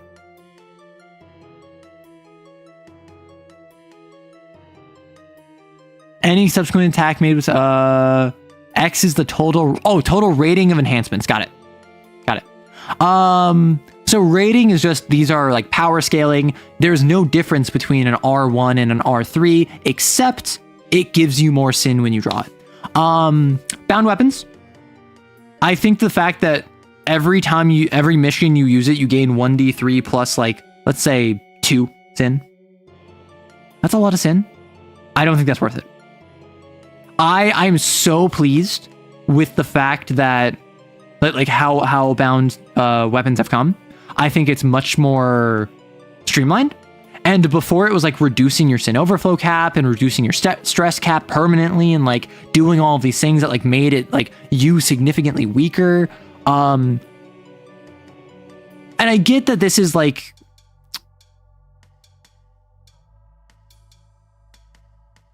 my understanding is a bound weapon is not what you use every hunt. A bound weapon is what you use when you are Aki in Chainsaw Man and you're fighting the katana hybrid, and like the Fox Pact didn't work, so you have to take out the nail, and it's like this big moment where like he finally took out the nail, and I stab you 3 times and you die instantly. However, that took off years off of my lifespan, right? Big deal. If you want that, do more than just the first attack is you roll psyche and it's supernatural, everything else is mundane, right? Like, if you want it to be this big thing that you take a bunch of sin to use and takes 2 KP and is separate from your mundane weapon, it's just a blast. It just gives you blast once. That's it. I mean, like, yes, it gets enhancements, but enhancements are like, you can make sparks and heat with it and light stuff on fire if you want. You can avoid, or it's never impossible to hide in plain sight. You can gain 3 pathos when you draw. Like, none of those are, like, ultimately, a bound weapon is a normal service weapon that has a huge upfront cost and a very minor upfront benefit. That could be the sin value of the ratings drawn. Honestly, what I would say, instead of when you draw it, you take 1d3 plus X irreducible sin, I would probably say when you draw it, you gain 1 sin because you want it to be like, oh no, it's super bad, blah, blah, blah. And then every time you attack with it, you gain 1 sin, but you use psyche and it is supernatural. However, you can do this a number of times. You can make that extra attack that you take another sin and, or actually,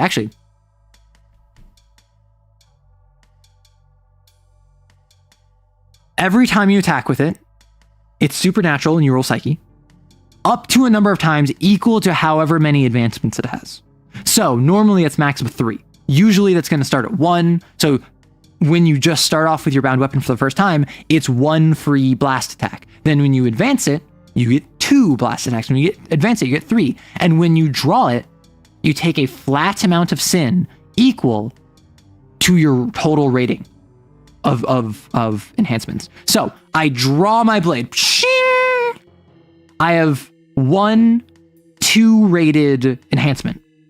I take 2 sin. I then attack you. Because I have 1 enhancement, this 1 attack, I take another sin, so I'm at 3 sin total. I get a free psyche attack on you that is supernatural. Now it's mundane. I stow it. Next mission, I upgraded it. I draw it. This one, I have rating 2 and rating 1, so I instantly take 3 sin. And then I make 1 attack for another sin. I'm at 4 sin. And then I take another attack that's also supernatural, with also psyche for 5 total sin. Like, does that scaling feel better? Because I like the idea of the rating system making it more dangerous. That being said, the way it currently stands, 1d3 plus 2 sin. You're going to roll 1.5, so it's average of 2. You're going to get 4 sin just by drawing this thing to get 1 blast attack, which is more sin than you would by just taking sin to spend a psyche burst. The benefits last the whole mission. The first attack you make with this mission on a mission, the first attack you make with this weapon on a mission is supernatural, and subsequent attacks are considered mundane. Like, yes, all of the other benefits remain for the remainder of the mission, but the other benefits are like, when you roll exactly a 7, you can choose to reject imagoing and take your own life. You can set stuff on fire. You can gain 3 pathos. You gain +1d to intimidate people. Also, like, you take the sin value every time you invoke the supernatural attack. Yeah, so what I'm thinking is it's a maximum amount equal to the number of enhancements. And then I think the rating. Wanna know what might be interesting? You, like, exhaust certain enhancements. So, for instance, if I have a 1 enhancement, a 2 enhancement, and a 3 enhancement. So okay, let's say, example. I have a sword. It is 3 enhancements. 1 is R1, 1 is R2, 1 is R3, right? Whenever I make an attack, I can choose to exhaust one of my enhancements. If I do, I instantly take an amount of sin equal to its rating. And then afterwards, that enhancement no longer applies for the rest of the mission. So if I attack you and you're the sin, I can exhaust my R1 and I gain +1 sin. And this is, I roll psyche. And aside from that, it's mundane. Before that point and after that point, it's all mundane. And then later, I attack you again and I spend my 2nd enhancement. But maybe I want to really keep the effect of my R2. And so instead, I choose to take +3 sin. I remove my R3. And for the remainder of the mission, I don't have that one. Like, does that make sense? You're paying faster overflow in exchange for an easier access to blast. See, my issue with the way it's written right now, like, if you have any investment into this, like the bound weapon is most effective as a free blast. Therefore, the most ergonomic, the one that makes the most sense is to make a bound weapon, grab last words because it's R0, and use your bound weapon as, okay, I spend 2 KP and take sin to do blast. And even then, that's not worth it because it's 2 more KP. You could just spend the sin. Like, the bound weapon just mathematically does not math, right? It is just too much sin for what it's worth. Yeah, the way it's written right now is more expensive than blast of the same value. It takes KP, it gives you more sin for less value. And I just don't think that's useful. And that's why I'm thinking if we have it like an exhaustion system, where you choose which one you want to exhaust. I might really like my R2 ability, so I don't want to exhaust it, so I want to keep it. And maybe what it is that it's when you exhaust one, you retain the benefit until the end. Maybe it's you lose it for the rest of the scene. Maybe it's exhausted until you rest. So it's like, if I have one that like gives me +1 to intimidate, and this is R1. And I have one that's like, if I imago, I can take myself out. And this is R0. And I have one that deals 1/ if I didn't execute them, and that's R2. The bound weapon, I draw it, nothing happens. I attack you with it, nothing happens, it's mundane. I get the bonus from the intimidation. I get the bonus that if I imago, I get the bonus if I slash you with it, and then it deals 1/2 at the end of the turn. However, if I'm fighting you, I can sacrifice this, gain +1 sin, and then until I rest, I no longer get the bonus from intimidation. I'm spending the psychic energy in my blade by taking on its sin. And then I do the thing with the slash. And I no longer deal 1/ at the end of the scene if it does it, but I take +2 sin. And I no longer take the imago thing, but I gain +2/0. I basically, with the +0, with the R0, I got a free blast, so to speak. And so suddenly, it's way more buy-in, and I have way more control over taking the sin, and it's way less of a, I just take like 6 sin up front. Oh, well, I thought I was going to roll better, and I was already at 4 sin, so now I sin overflow, right? You give a cat free psychic attack space on the bound weapon cat. I mean, that's what I was thinking initially, and that like bound weapon cat is just how many enhancements it has, right? So I feel like that would also be another option. Although I like the rating system. The rating system makes it so that the more powerful the ability, the more dangerous it is to use. So I don't want to lose that. I think what Svelte was going for is that, or whoever designed this, because multiple people contributed to Harpocrates. The ethos behind the bound weapons is that the more powerful stuff is more dangerous. So it costs more sin. So I think that the rating system is good. Do you think permanent exhaustion would be a good cost since these are also free agenda abilities that go beyond the 5 cap? Yeah, I guess. So like you permanently exhaust it for the remainder of the mission. And then at the end of the mission, it fully recovers. And then next mission, you can draw it. It's fully fresh. A bit off topic. Did I look at the Bonbon or Melt Blasphemies? Yes. When I reviewed this the first time like a year ago or like 8 months ago, I did. I have not looked at any of the blasphemies yet. We are at 4.5 hours. I spent the first hour yapping. I'm going to go through the sins real quick.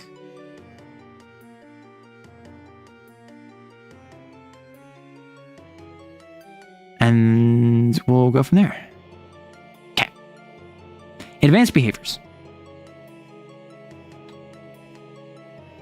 The more that sin manifestations occur, the higher the rate of variance and differentials between them, paralleling the biological process of mutation. When these variations would increase the lethality of a sin or change their behavior in significant ways, experienced XOs are sent to execute them. The section details alternate ways to determine the durability and lethality of a sin, alongside different ways to structure a hunt for a specific sin that go beyond what a typical mission entails. Reactive. Certain sins react to immediate change in grace of the atmosphere the moment the exos arrive, and their physical durability changes as a result. Admins may alternatively use the following format to determine the length of a talisman to scale up or down the number of players. 2.5 times number of exos plus pressure plus cat, rounding up for 0.5. If you have 2 exos, it's 5. If you have 3, it would be 8, where 8 plus cat plus pressure is the standard of it. That's very good. I think that's good game design, really. Reticent. Certain sins are more resilient against exos that have failed to understand it. For these sins, until a trauma question has been answered correctly, exos cannot deal 3+ slashes against its execution talisman on a single roll, reducing it to 2 instead. After answering a trauma question successfully, these values increase by 1, meaning they cannot deal 4+, reduced to 3, again, again, and again. Interesting. Tenacious. Some sins refuse to retreat to their palace even upon a lethal struggle, and will instead flee the zone before preparing to strike the exos again. These sins, instead of being shunted to their palace once 4 or more are slashed, travel to a different area. It relieves 1d3 segments on its talisman when confronted again, or 1d3 plus 1 if the pressure rose. Sin can only flee this way up to half cat minus 1 number of times and is shunted back normally after 4.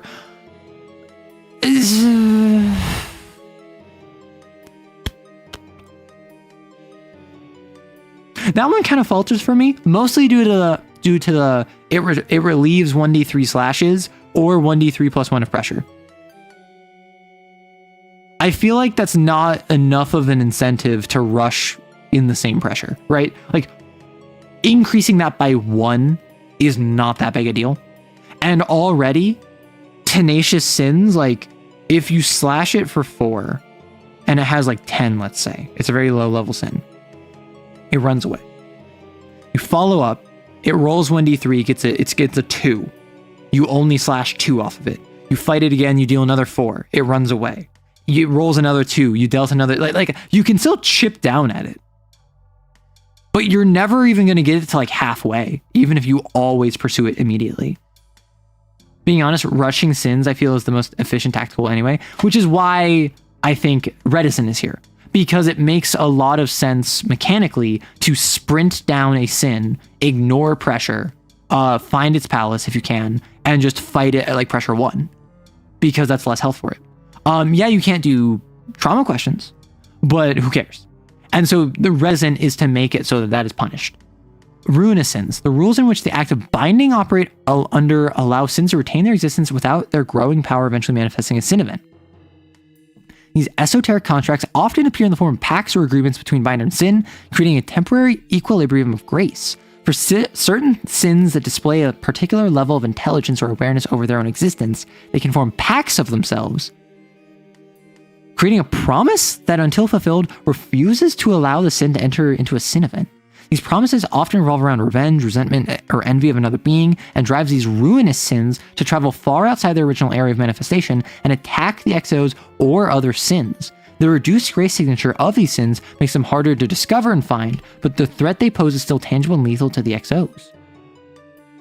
When the exos are at least Cat 2+, the admin during mission briefing may report that a second unknown sin has been identified in the investigation area within blank miles. The admin fills in the report with distance in miles away from the investigation area that this sin has been cited, which determines the minimum pressure in which the sin can invade. Got it.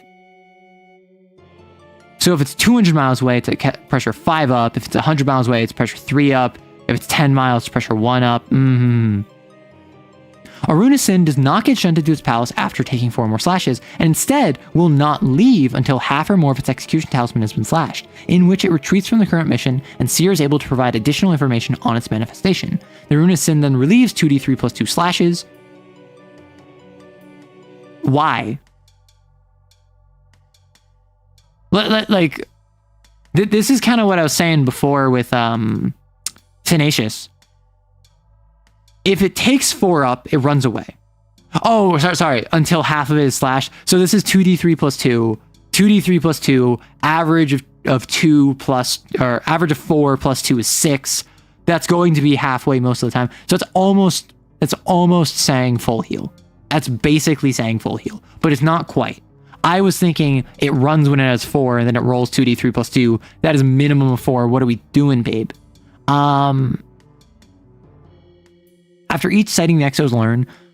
First sighting, the sin classification, type, and cat are discovered. A name is granted to that manifestation. Second sighting, the name of the sin host has been identified and one domain the sin possesses is confirmed. Third sighting, a single trauma question answer has been identified alongside the location of their original manifestation. A final execution is declared against it. The pressure for this hunt starts at 4 as the sin's mounting grace is fully released into the atmosphere and its execution is near imminent.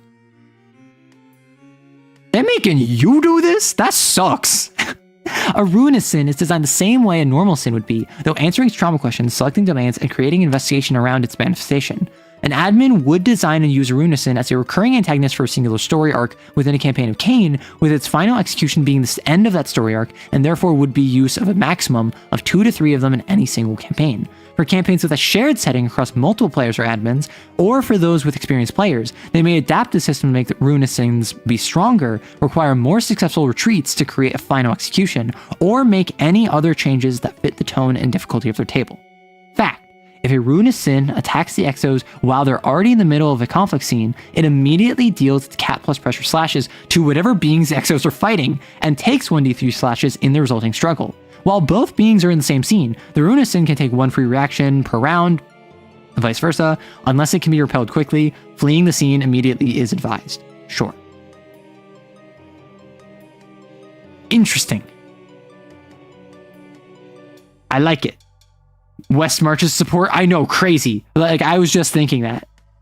Ruinous would be brutal with a perfect sin. Don't say that. Spider! Oh, and the new art on them. If you don't know, I'm gonna dox Svelte right now. If you don't know, this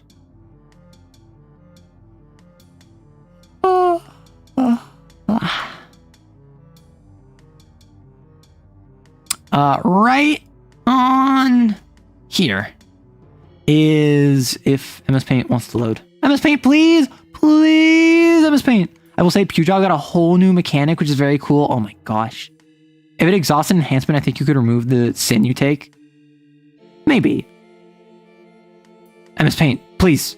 Please, MS Paint. MS Paint. The machine god. Oh, there we are. This was the old. So it's still the same base art, but I like it. I like the old art. I also like this art too. You love all spiders? Yeah. This, I have not heard anything about different mechanics. If this is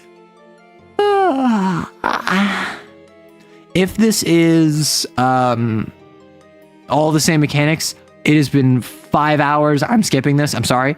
You let me know if domains are different. Mangled God. I love Mangled God. Rah! And Butcher. Spider got a new domain? Okay. Dirtying Many Hands, Loathsome Grand Design, Eulogy of Mangled God, Civil Lines at the End, Devouring of 1,000 Faces. This is new. The spider has successfully disguised itself and the circumstances of its manifestation as another kind of sin. During the mission brief, the target of the hunt is not revealed as a spider, but a different kind of sin, and given the corresponding trauma question for that sin. Select one domain from the selected sin and add it to the spider's list of domains, which always manifests in some way through the spider's silk. When the spider's true sin classification is revealed, his revealed, unplayable. Unplayable. What's wrong with you, Svelte? Come on. You can't get every single thing right in all of your homebrew ever? Come on. Minor spelling error, laugh at this user.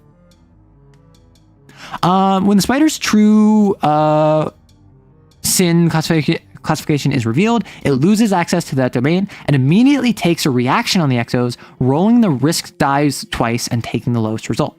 If the exo doesn't discover the sin's true classification as a spider when the pressure reaches 4, the spider reveals itself and slashes tension twice or once in addition to its free reaction. Regardless, after this resolves, the real trauma questions are revealed to the exos. That's cool. What got lost?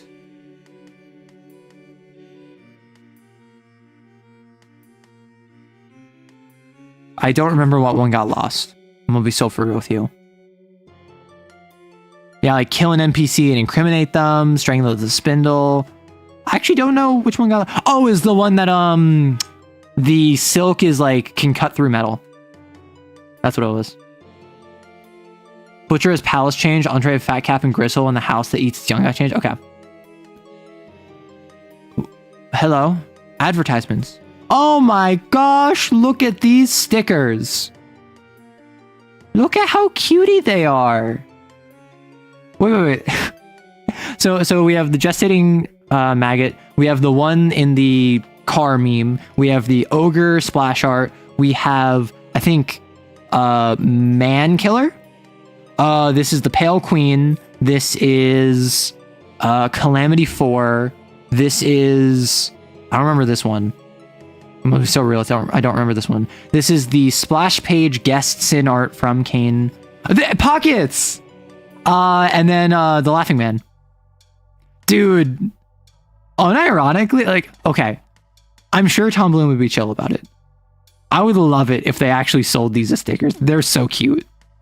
Like, obviously they can't because, like, it's not their property, but it would be cool.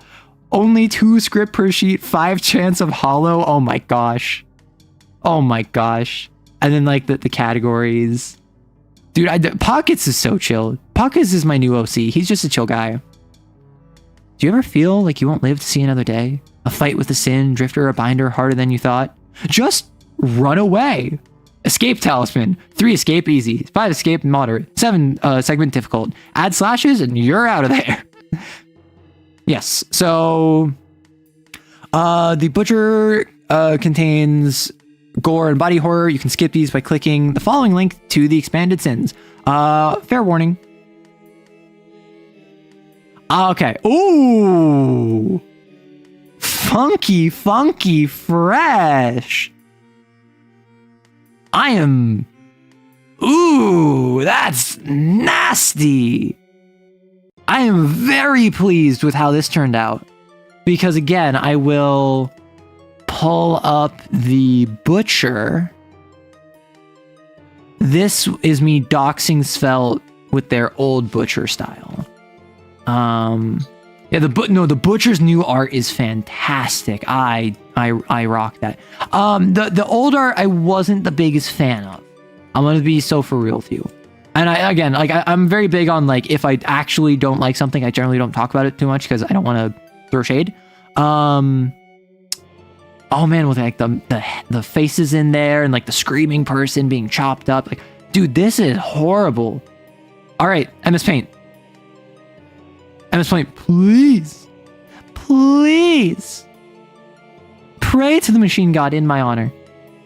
I thought this was gonna work. MS Paint, you've been so good to me. I'm gonna draw a little frowny face. The old school Butcher is sad because that one was my bad. I didn't click to show MS Paint. MS Paint was fine. That was my fault. So this is the old Butcher. So it's still got like the pig face. It's still got like the Butcher uniform. It's still got the cleaver and like the face is sewn into it and like the body parts chopped up here. I thought this was fine. I didn't think this was bad by any means. This is like crazy good.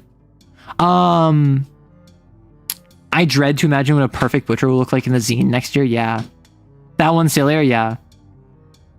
Arrow's pathetic for MS Paint the way they think we're pathetic for them. No. So I'm not pathetic for MS Paint. I have a vested interest in continuing the show and having the stream not fall apart by MS Paint working.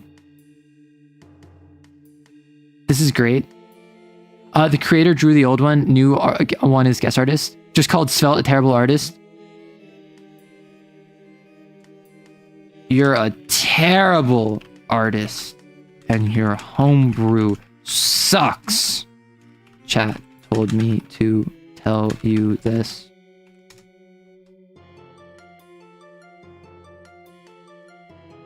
Like, listen. I have my preferences. And I made that clear. Oh, apparently my community is lame. Yeah, they are. But pause off. Only I can call them lame. Oh. Well, okay. Apparently my commentary is lame. Svelte, I think, is listening in. That you have justification for your pathetic nature doesn't mean it's not part of you. Well, yeah. As evidenced by all of you trying to justify your pathetic nature. If we were on Twitch, I'd accuse this statement again. Would say Svelte catching strays all day, but Arrow aiming right at them. Ain't no strays. These are targeted at Svelte. And obviously, like, I enjoyed the Butcher art. Want to know something I actually, like, genuinely don't enjoy? Like, I thought that the Butcher art was fine. I like this more. I think this is like more evocative. The butcher's even like, it looks like the butcher's crying. Like, that's crazy. I don't like needles. Like the contrast of needles to everything around it, like the sharp lines, the angular lines. I don't like that. I'm not a huge fan. And also, the fact that this is like Looney Tunes split in half also unsettles me. Like the difference in art style, I think, of the really harsh, like cartoony lines coupled with the hospital behind it, I have always not liked. Not from a, like, I think it's bad art per se, but just saying, like, it just makes me not, like, I'm just not a huge fan of it. Which I think is kind of perfect for a butcher, let's be real. Now we feel bad, like, when mom calls Spider-Man to make us eat our veggies. Oh my gosh. You're watching a bit of On Break. Well, I hope you're enjoying Spell. I have said nothing but terrible things about this. I hate the entire supplement, and also you should feel bad, and also minor spelling error. Palace. So Palace got changed. A Butcher's Palace contains multiple... So basically, Spider, helplessness, all about controlling things around them because you feel like you're not in control, versus Butcher, which is all about pain, is all about inflicting torture on others. A Butcher's Palace contains multiple entrances that are tight, narrow, and breathes as if they were living beings, only allowing one person to enter through any entrance at a time. Once an individual goes through one of these entrances, it quickly closes up behind them like a flesh wound healing itself. These entrances always manifest within the same local area, but are often separated by winding paths or eerie architecture. Where's the rest of the sentence, Svelte?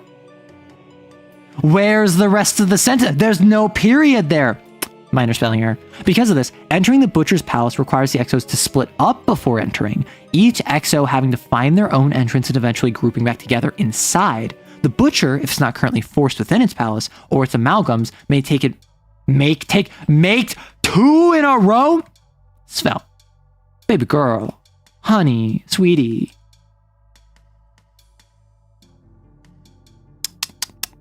May take advantage of the sequence to threaten or ambush the XOs. The internal look of the Butcher's Palace is always horrifying in some way, lined with fleshy architecture juxtaposed by cold concrete or steel.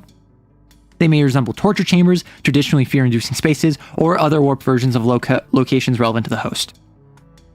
The way this used to be is that there was a like flesh tax you had to pay, where you had to kill an amount of amalgams, which are the traces, and pile up their bodies, and like it was like 8+ cat total, and different domains interface with that differently. Now it is you have to be separated, which is perfect for a horror movie. I like this a lot better. The Butcher is one that like I was very open about. I told Svelte this. I told the community this. I was very like in my review. I talked about this openly. I wasn't super hot on the Butcher. This is on the right track for me. This is making me feel, particularly like with the 2.0, 2.1 updates that changed it. With like the vibes changes that I'm getting, I'm more open to the Butcher now. Love how the new palace can basically lead to a slasher film scenario. Exactly, it's a slasher film. Let's Scooby-Doo this one, gang. Yeah. Yeah, already one amalgam has been created and has taken at least one victim. When an XO would suffer instant death or take their last point of stress, they lose an arm or a leg. All stuff is hard. And then if they would have sin overflow, reduce their sin cap normally. If they roll to resist, they roll twice for their sin mark. And the admin chooses the one that would be more painful and more like the Butcher's psychic signature rather than the one they choose. Which, like, again, these I think are way better than the constant reduction of sin cap. Amalgams are people like twisted into creatures. Dismember. Yep, it's I think this is the same one as 2.0, where it's oh, this has changed a bit. Okay. So Butcher. If yes, for is your body still in one piece, which is hard. Is your mind still whole, which again is hard. Are you unafraid of what's going to happen to you, which it's a horror movie, kind of hard. The Butcher finds what part of you hurt the most and violently toys with you. everyone takes 1 stress each, because that's how severe attacks work. If at least 1 comes up, it tears apart every aspect of your being, making your body indistinguishable from its wounds.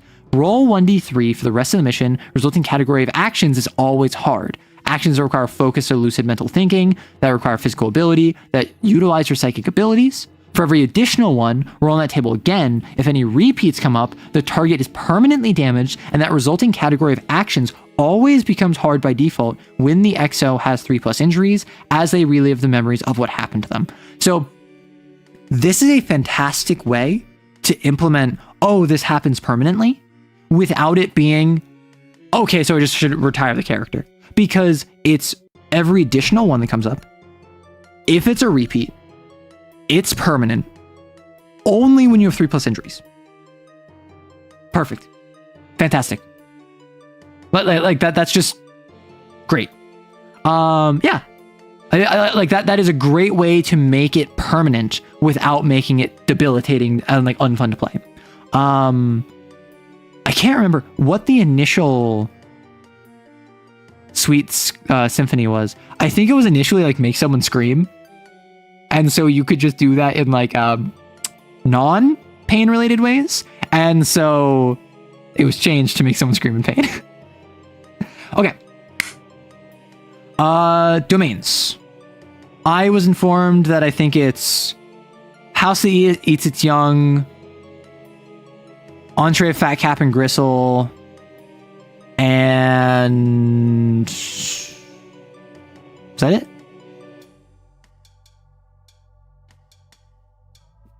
Okay. So this one used to be, it is harder to get in because it had like the tax of bodies. It required more bodies to get into the palace. And it also could like steal people and capture them inside with the invitation. The Butcher considers the XOs to be part of its family. XOs can enter the palace in pairs as opposed to alone. All XOs that enter the palace for the first time in a mission must roll Psyche. Upon failure, they permanently gain the agenda item, severely hurt someone close to you. Yee. During a conflict scene with the Butcher, one XO may spend a free turn to inflict violence or harm on another XO, dealing stress equal to the number of successes. They then relieve the number of stress they inflicted. This action is never considered risky while inside the Sin's palace. In addition, twice per mission, the Butcher may supernaturally invite a human, an XO, an NPC XO, or one other person the XOs care about into its palace where they become subject to its actions. They cannot leave. This person does not have to be alive and will be brought back to life while inside of the palace. After the Butcher is executed, they return to their original location. An Entree of Fat Cap and Gristle. This is the one where it would just show up, invincible, and screw with you for like 3 actions. The Butcher may only use this domain power if it has not been encountered by the XOs. Once per mission as a tension move or complication, the Butcher may immediately enter the same scene as the XOs, defying logic or spatial boundaries. While in the same scene this way, the Butcher is immune to all types of damage, psychic phenomena, and other effects. It will often spend this time demonstrating its abilities, maiming or torturing an NPC in front of the XOs, or senselessly and relentlessly tormenting one specific XO. If the Butcher completes one of these tasks or has taken 1/2 cat plus 1 reactions, so if cat 3, half down to cat 1.5 is 2, so 3 actions, whichever comes first, it leaves and vanishes, unable to be tracked. So that's actually the same that it was before. Scent of Blood in an Empty Street was another one I remember liking. Like the Butcher has really good domains. The Butcher has really good domains. I will say I kind of wish the severe attack had some guaranteed effects like the Sins now have in 1.4. I mean, like, yes, but at the same time, you're already losing limbs, like, consistently. So, like, yes, it could be it automatically chops off a limb, but I feel like that's a little bit much. Awesome. I'm very happy with this. Expanded traces. Oh, frick. You loser. Svelte. You hack. I wanted to do this. Traces are the echoes or reflection of a sin that manifests in response to growing psychic energy birthed from trauma. Latent properties and differences in the trauma experience between sins, even amongst the same classification, can influence the form and capabilities of their subsequent traces. This section deals 6 potential traces which may appear in the investigation area of their respective sins, either adding additional traces to investigation area or replacing existing ones. All traces when fog get blah blah blah. Otherwise, the admin can choose. Okay. I had the thought. I would love to add in alternate traces for each sin. And exactly this. Replace stumblers with bog body. Replace myrmidons with vultures. And the only thing would be, for something like the idol, you would need to specify anything that affects a cultist affects this. Or add in new domains specific to the new ones. Many animal species are reported to detect disasters before they arrive, often attributed to subtle changes in the air or earth tremors that alert them. These new traces exhibit similar behaviors and appear to be emerging from somewhere deep in the psyche in preparation for an impending disaster all living beings innately dread. Gee! Bog body. Flat and large supernatural entities that disguise themselves as floors, puddles, or other flat surfaces in areas that an ogre's miasmas begin to accrue, lies in wait for living beings to step on top of its soft body, where they begin to sink into its lethal maw. 3 for puddle, 5 for room size, 7 for street size. They have following features. Hard to detect by default when obscured by fog, heavy rain, or the dark. A bright source of light negates this difficulty.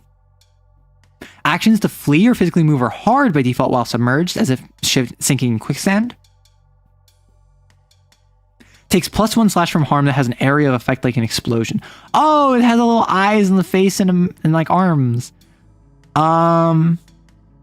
Devour, threat. If the threat is successful, completely submerges the target XO within its body. Set a complication talisman of 5, 3, or a 5 or 3. While inside, the XO takes 1d3 stress at the end of each round and cannot move, speak, or breathe. Cool. Vultures. Creatures produced from the lingering seething rage that seeps into the air of the investigation zone from a hound. They often appear in flocks to where bodies of the deceased can be found and completely devour them, an extension of the hound's rage, even past a grudge target's death. That's pretty cool. I like the ethos behind vultures being like, even after they die, keep at them. Not necessarily cutting off a limb, but something minor like pulverizing guaranteed mangle limbs. Well, yeah, so pulverize used to be on a 1, it rips like it mangles a limb. And then now it always mangles a limb and now has the ability to rip off an arm. And so dismembering could be like a grievous injury. It could be no matter what you do, you get flayed and like you have like bleeding and like you lose some ability. It could be the psychic trauma cuts off one of your psyche bursts. As long as you're targeted by the severe attack, you always reduce your psyche burst cap by 1, right? Because it's only once per hunt, so you reduce until the end of the hunt. Now you're at 2 out of 3 instead of 3 out of 3. Then get there first, you bum. No. What have I been doing for the past like 2 months? Has it been CAIN? No. I've been talking about other stuff. I've been busy with other stuff. I've been doing other stuff. The vulture is cool as well since it adds another investigation element. Can be seen flying the distance above areas where a grudge target is moments before the hound attempts to execute a grudge target. Conflict scenes with them immediately begin if getting within short range of a corpse they are circling, and they're always hard by default to hit from a distance when they're flying. If not executed by the XOs within 2 rounds of conflict, the vultures activate a hard threat to take the corpse away from the scene and consume it, making certain rolls of the investigation of that death hard or impossible. Call flock. Threat. If successful, more vultures are called to the scene. Add 1d3 slashes. Sure. A stalker. An individual who has been... In addition to cultists. Okay, I was about to say. I think, personally, bog body would be in addition to stumblers. Myrmidons in addition to stumblers. I think having 2 types of traces in addition to, like, acolytes... Or in addition to,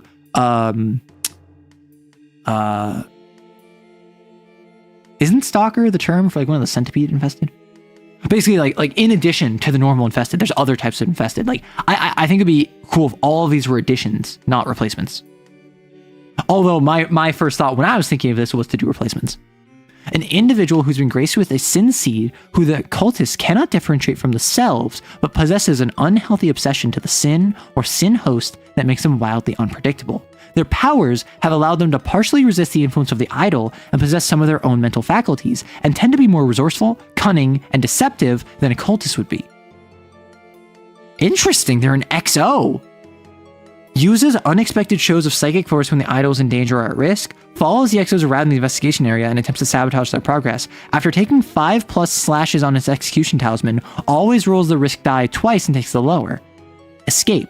Aims to flee the current scene to recover. Ends the conflict scene early and regain 1d3 slashes if successfully fleeing. Interesting. Oh! At pressure 4, replace the infested with scarabs. They're like bursting out. Swarms of infested who have sprouted wings or other forms of insectoid flight which allow them to stalk and descend upon the exos and close far distances in short periods of time. Highly fast and aggressive. Evolves from the infested and replaces them at pressure 4. Fast and relentless. Talismans made to escape or flee them gain +2 segments. Highly reactive to sound. Sneaking by them without detection is always hard by default, but actions that can take advantage of this gain +1d. Source of harm that can hit a large area gains +1d.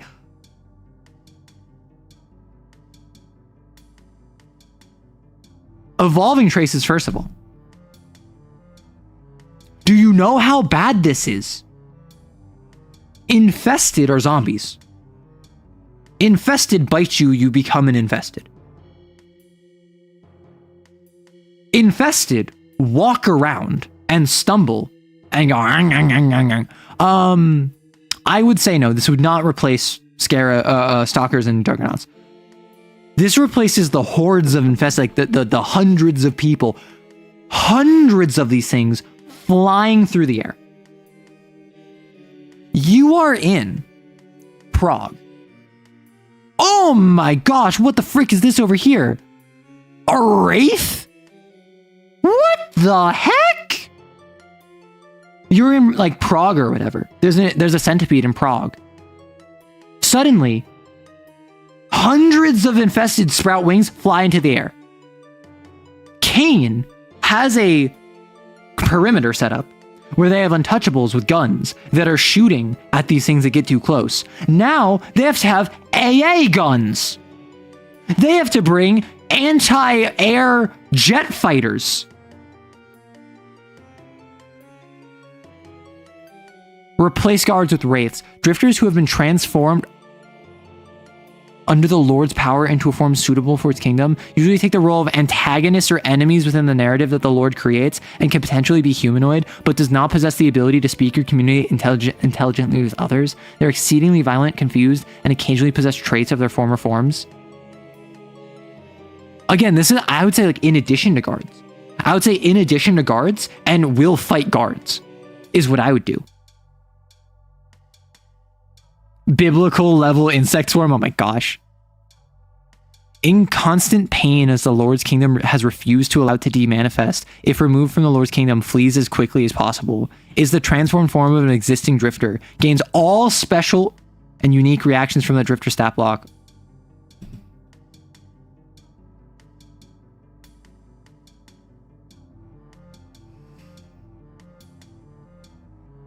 I had a horrifying thought.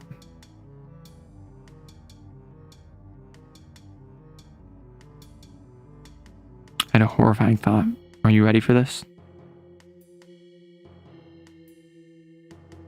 You say Walker. I was going to say Titan. The 10+ execution talisman can inflict instant death on you by stepping on you. Size of a skyscraper. Subsumed into a lord's domain.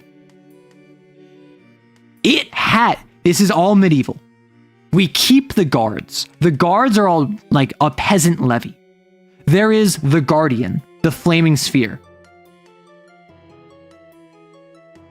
Whale fall in a lord's kingdom? No, so you get it. Dragon, absolutely. But The guardian with the flaming weapon is like a knight, right? Or maybe it's like a Merlin style, and like the rest of them are all knights of the round table, the guards. And then the wraith is a dragon titan. I guess we do in D&D now. But then you add in the one that doesn't want to, not Mr. Friday. You add in the memory one, the one that like if you forgot your mother, and that one is like a revenant, like an undead revenant. Dude, a CAIN. A CAIN game. Cat 6 Lord. Cat 6 Lord. Kingdom encompasses all of New York City, all of London, all of Shanghai, all of Tokyo, all of Dubai. In the kingdom, you cannot deal with this sin. You are like Cat 1, Cat 2. You are being sent into this kingdom to go fight, or to go find and recover, like information for temerity, a whale fall. This whale fall refuses to demanifest because it drives all of the drifters absolutely bonkers and draws them like moths to a flame. And it just so happens that the kingdom encompasses the whale fall. The drifters come into the kingdom to get to the whale fall. They become wraiths. They are subsumed by the Lord. This is now growing and growing and growing. The whale fall is not demanifesting. It is stuck in the kingdom. It is a giant, bountiful feast in the kingdom. Maybe it's a well of mana, raw magical ability that you can harness. And you as XOs are sent into this kingdom. You have to avoid the eye of the Lord. You have to avoid the monsters and the guards all around. And you have to get to the whale fall. And you have to destroy it to stop the drifters from coming in. And then that will allow other teams to come in and fight the Lord as it's not being reinforced by armies, because they're going to plink down at the drifters over time with untouchables. And then they're going to run out of wraiths, and then they can send in XOs. The Lord caught a whale fall, slapped a wraith on it to subsequently wraith the drifters. No, I don't even think it wraithed the whale fall. I think that the whale fall was literally just like a set piece. It is just a terrain feature that happens accidentally to have set up in the same location as a Lord. So the Lord started at like Cat 3. And then because of the whale fall and its wraiths, it became Cat 4. And then Cat 5. And now it's Cat 6. And like, it's going to become Cat 7 unless we do something about this. So you are being sent in as a stealth mission to go sabotage this whale fall. And the Lord probably sees the whale fall as this like font of power, this wellspring, and like it is this magnificent banquet like all around it. It's the dragon's hoard. It's the dragon's hoard, and the Titan guards it. Oh my gosh, you want a drifter game? You want a game all about drifters? Medieval Metal Gear. It's the magic nexus the Lord is taking advantage of. Yes! That'd be so cool. Oh my gosh, there's more to it. Desperate struggle, threat. Attempts to break out of the Lord's control, becomes more aggressive. Gain 1d3 segments on its execution talisman if successful. Screams in indistinguishable pain. The Lord immediately enters the scene, executes the wraith.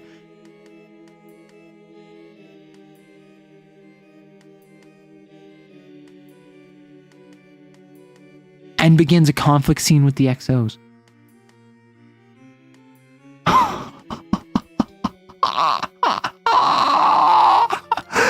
Holy Aura's right. Because, like, listen, guards as a complication can say, Papa, please, Papa. Wraiths scream in agony. The Lord says, silence, knave, and like chops their head off, and then looks at the XOs and goes, look at you, interlopers. Time to clean up my realm and wipe the stain away. And then you're like, hey, that's our line. The guards, they have an ability to go, Papa, please never make that noise again, Arrow. You sound like an irate raccoon. Release me! Irate moments before getting nuked. Arrow keeps pogging out. I'm excited. I'm excitable. I get excited. In addition to toad spawn, polywogs. Aw, cutie. Oh, not cutie. Ew. Bloated quadrupedal beings born from the desires of the toad. Their stomachs are interspatially connected to the toad regardless of distance, making them exceedingly difficult to handle when hunting a toad. They are usually granted to a toad spawn as a guard or attack animal, but ultimately possess a mind of its own. Objects or beings a polywog consumes can be regurgitated by the toad and vice versa. When the polywog takes a reaction in the same scene as the toad spawn, on a 5+, it always deals 1 slash to the toad spawn group in addition to its reactions, as it mindlessly kills and devours a person within it. That's really funny. Gift-giving god. Threat. Reveals a deadly, powerful, explosive device in its mouth. If this threat is successful, the device 1 explodes, instantly killing the polywog and dealing 1d3 plus 3 stress to all exos in short range. 2 to 4 does not kill the polywog and deals only 1d3 stress. It's a dud and deals no damage. I love gambling.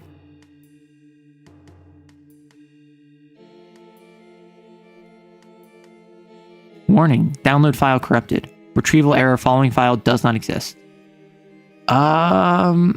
Let's see what else there is. New intro, which I skipped so that you can look through it. New agendas, death and curses, bound weapons, advanced sin behaviors, expanded traces, new art for sins, Memosine drifters, cardinal virtuoso, and new visuals.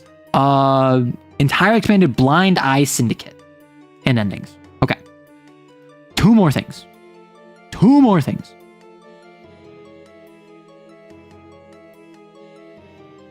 And then I have some blasphemies that people want me to check over. Hey boss, the polywog you gave us killed Jerry. I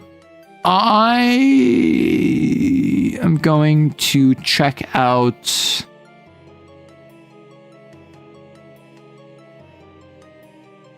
Oh, I wonder if. Okay, so fun fact. Cardinal Virtuoso, dating sim, actually has real stats that Svelte actually took with oh my gosh. Actually took with players like in like a Discord, right? So all of these are achievements that like players self-reported, hey, in our group we got judge, jury, sexecutioner.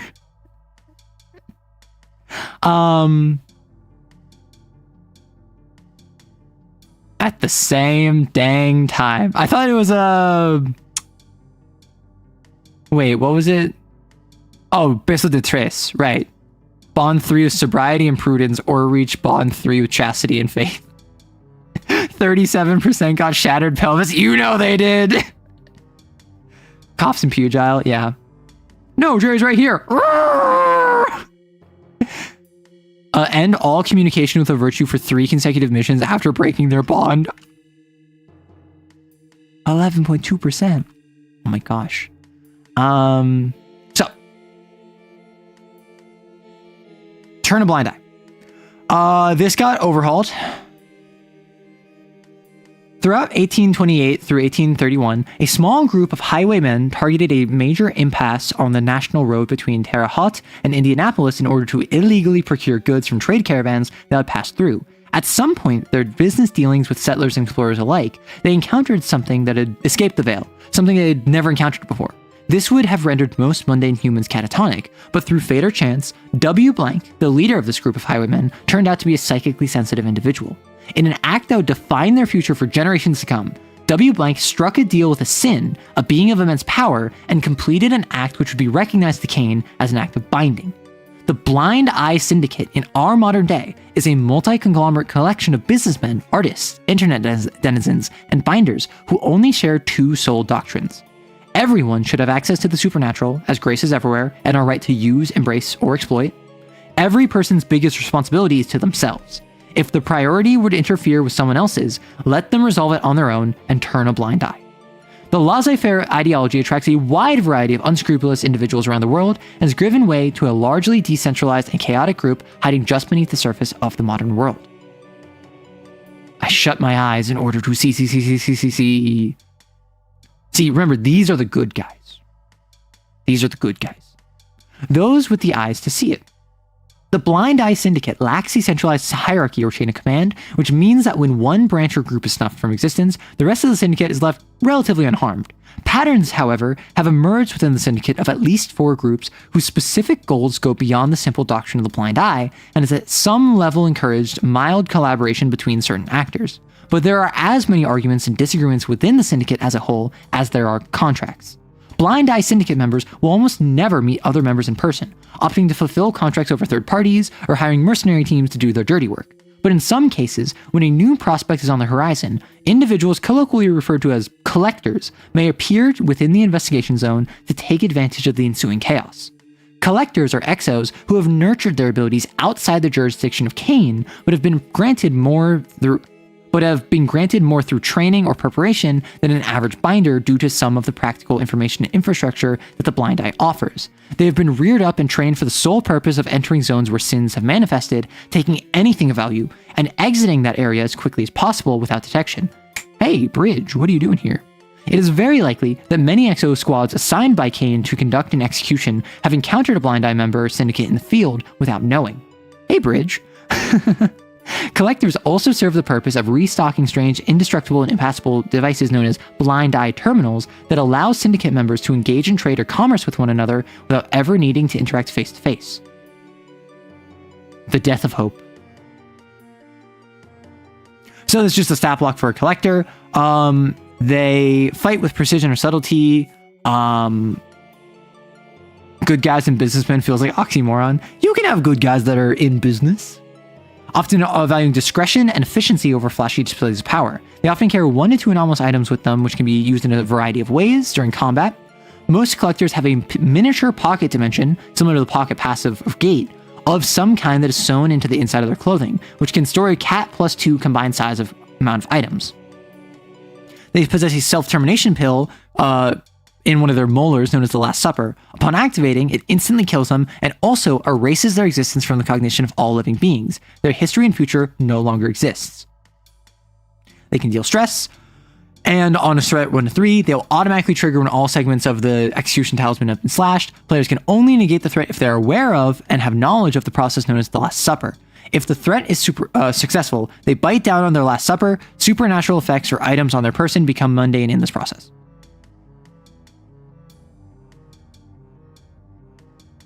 The Blind Eye Terminals are discrete hubs of commerce and communication within members of the Blind Eye Syndicate. Mundane humans subconsciously avoid or ignore them, and they usually take the form of vending machines, ATMs, or other self-service retail machines with out-of-order messages perpetually on their screens.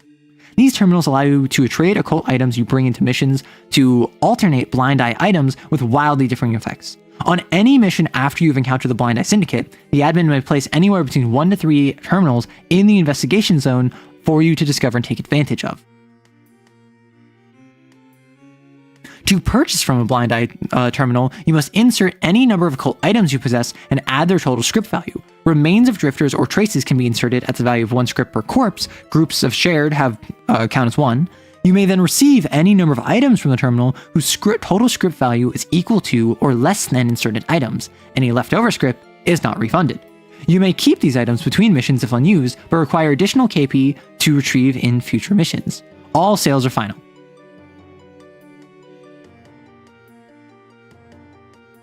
And then here's just a bunch of different items.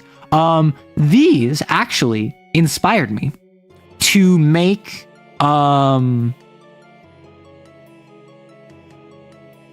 these inspired me to make untouchable-oriented items based on the sins. Super kawaii face mask for sensitive skin, yeah. Like the Lapel du Vide, a painting of an ogre that if you look at it, it gives someone depression. It is very funny to me. Nuclear football? Nuclear football? What do you mean nuclear football? In my opinion, they're like edgy rich kids that think they hacked the Matrix. Yeah. Arrow's a business them, you know? Are they not good? Ugh. Am I a business them? I guess I am. Like this is a business. Schrodinger's nuclear football. What the frick? After handcuffing the suitcase to your wrist, convincing someone that it is the United States nuclear football can never be hard unless it is opened. Upon opening, it is filled with nothing, candies, or gun. Power word, depression. I worry about the good guys having a delete me pill. Well, it's so that the bad guys can't like take their stuff, you know? Consume on a dead human who has died in the same scene, they return in perfect health. If they die again, they rot and melt into an indiscernible puddle. Ooh. Blackwell Kitchen Portable Blender Mod. A label that converts... Do you see what I see? Do you see what I see? Do you see that that's a bolded C that is not italicized while the rest of this is italicized but not bolded?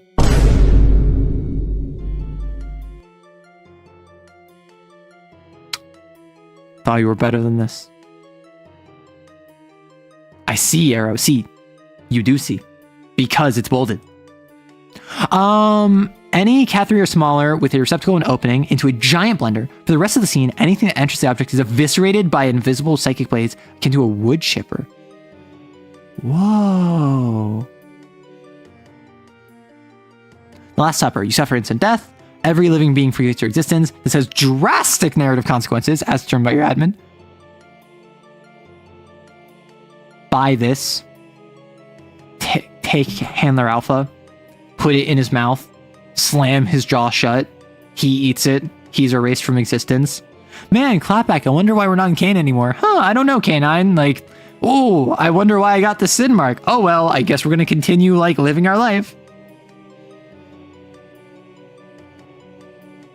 What would your palace look like? That is a perfect question for the Q&A channel. Just like someone else asked earlier, like, how do I get into Homebrew? Like, what are my thoughts on different Homebrew? Like, that's a question for the Q&A channel. I am busy. Decorative coaster. A sliced wooden disc from the branch of the Emir tree.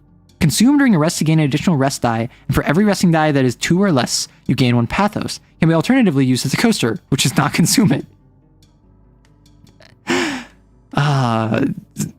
Psychic girls sleepover, mag clipping, hashtag boys stay out. Consume when a person is within visual range. You open it and receive 1 piece of information at random about them, an embarrassing moment they've had, their current crush, whether or not they're guilty of a violent crime. That's so good. That's so fun. I read these last time. I'll read through them again. So, painting of an ogre, L'appel du vide. Once per rest, when will give a mundane human that looks at intense depression, self-loathing, and lethargy. May also be used to give an exo the sunken affliction. Loses its effect if damaged or destroyed. Bloodhound brand male enhancement pill. Consumed to gain a hound affliction of your choice. 1 in 3 chance of instead being the admin's choice. Can be used while under duress. Super kawaii face mask for sensitive skin. This chemical treats a treated skin of an idol. Allows you to transform your face into the face of anyone you've seen before. Wears off after you rest. Has a 1 in 3 chance of permanently altering your face to the face you choose. Purple herb. A highly dangerous poisonous herb, which upon ingestion causes nausea, hallucination, and vomiting. Lethal to mundane humans. Has a 1 in 3 chance of turning a mundane human into an infested. Toad Depot Sticky Gloves. Grants +1d on rolls to seal objects, hold on to something, or other actions that can take advantage of the glove's sticky properties. It's a 1 in 3 chance to inflict you with a toad affliction of the admin's choice after use. DigitalKingdom.exe, a small flash drive, once per rest, allows full control over the software of any electronic device it plugs into, bypassing passwords and other barriers, can be killed by advanced anti-hacker software or power electronic surges, has a 1 in 3 chance of developing sentience after use. Where is the Sinagachi? Where is the Sin Tomagachi? Do not tell me you removed the Sin Tomagachi. There was a Sin Tomagachi. The Digital Kingdom used to be a Sin Tomagachi. Svelte, do not tell me you removed the Sin Tomagachi. Ah yes, hound palm up or palm down pill. Oh my god, okay. Okay. I don't know how I feel about this. Art of me just looking at the camera, looking at the viewer and just going, so, palm up or palm down. And just like, it's an image of me just like holding up my hand. The Sin Tomagachi was added to a later section. Good to know. Thank you. Blindly the blind. Some members of the Blind Eye Syndicate are more notorious than others and have cemented their influence in the supernatural world hidden underneath a layer that not even Seer has discovered. The following members of the Syndicate can be added to your world as NPCs and may even act as figures that represent the Blind Eye Syndicate in your world. They are written and characterized as NPCs through the favor system found in Glory unto them, and can be optionally used as potential benefactors for the XOs. The benefactors Peeping Angel and Gnosis from Glory unto them can optionally be used as affiliates of the Blind Eye Syndicate. Cool. So if you don't know, in Glory unto them, there is a mechanic system where you can get favors from specific beneficiaries who you can increase their heat, which means that they are more at risk of being spotted. But if you... Tamagotchi. But if you manage to avoid that, then they can do things for you. They can get you benefits, and particularly with the black coat system, with the pillar system, you can use favors to mitigate or avoid damage from pissing off black coats. Artemis, spy. Fight where you're told and win where you fight. People have done worse for less. On a hunt where you are pursuing an objective for Artemis, mercenaries will be helpful rather than aggressive. Twice during a hunt, an XO may gain +1d when employing their aid. They can be convinced to fight fully fledged sins, but will never willingly allow the XOs to spare a sin if present in the execution scene. Artemis returns an additional favor at the end of a mission where you're purchasing an object for them if you aid mercenaries in collecting any physical remains of an executed sin. Soundbite. Sumagachi.blind.eth.net. Buy today, 50% off forever, friend. Pewter side. Difficult to reach place in objectives for Soundbite in a mission will always be located somewhere in an arcade, game merchandise store, or internet cafe. 3 favors from Soundbite can be sent on a Sumagachi at any blindside terminal during a mission. It is cute, trendy, and contains the digital consciousness of a real sin. Once per mission, when you take time to play with or take care of your Sumagachi, you relieve one's stress.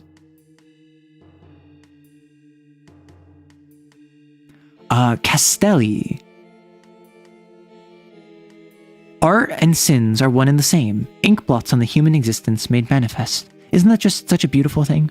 On a hunt where you are pursuing an objective for Castelli, a single recording or photo of a mundane human at their most vulnerable or suffering emotional distress due to supernatural can be submitted to a blindside terminal as if it were a 5-script occult object.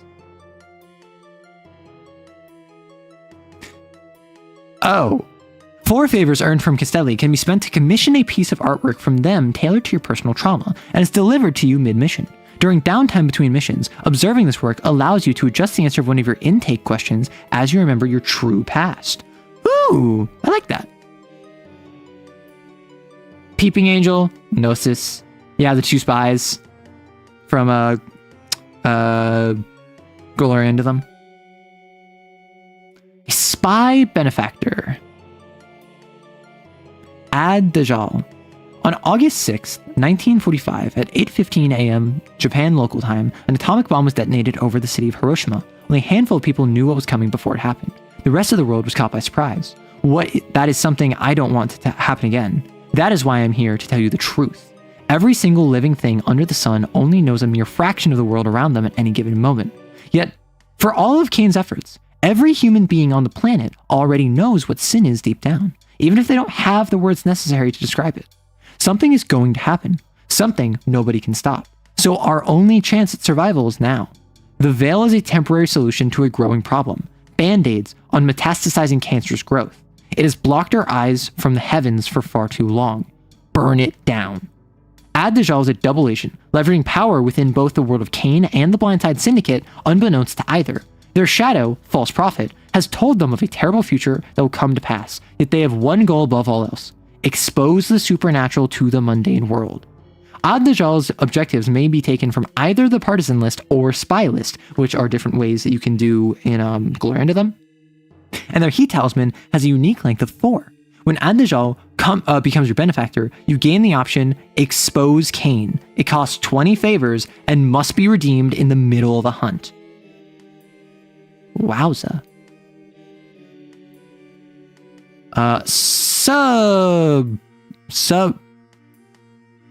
Sub-factions. Obsidian.exe.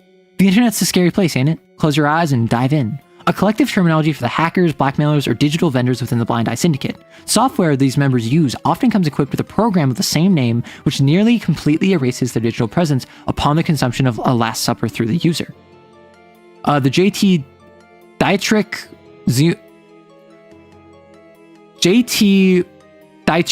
Shiwang and Co. As per our contract, we are not liable for any loss of life, damage, or personal injury. All sales are final. A conglomerate of entrepreneurial individuals with ties to paramilitary groups, government organizations, and world leaders as brokers of the supernatural. They are the entity most often associated with the Trailblazer, and therefore, in some way, shape, or form, always have a stake in any dealings of the Blind Eye Syndicate member. The Scenic Detour Collective. Sin and grace are just a natural part of it all. Take a deep breath in, then take the scenic detour. The artistic movement, an association born alongside the Dada movement in World War I that created artwork using anomalous attributes and material to reject the status quo of not just art, but humanity's relationship to the psychic sea. Occasionally host auctions or pop-up shows to share their work. Very Are We Cool Yet? Party at the end of the world! Haven't you heard? The world's gonna end, don't worry, everyone's invited. Often abbreviated as Patito, or the Party, this is a group of syndicate members who have infiltrated CAIN's files and know deep down what authority has failed to accept. For all of CAIN's efforts, the psychic sea will boil over. In preparation for the end, these members have decided to revel and celebrate before the end arrives, valuing hedonism and acquisition of pleasure above all else. But you aren't blind, are you? Not in the way that matters, far from it. Whether or not the collar around your neck tightens and pulls, or if you've decided that we are all equal under heaven, what happens when the exorcists have one last choice? To save the world or to accept the end. The apocalypse began when Columbus praised God and lowered his anchor. It began when a continent was drawn into cutlets. It began when Kublai Khan told Marco, begin at the beginning. By the time the apocalypse began, the world had already ended. It ended every day for a century or two. It ended, and another ending world spun in its place. Stand proud, exorcist. Everything has been worth it. The lives lost, the countless experiments, and the rearing of XOs. A small drop of suffering to save the lives of the countless many. You have successfully played your role as a tool in the war against sin, and preserved CAIN and the war for at least the next couple decades. By the time the next apocalypse appears, it won't be your problem to prevent or combat anymore. The rate of sin manifestation will continue to rise, but you will continue as you always have been, eliminating sin wherever it appears. Your superiors remain indifferent. Why praise the cog that operates as it always should? Regardless, you are rewarded for your troubles. Gain +5 script. Watch the sun rise and set another day. Live every day with something you know to be your sole purpose. You are an exorcist, the line between mankind and its failures made manifest. Go on then, holy fools, and do what your kind does best. Wipe the stain. Alternatively, you can accept the end. And those who expected lightning and thunder are disappointed. And those who expected signs and archangels, trumpets, do not believe it is happening now. No one believes it is happening now. Only a white-haired old man, who would be a prophet, yet is not a prophet, for he's much too busy, repeats while he binds his tomatoes, "There will be no end of the world, there will be no end of the world." Pick a god and pray! CAIN has sorely miscalculated the cost of saving humanity, and has lost the right to keep moving forward. Maybe nothing has earned the right, or perhaps this is the natural order of all things. The expiration of life as we know it is nothing to be afraid of. The signs have been around us for so long that we've grown used to their scent. This embrace of the end is one that will be familiar, and warmer than one would expect. If such a thing as different timelines ever existed, move over to a new one, make new exorcists, or allow the ones you've lost to experience a world where things might have been different. Start with one advance, as the deja vu lingering on your mind speaks to a nightmare you've finally woken up from. In any case, the world you've once known is gone now, in every possible sense of the word. You've made the choice that you know to be true to your heart. Leave nothing behind. Yeah, so I see the overlap with Garden of Sin. Or maybe. Stop it with like the ARGs and like the secret information and all of this stuff. Maybe the end of CAIN and the world as we knew it, it isn't the end of the world after all. Perhaps it was never a wise decision to rest the weight of humanity on the shoulders of a small few. You can't stop what happens next, not without making a choice that you would regret for this life of the next. But maybe you can prepare the rest of the world to survive our shared fate. Plant the seed. This choice is not possible if you choose it near the very end. By then, it's far too late to continue to matter. It is a choice made up of countless choices. Every sin spared, every host allowed to escape, every glimpse of humanity found in every XO. You have made choices with unfavorable odds to your survival. So what's one more gamble? In the moments before the end, let the whole world know not just what grace and sin are, but what they mean for all of us. Be the push that topples every domino you have placed along your way. Lift the veil and hope that in the few moments before it all burns down, you have given humanity a chance to live on. Every XO at the table must answer truthfully. Every XO at the table must answer the following question as truthfully as possible. Now that it's over, how do you feel? Maybe it's through this that one day, those in the world cursed and blessed with grace may know a name other than exorcist. The end. Cute! Definitely feels very, definitely feels very Garden of Sin. I see the overlap with Snarf. I'm gonna clown on all of the editors and proofreaders. You made like 5 errors. 5 errors. Uh-oh, dangerous viruses have been detected within this file. Learn their names and remove them from your computer. Uh-oh. All of the wonderful people that worked on this. So like clearly we had the various individuals, a lot of familiar names. There was Argonaut and Snarf and Myconid and Nemu and Rowan and Swampy and Vermilion and Bugso. A lot of these people have made other homebrew. A lot of these people are otherwise involved in the CAIN community, so that's super cool to see. And I will wait on the afterword, because I'm going to go look at some blasphemies first. You hate that coffin? It's scary. This one? But why do you not love it? Why do you not love it as it is? So true. Reset are $5. Yeah. Hey man, a post-apocalyptic setting in CAIN. This is kind of exactly what I was thinking. I'm gonna go up to... It's burning Miku? What the frick? Who's burning Miku? Oh my gosh, it's burning Miku! They put Miku in the fire! They put the Miku in the fire! But Handsome Coffin, listen, Handsome Coffin isn't real. It can't hurt you, Handsome Coffin. Okay, I'm going to go up here. What are the blasphemies you want me to look at? I'm going to be so real with you. I'm looking at a couple. I'll probably look at the XKs, like War and Conquest and whatever. People really want me to look at Pugile. Any others? Okay. Pugile. Violently refine your body. Let your hands be stained. Lo, violence stains the hand, but to strike sin is righteous toil. Let wrath be just, the hand swift and the wicked laid low. Disgraced. You are disgraced, and must add +1 to the final result of all rolls made to resist sin overflow. Some of your powers gain additional effects if you use them while your current sin is half, rounding up, or more of your total sin cap, or for the rest of the scene after you experience the sin overflow through defying fate. This is considered metamorphosis. At the end of the scene, if you used at least one power and triggered metamorphosis effect, you may relieve 1d3 sin by forcibly expelling it into the air. Ignore the release if you would enter sin overflow at the end of the scene. So if you don't go into sin overflow, you can reduce sin. Bloom and Melt are your personal favorites. Implode. Charge a sin mark you possess with psychic energy and detonate it in a cat half area, creating an explosion of psychic energy, flesh, and bone that damages structures and living beings. The selected sin mark is temporarily mutilated. Until rest, you do not benefit from any of that sin mark's abilities and cannot use the ability again. After you rest, your sin mark remanifests and heals more inhuman than before. If use of this power would be risky, unclear, or inflict harm, roll Psyche adding +1d if the sin mark was destroyed.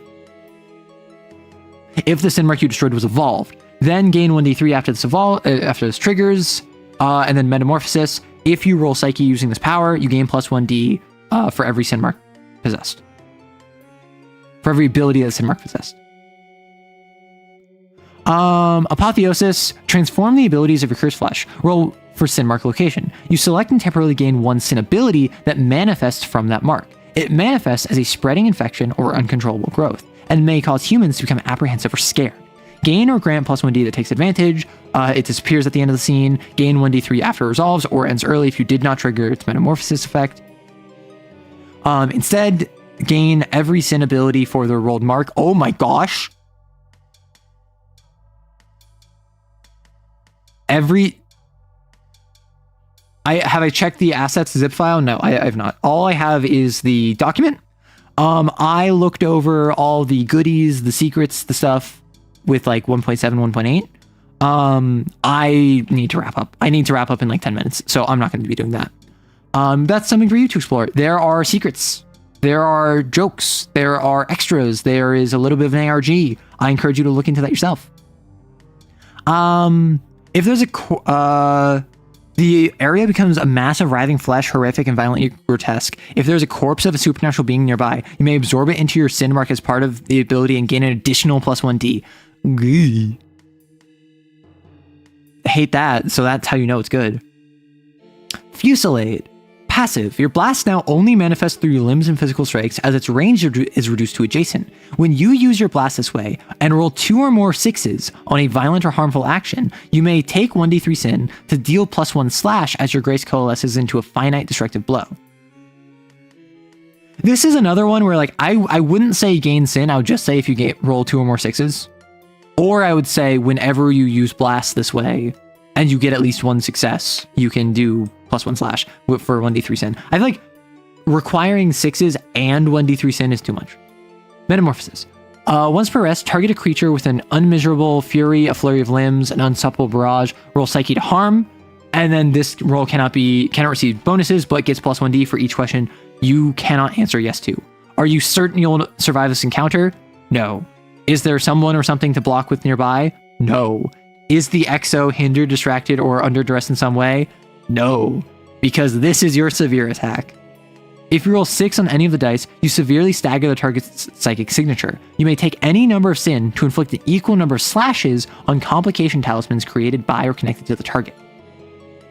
We love Fusillade. Accelerate. Enhance your speed to extreme capabilities by dipping into the lingering grace in your body. In addition to any action you take during the scene, you may move up to half cat distance within a second.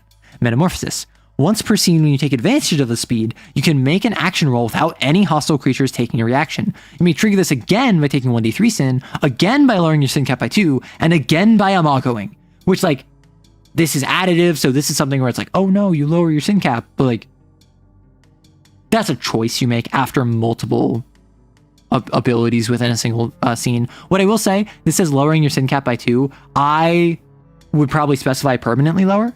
I personally would write it as lower your sin cap by 2 for the rest of the mission, which for the Pugile in particular is really bad, but this may be easily affect the parameters of rolls, such as difficulty or risk, then gain 1d3 sin. Stain. This power does not cost a psyche burst, which is why it has a little X. You may trigger this power when you kill or end the existence of another being. The psychic energy of the other creature you killed is mutilated as a warning for other supernatural beings. Yes, I remember this one. This is the one where you kill something and it sends out a signal, and if it's weak, it runs, and if it's strong, it sees you as a challenger. All beings that can perceive grace within a cat +1 area become aware that you killed the target, becoming apprehensive, and may devote resources into avoiding conflict with you. Powerful or aggressive supernatural beings may instead see this as a threat, challenge, or territorial dispute and act accordingly. This may easily affect parameters of rolls. And then Metamorphosis, the range becomes cat +2. Until rest, humans become instinctively fearful of you. Matured sins born from Pugile users often possess an additional domain, aspects from multiple sin types, or may be more belligerent regardless of type. The rules for this are at the end of this section. Oh my goodness gracious. I assume that's the alternate sin behavior. I liked Wave. Abhorrent. What the frick is this? Untempered blasphemies designated as expiration, Pugile, and Wave exhibit additional characteristics that set them apart from standard blasphemies. What the frick? Is this new? Abhorrent mutations? Psychic phenomena such as drifters and sin variations of these blasphemies are displayed below. Why did you make so much great content, Svelte? I'm like on hour 6 now. Like, geez. Is that just an urchin? Yeah. It's just an urchin. Neat. Abhorrent mutations. Sins born from pugile users may gain any of the following features based on the cat of the exo that imagoed. An exo may collaborate with the imagoed. An admin may collaborate with an imagoed exo to select any number of upgrades, which must have a total value equal to cat plus 1 of that exo. The execution of the sin usually grants additional script per exos on successful execution or hazard pay equal to the total value of mutations. So, for cat 1, plus 1 domain from own list. For 2, from a different list, plus 3 segments. Begin conflict scene with the 4 complication talisman. The hunt for the sin begins between missions as it ambushes a CAIN facility. Pressure begins at 3.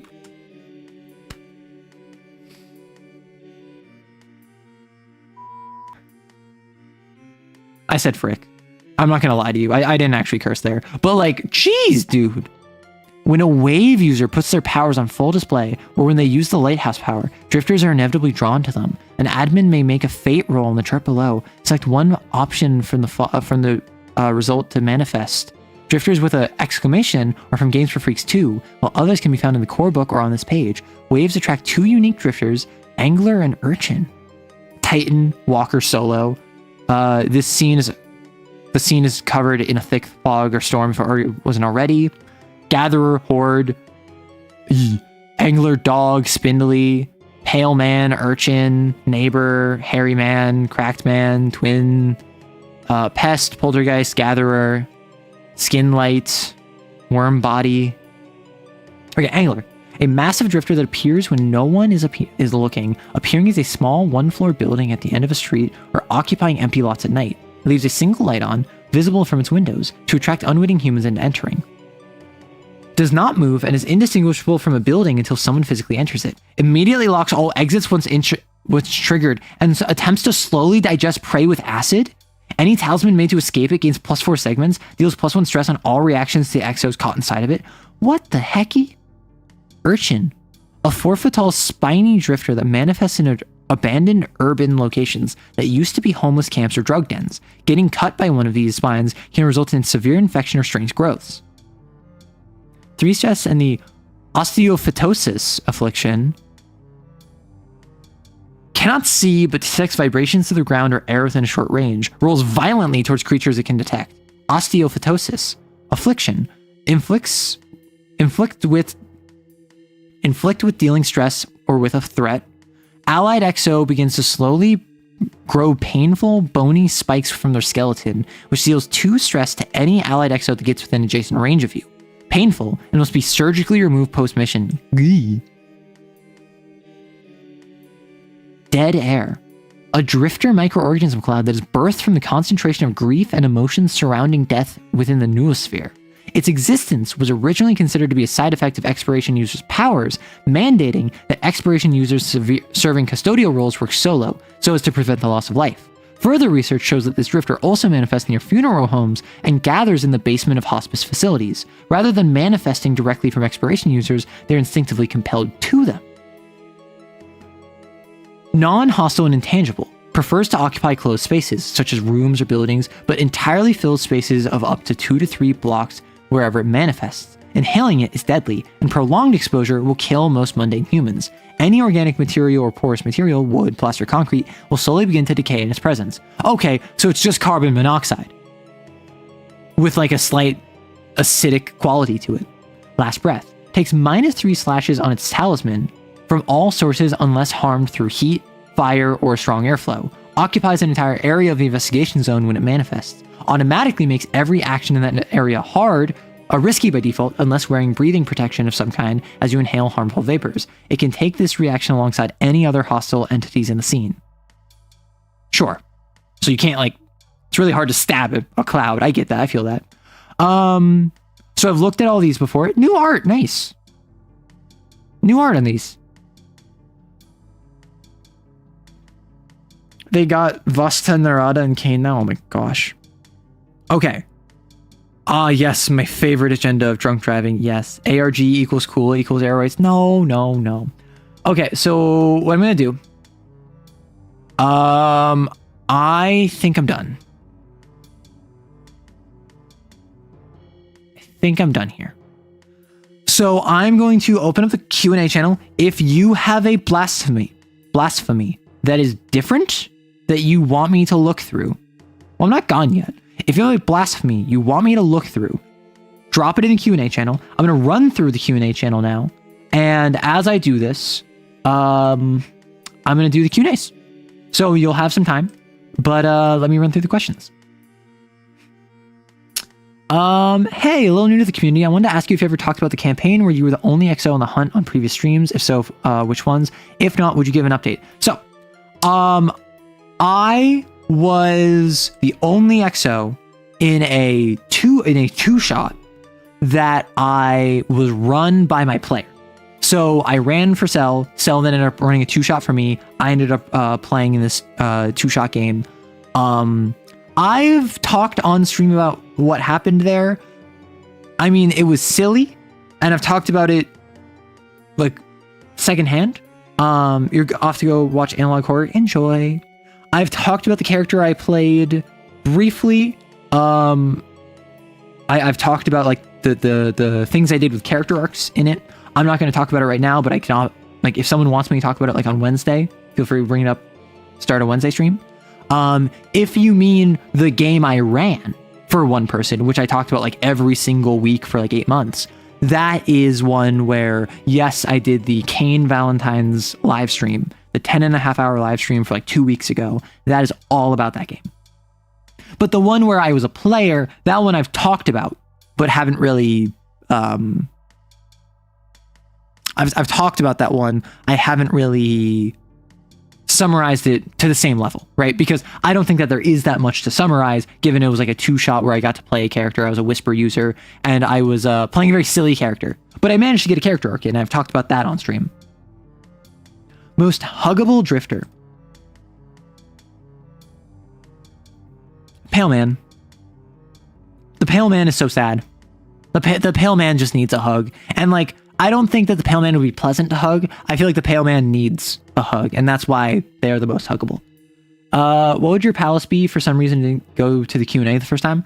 My palace would depend on what sin I am. What sin I am would be determined by, are we doing core 6 or are we doing like all of the various homebrew that I've run into or whatever. I don't know what sin I would turn into. I have a couple ideas, but my palace, broadly speaking, I could see it going one of two ways. If we're going kind of like classic, where it's like this really like dangerous spot that like is my domain, I feel like it would have to kind of tie into being a VTuber and also me writing. And it would kind of be like a marriage of these two things colored by whatever my trauma is. So if I'm like depressed, it's all like dilapidated and broken apart. If I'm an idol, it's all put on display and like it's all in like museum cases, and like you can watch all of my streams and my videos and my editing, whatever. If I'm a lord, it's back to the good old days back when I had better growth and blah, blah, blah. Like it's whatever the specific sin ideation of that would be, colored from this. But I do think it'd be interesting, where I'm the sort of person that like, I'm kind of an open book. And I say this and then people are like, you are not an open book. I have people that have known me for years that like know very little about me because I'm very private. I do think that depending on what my sin is and like what my trauma is, it might literally just be like a room, you know, like just a room that the entrance to the palace leads directly, plainly, and without frills to the sin. And because the sin is like, it's not a matter of like, you have to chase me, you have to hide me. It's like, no, I am justified in this. Like if it's a lord, it's trying to, like, it has an open audience to anyone that seeks a domain. If it's a ogre, it was too sad and depressed to actually put up the walls to hide. If it was a idol, it obviously wants you to like get as close as you can so it can like show you how awesome it is. Like, I think that's the kind of thing that'd be really interesting.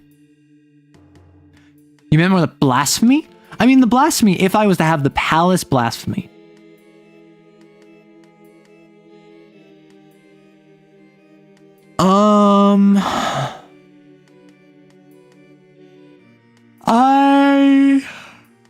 think... Ooh, cracked my lower back. I don't know. I'm gonna think on that. I'm gonna think on that and get back to you. Track blasphemy, title power, We Are Charlie Kirk, thoughts. So the issue with that is that track is based off of music, and that is just noise. That is AI slop. And so if a player tried to include that in their game for track, I would say, sorry, this has to be music. You're not allowed to do that mechanically. And that's my response. So B is screeching. The only thing they fear is you, banger track. I'm aware. I've used that in editing, and like I enjoy the Doom soundtrack. 2 pages under there, it's new. This is in the Q&A channel. Youchers. A bunch of people apparently started typing in the Q&A channel. Did I see that guilt doesn't get divine agony? Yes. I have seen all of the various blasphemies. What?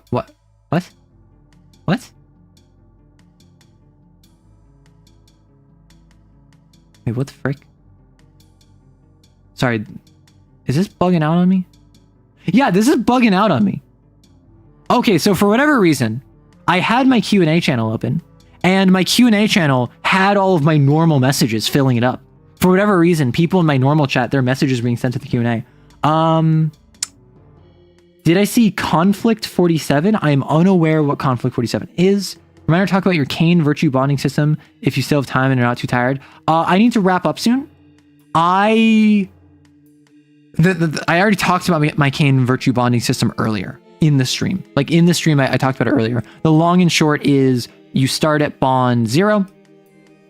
And if you have any, like if you've spoken to this person once, how do you access the Q&A channel? So on stream, I'm going to unpin the pinned message with the Harpocrates dossier link. Now in chat, there's a little Q&A channel. You can throw your questions there just for free. Like it's no issue. It's no anything. It's just if you have a question, it's not related to what we're talking about right now, throw it in there. So at 1, you have to speak with them at least once. To get up to 2, you have to have 3 conversations. To get up to 2, I don't remember what to get up to 2 was, but to get up to 3 was the virtue has to tell you a secret they do not want anyone else knowing. I'll be really glad, but I don't really get why you'd want to get in touch with virtues, but I'm glad y'all enjoy it. Well, so the thing with the bonding system, this is like the bonding system is mechanics. This is for like how you get their powers. The thing with the virtues in CAIN is that they have powers they can give to you. I have an alternate bonding system. So why would they associate with such a small person? In my setting, and then the rules I made, when a virtue dies, their blasphemy, their unique blasphemy, doesn't just go away. It goes across the psychic sea and desperately is trying to latch on to someone else. And so when a virtue dies, the closest XO to them that has any level of bond with them, their blasphemy will latch onto this person. And if this person is not fully bonded and also Cat 4+, and also understood the psychology of the virtue before they died fully, they will instantly get sin overflowed as the blasphemy like overwhelms them and jumps to the next closest person. And so the bond jumps and jumps and jumps until it finds someone that is bond level 3, that had a full understanding of the psychology of the of the virtue, and who also is Cat 4+. And if you're thinking, well, why don't they just not bond with anyone? Because it only jumps to people that they're bonded with. Because then, if Justice dies and is not bonded to anyone, CAIN loses the law high blasphemy forever. And authority doesn't want that. So what authority does is there is a quota of XOs that every virtue must be bonded with that meets these criteria. And so even though the quota is only like 3 XOs, there must always be 3 XOs that are Cat 4+, that have a bond level 3, and who also understand the psychology of their virtue. What if they die? What if they're far away? What if they defect? What if they're not trustworthy? Well, if Justice has 3 XOs that are bonded to them, it makes sense that Justice would also start working on a 4th. And there's only so many Cat 4 XOs there are. So there's only so many black coats. And if all of the other black coats are like bonded to like faith and fortitude and charity, and the charities and prudence and chastity and sobriety and like all these others, Justice has to start reaching out to like Cat 3s and like Cat 2s even. And so the reason they talk to small fries is because even though you as like a Cat 2 XO are probably not going to ever make it to Cat 5, you might. So you're only going to be on my radar if I'm deployed to a hunt that you are also deployed to. For instance, on the Resplendent Echo in my Valentine's game, where Justice was deployed to the hunt because everything was going out of control. And then kind of like met Hattie, and that gave Hattie the opportunity to bond with Justice if she took it. Or if like the site director hits up CAIN Authority and just like, hey, I have a very promising asset that I think would be a good fit for Justice. And so by recommendation of like admin, local admin, it goes up the chain, and this like little baby Cat 2 XO who is like a super stickler for the rules, they're hardline, they are very capable and competent, they start bonding with Justice because they start working with Justice. And then the other thing to keep in mind is that's just how it works in mine. In CAIN Raw, read as written, you can aspire to like follow in the footsteps of a virtue, right? Normal bonding procedures can advance whether or not you have ever interacted with them. If I idolize Fortitude, I can get like 3 levels of bond with Fortitude just by being like, I want to be you when I grow up. And like, I've never met Fortitude. Fortitude doesn't know who I am, but I get like 4 levels, like all of the levels of bond with Fortitude just by aspiring to be like them. Now, for something like Cardinal Virtuoso, why are you like having this like dating sim mechanic with them? I would say, I mean, that fits my setting. My setting has the quota. They need to have a constant rotation of XOs they're talking to in case they lose the Cat 4s, in case they lose the Cat 5s. So Raw requires no agency on the virtues part. Exactly. So like Raw, that's how it is. If you're talking more from the perspective of why would a virtue ever talk to this random Cat 2 that gave them like a gift? Well, I mean, they're not considered human by CAIN, but like XOs are people. And virtues ultimately are just human. I go out of my way to minimize contact with community members because I know that if I'm like in a private conversation with someone who like idolizes me, I wouldn't know how to react. I would get very like embarrassed, and I would feel very like honored and humbled and whatever. And like, yeah, obviously that's cool for both of us. Like I get to have like the positive emotions of someone like idolizing me, and they get to talk to someone they idolize. But then that's a power dynamic, right? Virtues effectively are the celebrities of CAIN. They are the cream of the crop. Black coats look up to them. The folks that you look up to these people. And so sometimes it's just nice for like the charities to be like, oh, we saw you from across the investigation area and liked your vibe. Let's start chatting. And so the charities like just start chatting with a random Cat 1. And not because they're like have anything nefarious planned, not because they're trying to bond with them, not because of anything. They just start chatting and then they hit it off. And so they become friends. Totally reasonable. Maybe if you are like, you have anger issues and you're super violent and you're at risk of forming a hound, you get set up by admin to bond with fortitude, to like do that productively, to not lose your edge, but to harness your edge and galvanize it, right? So like, there's multiple different reasons you can go for. I went the reason of there is an actual quota that they need to fulfill, and all of the virtues in my setting. This has been a running theme with them. They all put exos forward, and they all have this kind of like shared feeling of we're all exos together, just manifested in different ways. In my Valentine's game, Justice obeyed the letter of the law to ignore CAIN, who had a sin mark, because Justice is obligated to execute anyone that is stained. And so by pretending that CAIN doesn't exist, Justice didn't see CAIN. What are you talking about? One of them had a sin mark? I would have known if one of them had a sin mark. Justice does not perceive CAIN, despite the fact CAIN is talking to Justice. Justice does not acknowledge them, does not talk to them, does not look at them, and by extension, does not need to execute them. Because Justice, despite recognizing they need to wipe the stain away, is basically ignoring a rule by following it as close to its wording as possible to protect someone.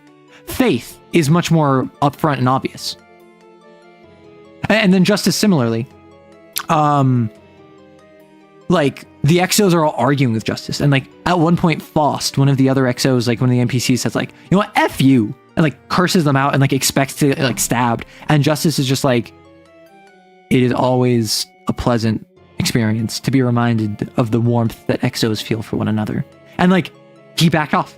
He stopped pushing them and like trying to like push for them to like run themselves ragged, because he recognizes that they're just exos. They care about each other. Something virtues mourning the baby cat, 1 to 2 exos they vibe with and secretly had high hopes for. Yeah, 100%. And like Faith is way more obvious. She literally says like, hey, we're all exos. And every time she meets an exo, she gives them a little knickknack that she won in a claw machine or a gacha or whatever, and she remembers them by that. She calls Bond Ranger. She calls Raphael Uzumaki, which Uzumaki is the collection. I know it's not the specific one. It's the spirals, whatever. Weird thing for such object animals who think they have free will and agency to do, but your game is different. That's cool. Yeah. But like, I treat them more like people.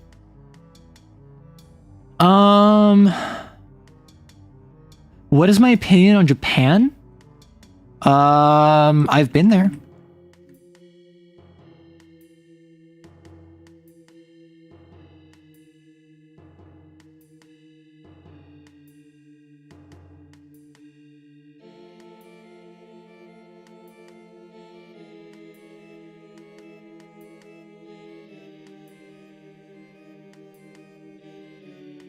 Sorry, I had to speak with my roommate for a moment. What was I saying? Japan is nice. I've been there before. I went back in a student exchange program, actually. Back when I was a teenager, and I stayed with 2 host families. And I got to stay in a more like rural area and a more urban area. Like I was surrounded by like rice fields, and we went to like the temple in the morning. And then this was like in more of like a downtown area and like a small, like a 1-floor place. I really enjoyed it. I got to do a bunch of touristy things. I got to have a cultural exchange thing. I did both because I think it was like a 2-week thing. 1 week was with the host families, where I like physically like stayed with these guys and like their families, these kids. And 1 week was like touristy stuff. Like we went to Tokyo and Kyoto, and like we went to spot. I participated in folding like 1,000 cranes. I don't know how to fold a crane now. I've totally forgotten because it's been a million years. I want to learn how to fold a crane again. I learned how to fold a crane, and I participated, like all of us as a group. There was like 6 of us. we collectively folded 1,000 cranes. And that was cool. In my game, I think I'm going with that hope and veil are transferable well and kind of entwined, but it's more of a conversation. Yeah. I mean, like, by raw, as far as I'm concerned, the only one that can be transferred is Hope's Veil. And entwine is something where it's like Ship of Theseus. I like the idea that all of them can be passed down, though.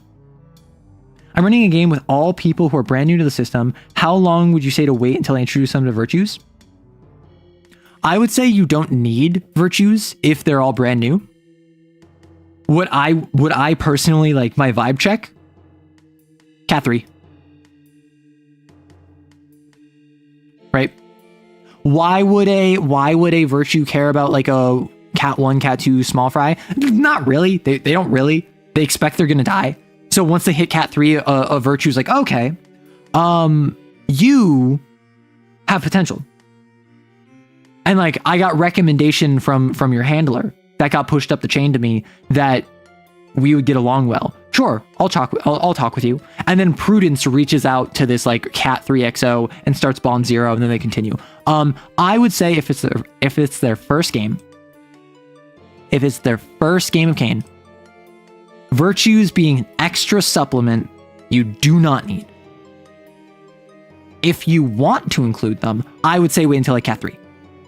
Give them like 2 missions, give them like 2 hunts, give them the ability to like kind of get their feet wet, get past the point of like, oh, 40% XOs, don't make it to Cat 3, and then give them the access. I would say personally, I would introduce like 2, maybe 3 virtues. I added 1 at a time, and I only ended up introducing Justice and Faith in my game. But I would say like, hey, now that you're Cat 3, Authority has authorized your ability to bond with virtues.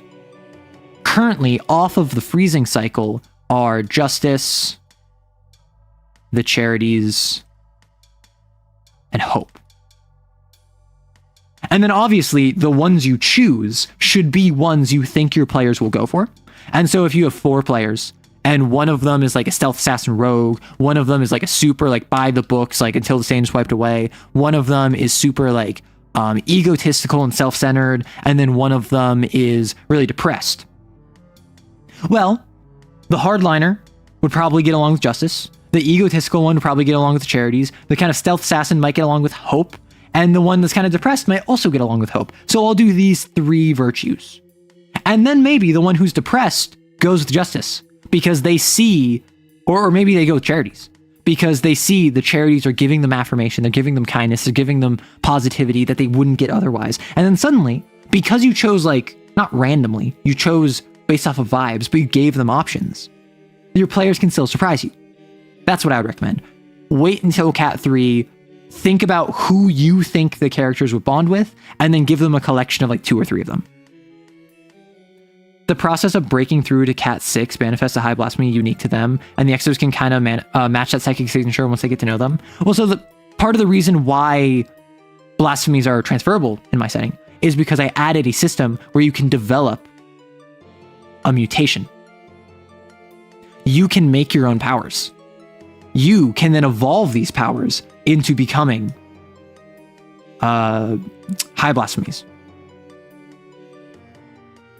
And because in Games for Freaks, it's explicitly stated that the high blasphemies you get from your bonding are weaker versions than the actual high blasphemies the virtues have, I have this one step further, where there's an unleashed blasphemy. And if you want to hear more about that, a couple of my Friday streams, the CAIN ones, I talked about this on stream.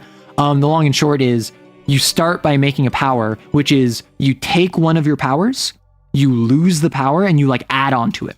You add both benefits and detriments to it. It is a different power, but it's basically the same. It's an evolution of it. It's a mutation. And then you lose the entire blasphemy, and it becomes a high blasphemy, where it gets extra bonus powers. And then past that, it's an unleashed blasphemy, which is like on the level of a virtue power. And once you have an unleashed blasphemy, folks can bond with you. and you can give them your high blasphemy in the same way virtues have a unleashed blasphemy that they can give their high blasphemies to. In my universe, would Fortitude have any followers? Yes, because in my universe, in my setting, Fortitude is much less unhinged, I'll say. In my setting, Fortitude is the sort of person that they're fighting a sin and they get smacked and get knocked through a concrete wall and like are collapsed in rubble, and they shift off like a 3-ton slab of stone off of them and they're laughing. And they go, yeah, this is what I was hoping for. And like, they're not quite like Doomslayer. Doomslayer isn't characterful. They are much more like lost in the throes of battle. They're a little bit more Slanesh coded than Khorne coded. They are like ecstatic in the thrill of combat rather than blood raged, if that makes sense. So in my setting, yeah, absolutely, Fortitude has way more followers because Fortitude is not like, if you are in my vicinity, I will just kill you because I got bored. Fortitude is way more like an unhinged person rather than a animal, right? The only thing I know about CAIN is the stuff you talked about in the last 2 streams. You're very lost. I'm so sorry. So you level up to virtue through horizontal growth rather... No. So to become a virtue, actually... Let me real quick, and then I'm done, Okay. Don't let me continue. CAIN supplement.